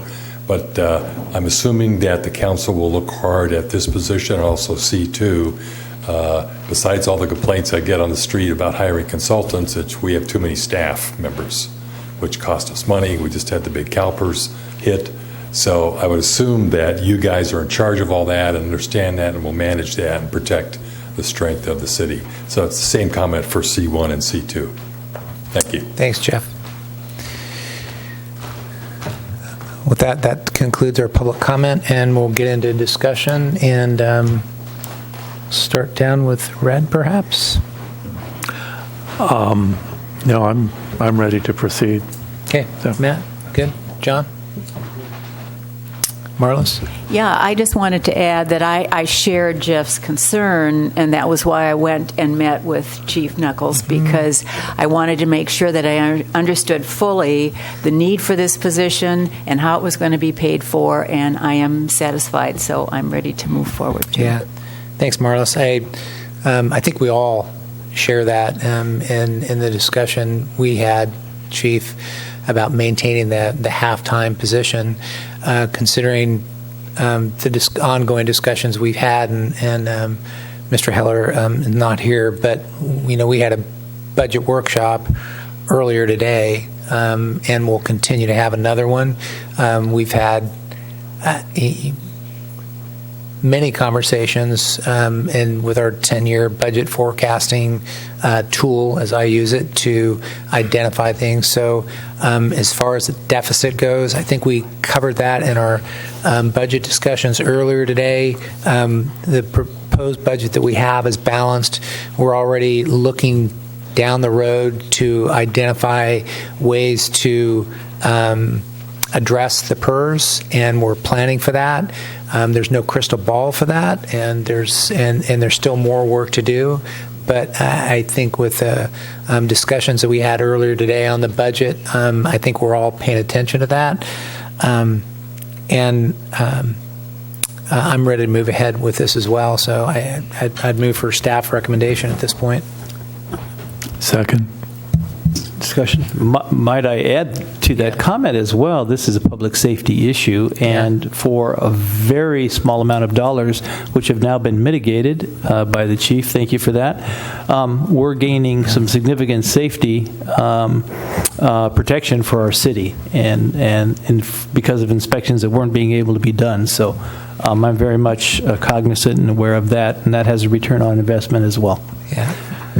So, question? Yep. So, motion by Mayor Irons, second by Councilmember Davis. All discussion. Okay. Okay. All in favor, say aye. Aye. Aye. Opposed? None. Motion carries 5-0.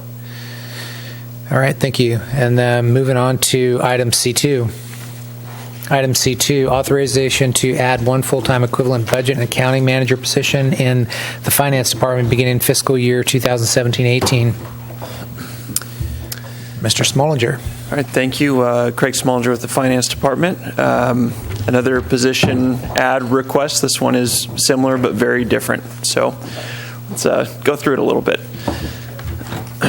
So background on the department as a whole. Finance Department has been leanly staffed for quite a few years. This has been independently mentioned and verified by numerous outside agencies, including in the 2015 financial and operational study that Management Partners completed in 2015, as well as in numerous audit reports, including the audit presentation done by Mr. Ken Poon of the Poon Group about a month and a half ago or so. So staff are stretched thin, and providing basic services to both internal and external customers is very difficult right now, if not impossible during times of, say, budget development or going forward with the audit, things like that. And short-term belt tightening is not a long-term solution. So it's a little hard to read on the slides there, but currently we have 4 full-time equivalent employees in the Finance Department proper, not including our utility billing clerks up at the front counter, because they're more water and sewer related as a whole. And that was reduced down from 5 full-time equivalent employees back in 2007, 2008, and prior to that.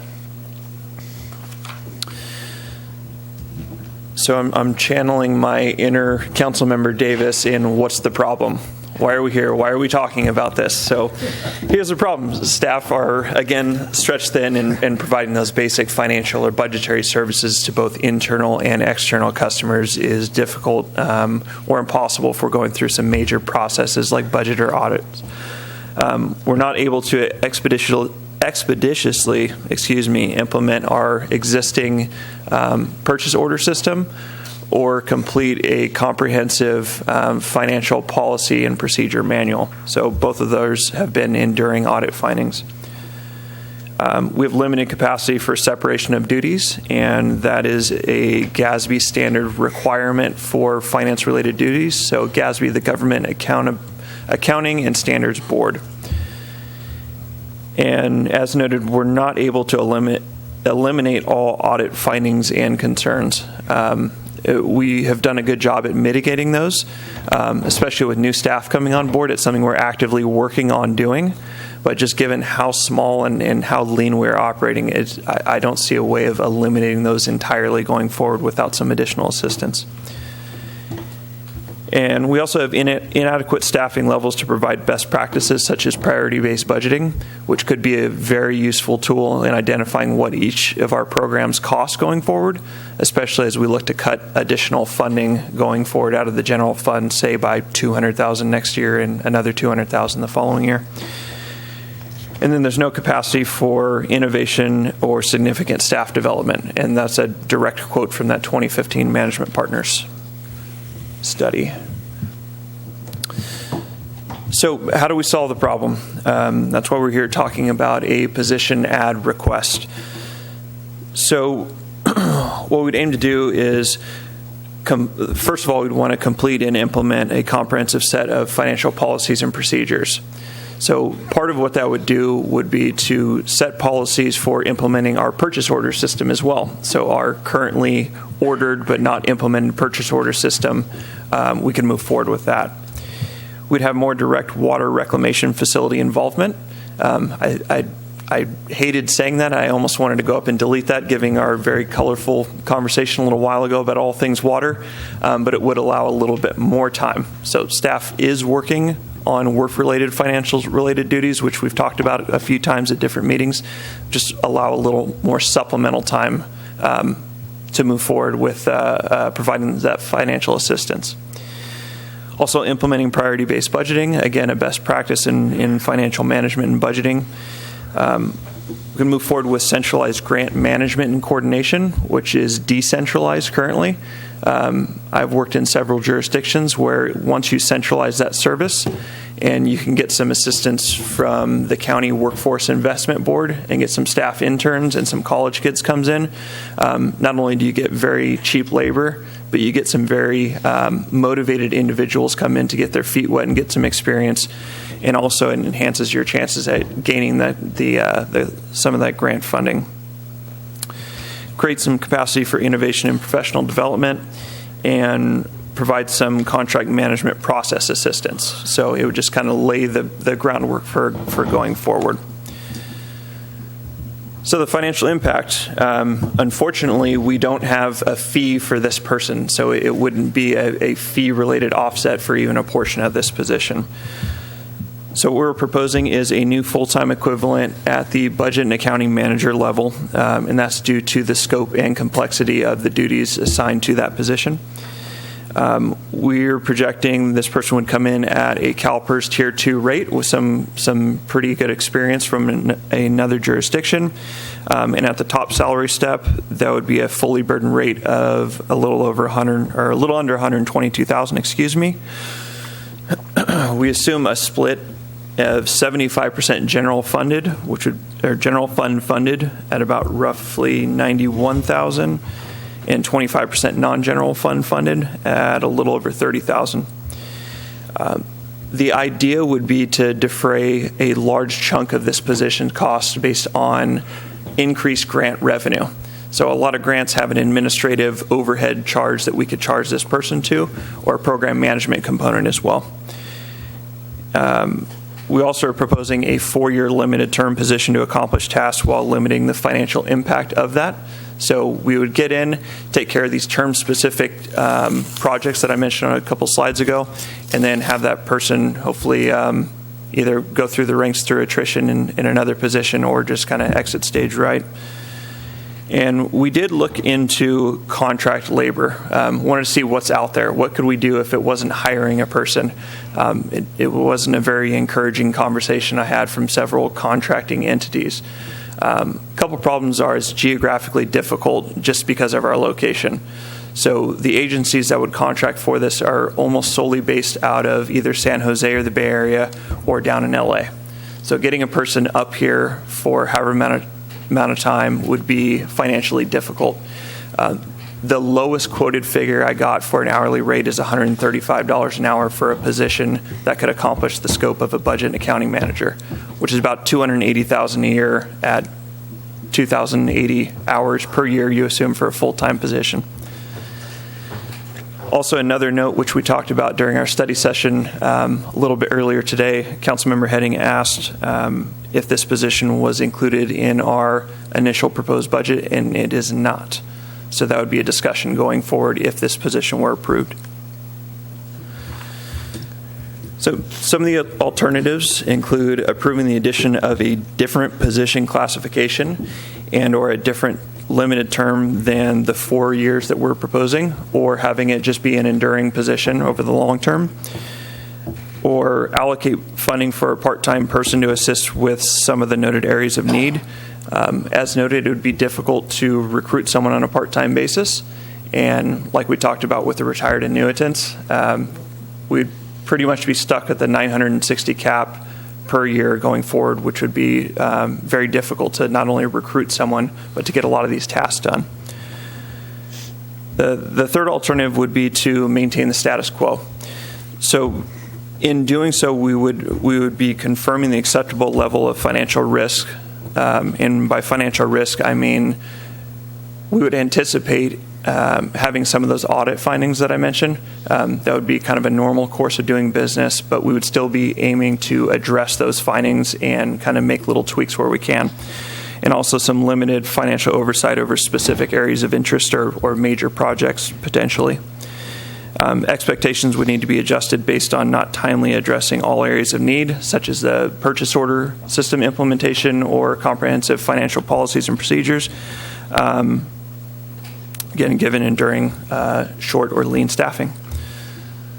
So our next steps would be, if approved at some level, staff will include additional costs in the proposed FY 2017-18 budget for Council Study Session number 2. And a couple notes there. If that were approved, you'd have pretty much two options. Either make cuts of a like amount into the general fund to make space for that, or authorize a transfer in from the general fund emergency reserve of a like amount if cuts weren't authorized in other areas. If not approved, expectations should be adjusted as appropriate, and we're here to answer questions and follow up as directed. All right, Craig, thanks. I have one speaker slip, but Mr. Heller left, so we'll start. Yeah, we'll start on questions from council, and then just check with our remaining folks in the audience on whether or not there's public comment. I'll start to my right this time. Marlis, you want to lead us off on questions? Well, I did send Craig a list of questions, and of course I was even more concerned about adding this position than I was about the fire marshal, because it wasn't that long ago that we talked about how are we going to cut. Where are we going to cut, not where are we going to add? And so I was looking for alternative ways to try to solve some of these problems, and I asked Craig to explore some of them with me, particularly part-time people or possibly contracting out some of the services. And if you could respond to that question, because I know that you can contract out payroll, which would free up some of your staff to be able to do some of the things that you can't do now. Certainly. A couple of the areas we talked about, or I responded and mentioned, was the potential for outsourcing our payroll services. So that service is currently provided by one senior accounting technician, coordinating with our HR analyst and some of the other internal staff members as well. The problem with that is some of the other public companies that could provide that service only provide a portion of those services. So it wouldn't include remittance to, say, CalPERS for some of our retirement costs, or withholdings, or making adjustments on things like that. So we would still need to have an in-house person to take care of those type of duties and coordinate those type of duties. The second part is our senior accounting tech that's only a portion of her time.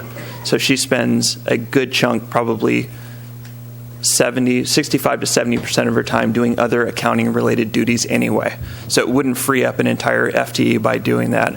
The last point on that is given the scope and complexity of the needs that we've identified in the staff report and went over in our presentation here, the need is at a little bit higher level, more at that management level that our budget and accounting manager is currently at. One of the other areas we could look to potentially outsource would be utility billing. Again, that's a non-general fund cost going forward, and I believe that's been explored numerous years ago and not to great results. You think it's really feasible to hire someone on a short-term basis, and could it be even shorter term? I mean, would people be willing to take a job on that basis, or are you mostly looking for people who might be near retirement or maybe already retired and coming back in? And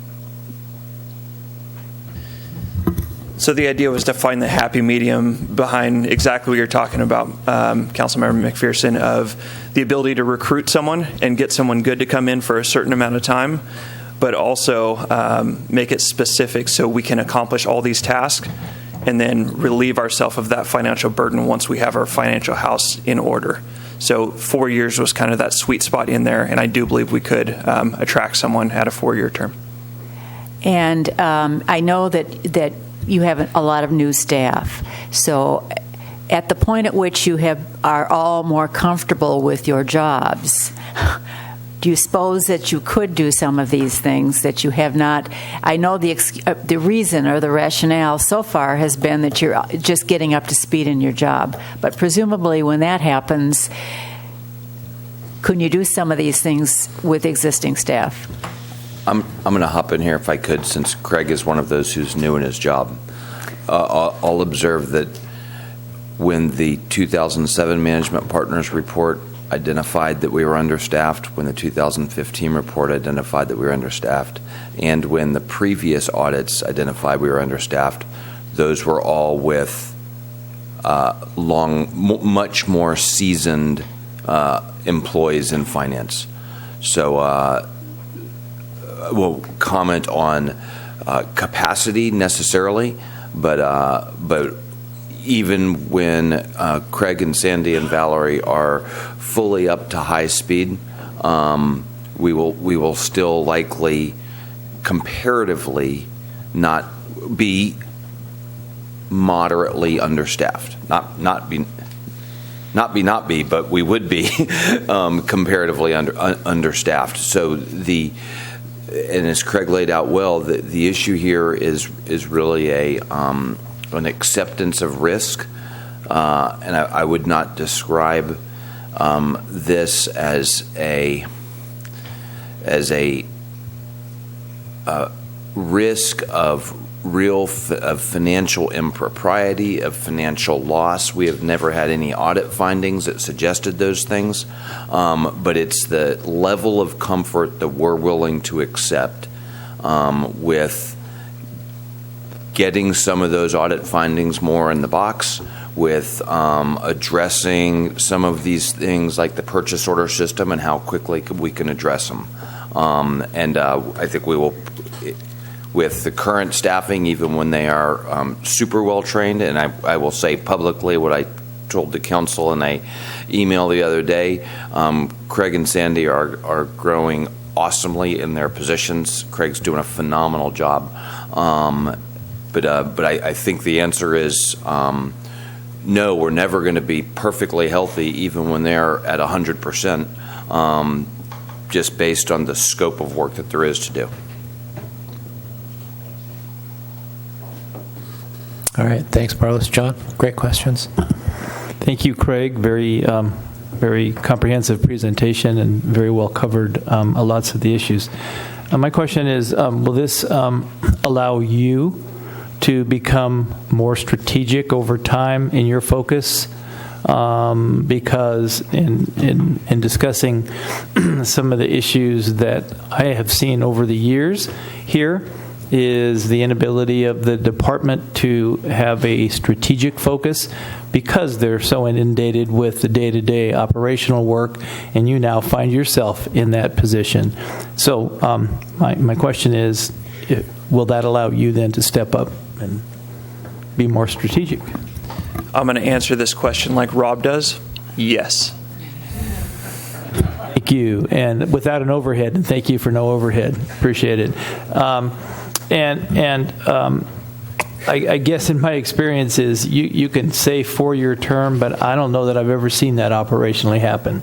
So my assumption would be that I don't know how you, and I know you asked about this, but I don't know how you hire somebody for a 4-year term and then say that your job is ended, and then not find that you need them and that you're now up to speed and that you won't really continue to need that skill set. So is that realistic?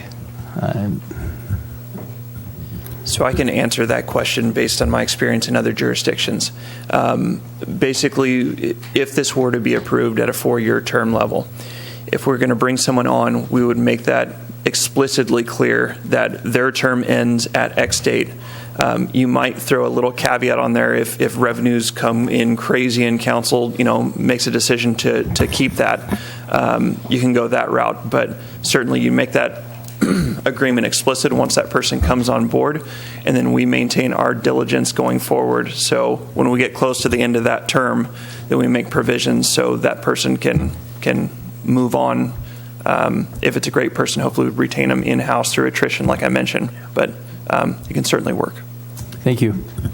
That is pretty typical in city management, and it's typical. With city managers, did you say? With city managers too. No, but it's typical in both ends that positions are advertised with a limited term, and I met somebody the other day who was performing a position, and he said, "Yeah, my term runs out in 2 years. I hope I do so well they want to rehire me." But that's a normal expectation, and I do think that 4 years is about the right sweet spot, because you start getting underneath that, and most folks, unless it's a glide slope retirement position for them, there's folks out there that'll take a 4-year risk, but taking a 2-year risk is not something most would sign up for. Good. Matt? Sure, yes. And Craig, I have a question, but then Dave, I think this might be a question for you too.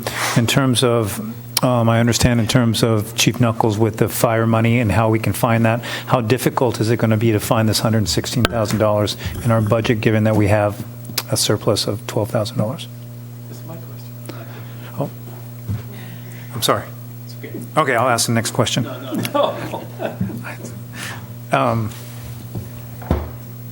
It's not going to be easy, but as with every budget, it's a matter of what's important and what priority. That's what we do, is we prioritize resources, and if and I don't want to guess right now, and we could have brought that to you, and I'm sorry we didn't,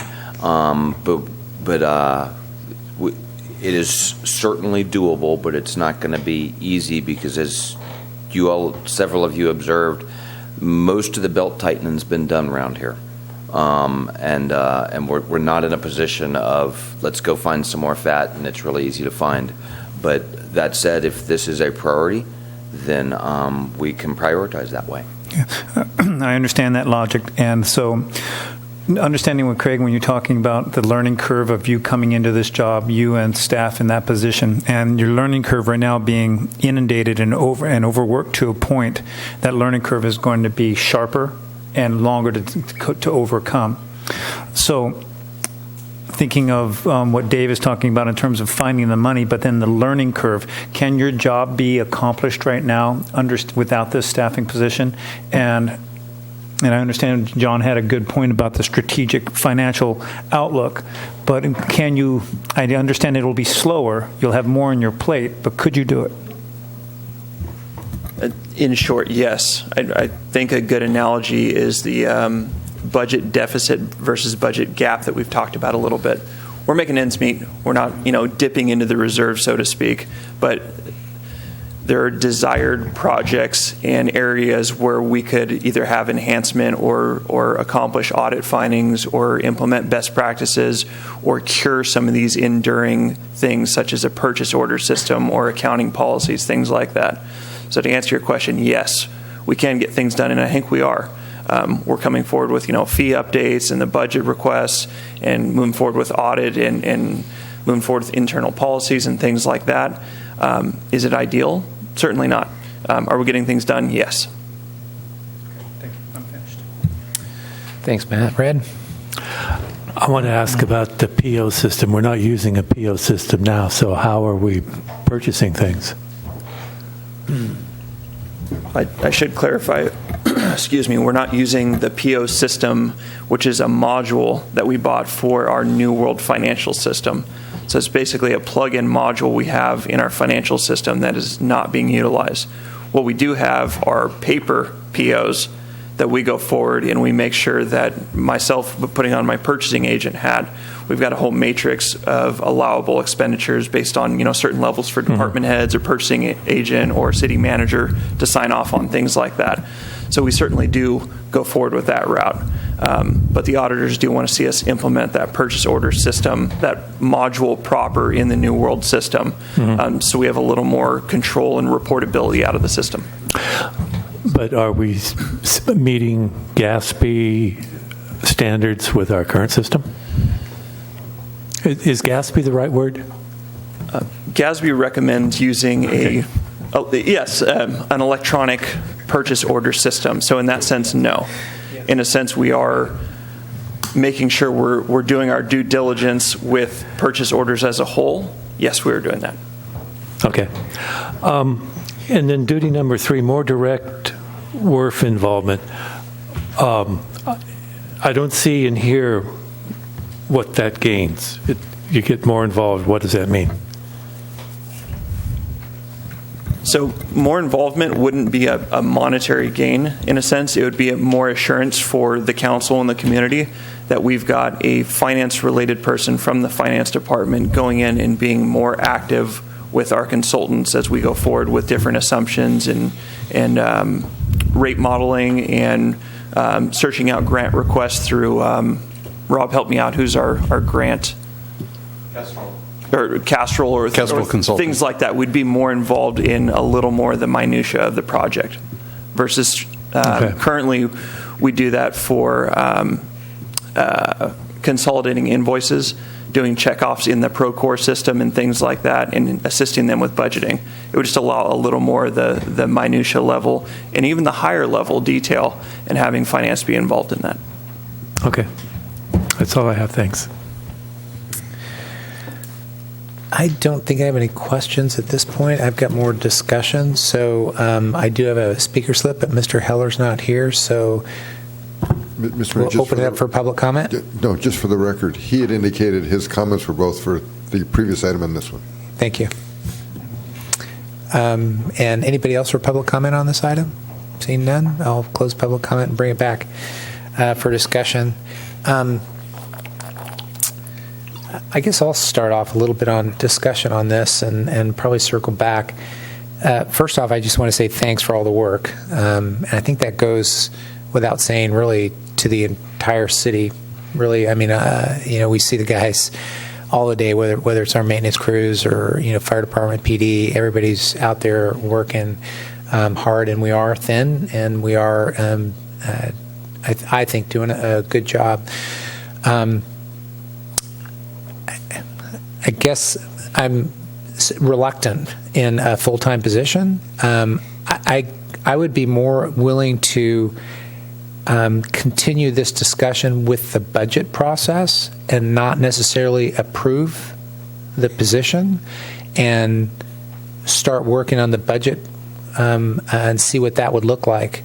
That's my initial instinct on this, and I am curious on the 4-year term part. I think that's I'd still have to learn a little bit more about that, and even explore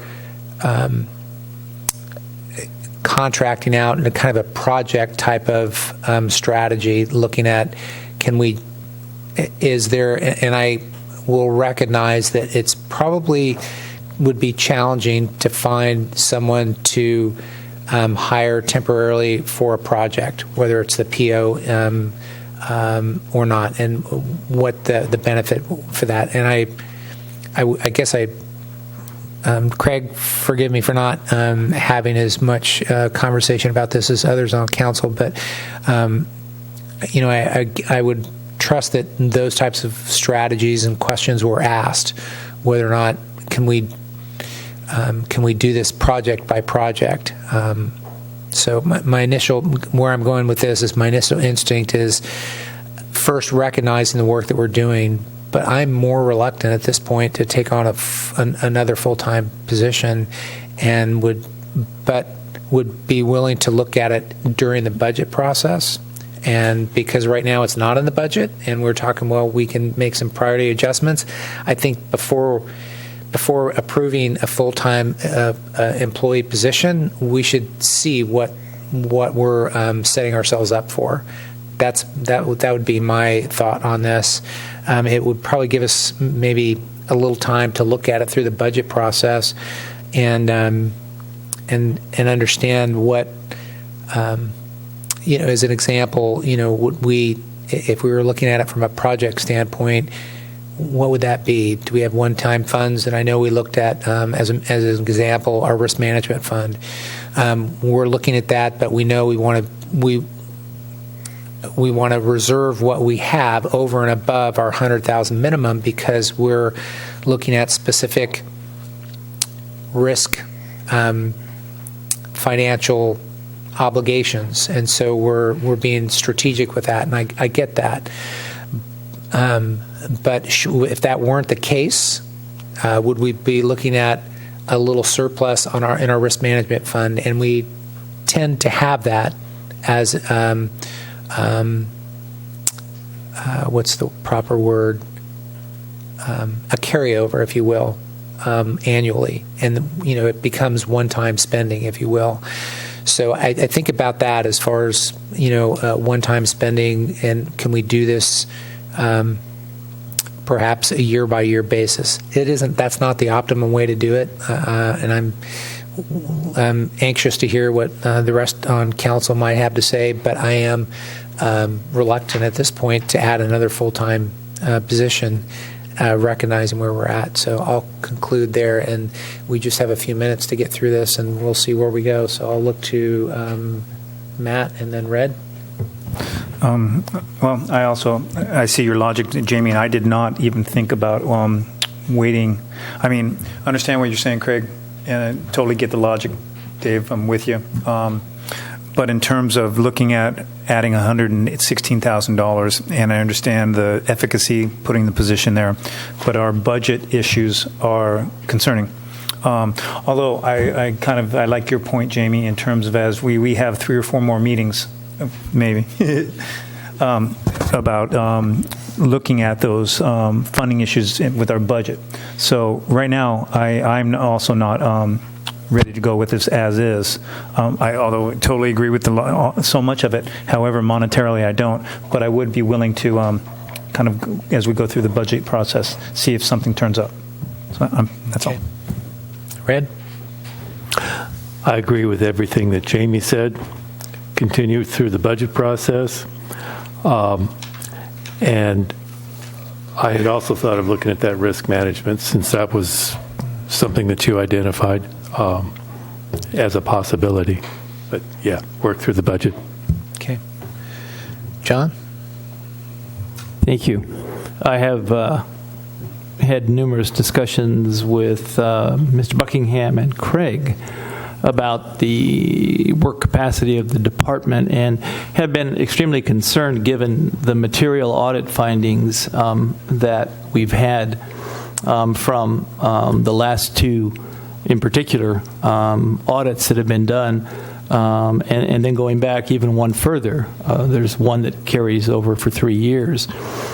And the inability to mitigate material finding puts us at significant risk. And so I've also advocated for more strategic focus for Mr. Smallinger in terms of project oversight and management of major projects that we have.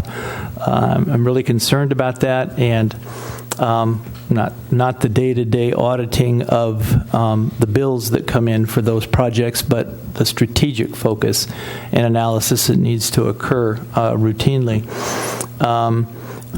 And I've seen the recommendations by the consultants that have come through that says that we're light. However, I also, on the other side, agree that to add a full-time position now is absolutely the worst time that you could probably have an ask for anything, despite the great need for the functions and duties and responsibilities that you've outlined. So I support a workaround to find a way to increase the hours and or to get the duties and responsibilities done, be it through a consultant, through a part-time employee, through 2 part-time employees, or what have you, but to have a full-time management position that, even though it's at a lower level in CalPERS, that will continue to increase in costs over the years, I think is the wrong move for us to do right now.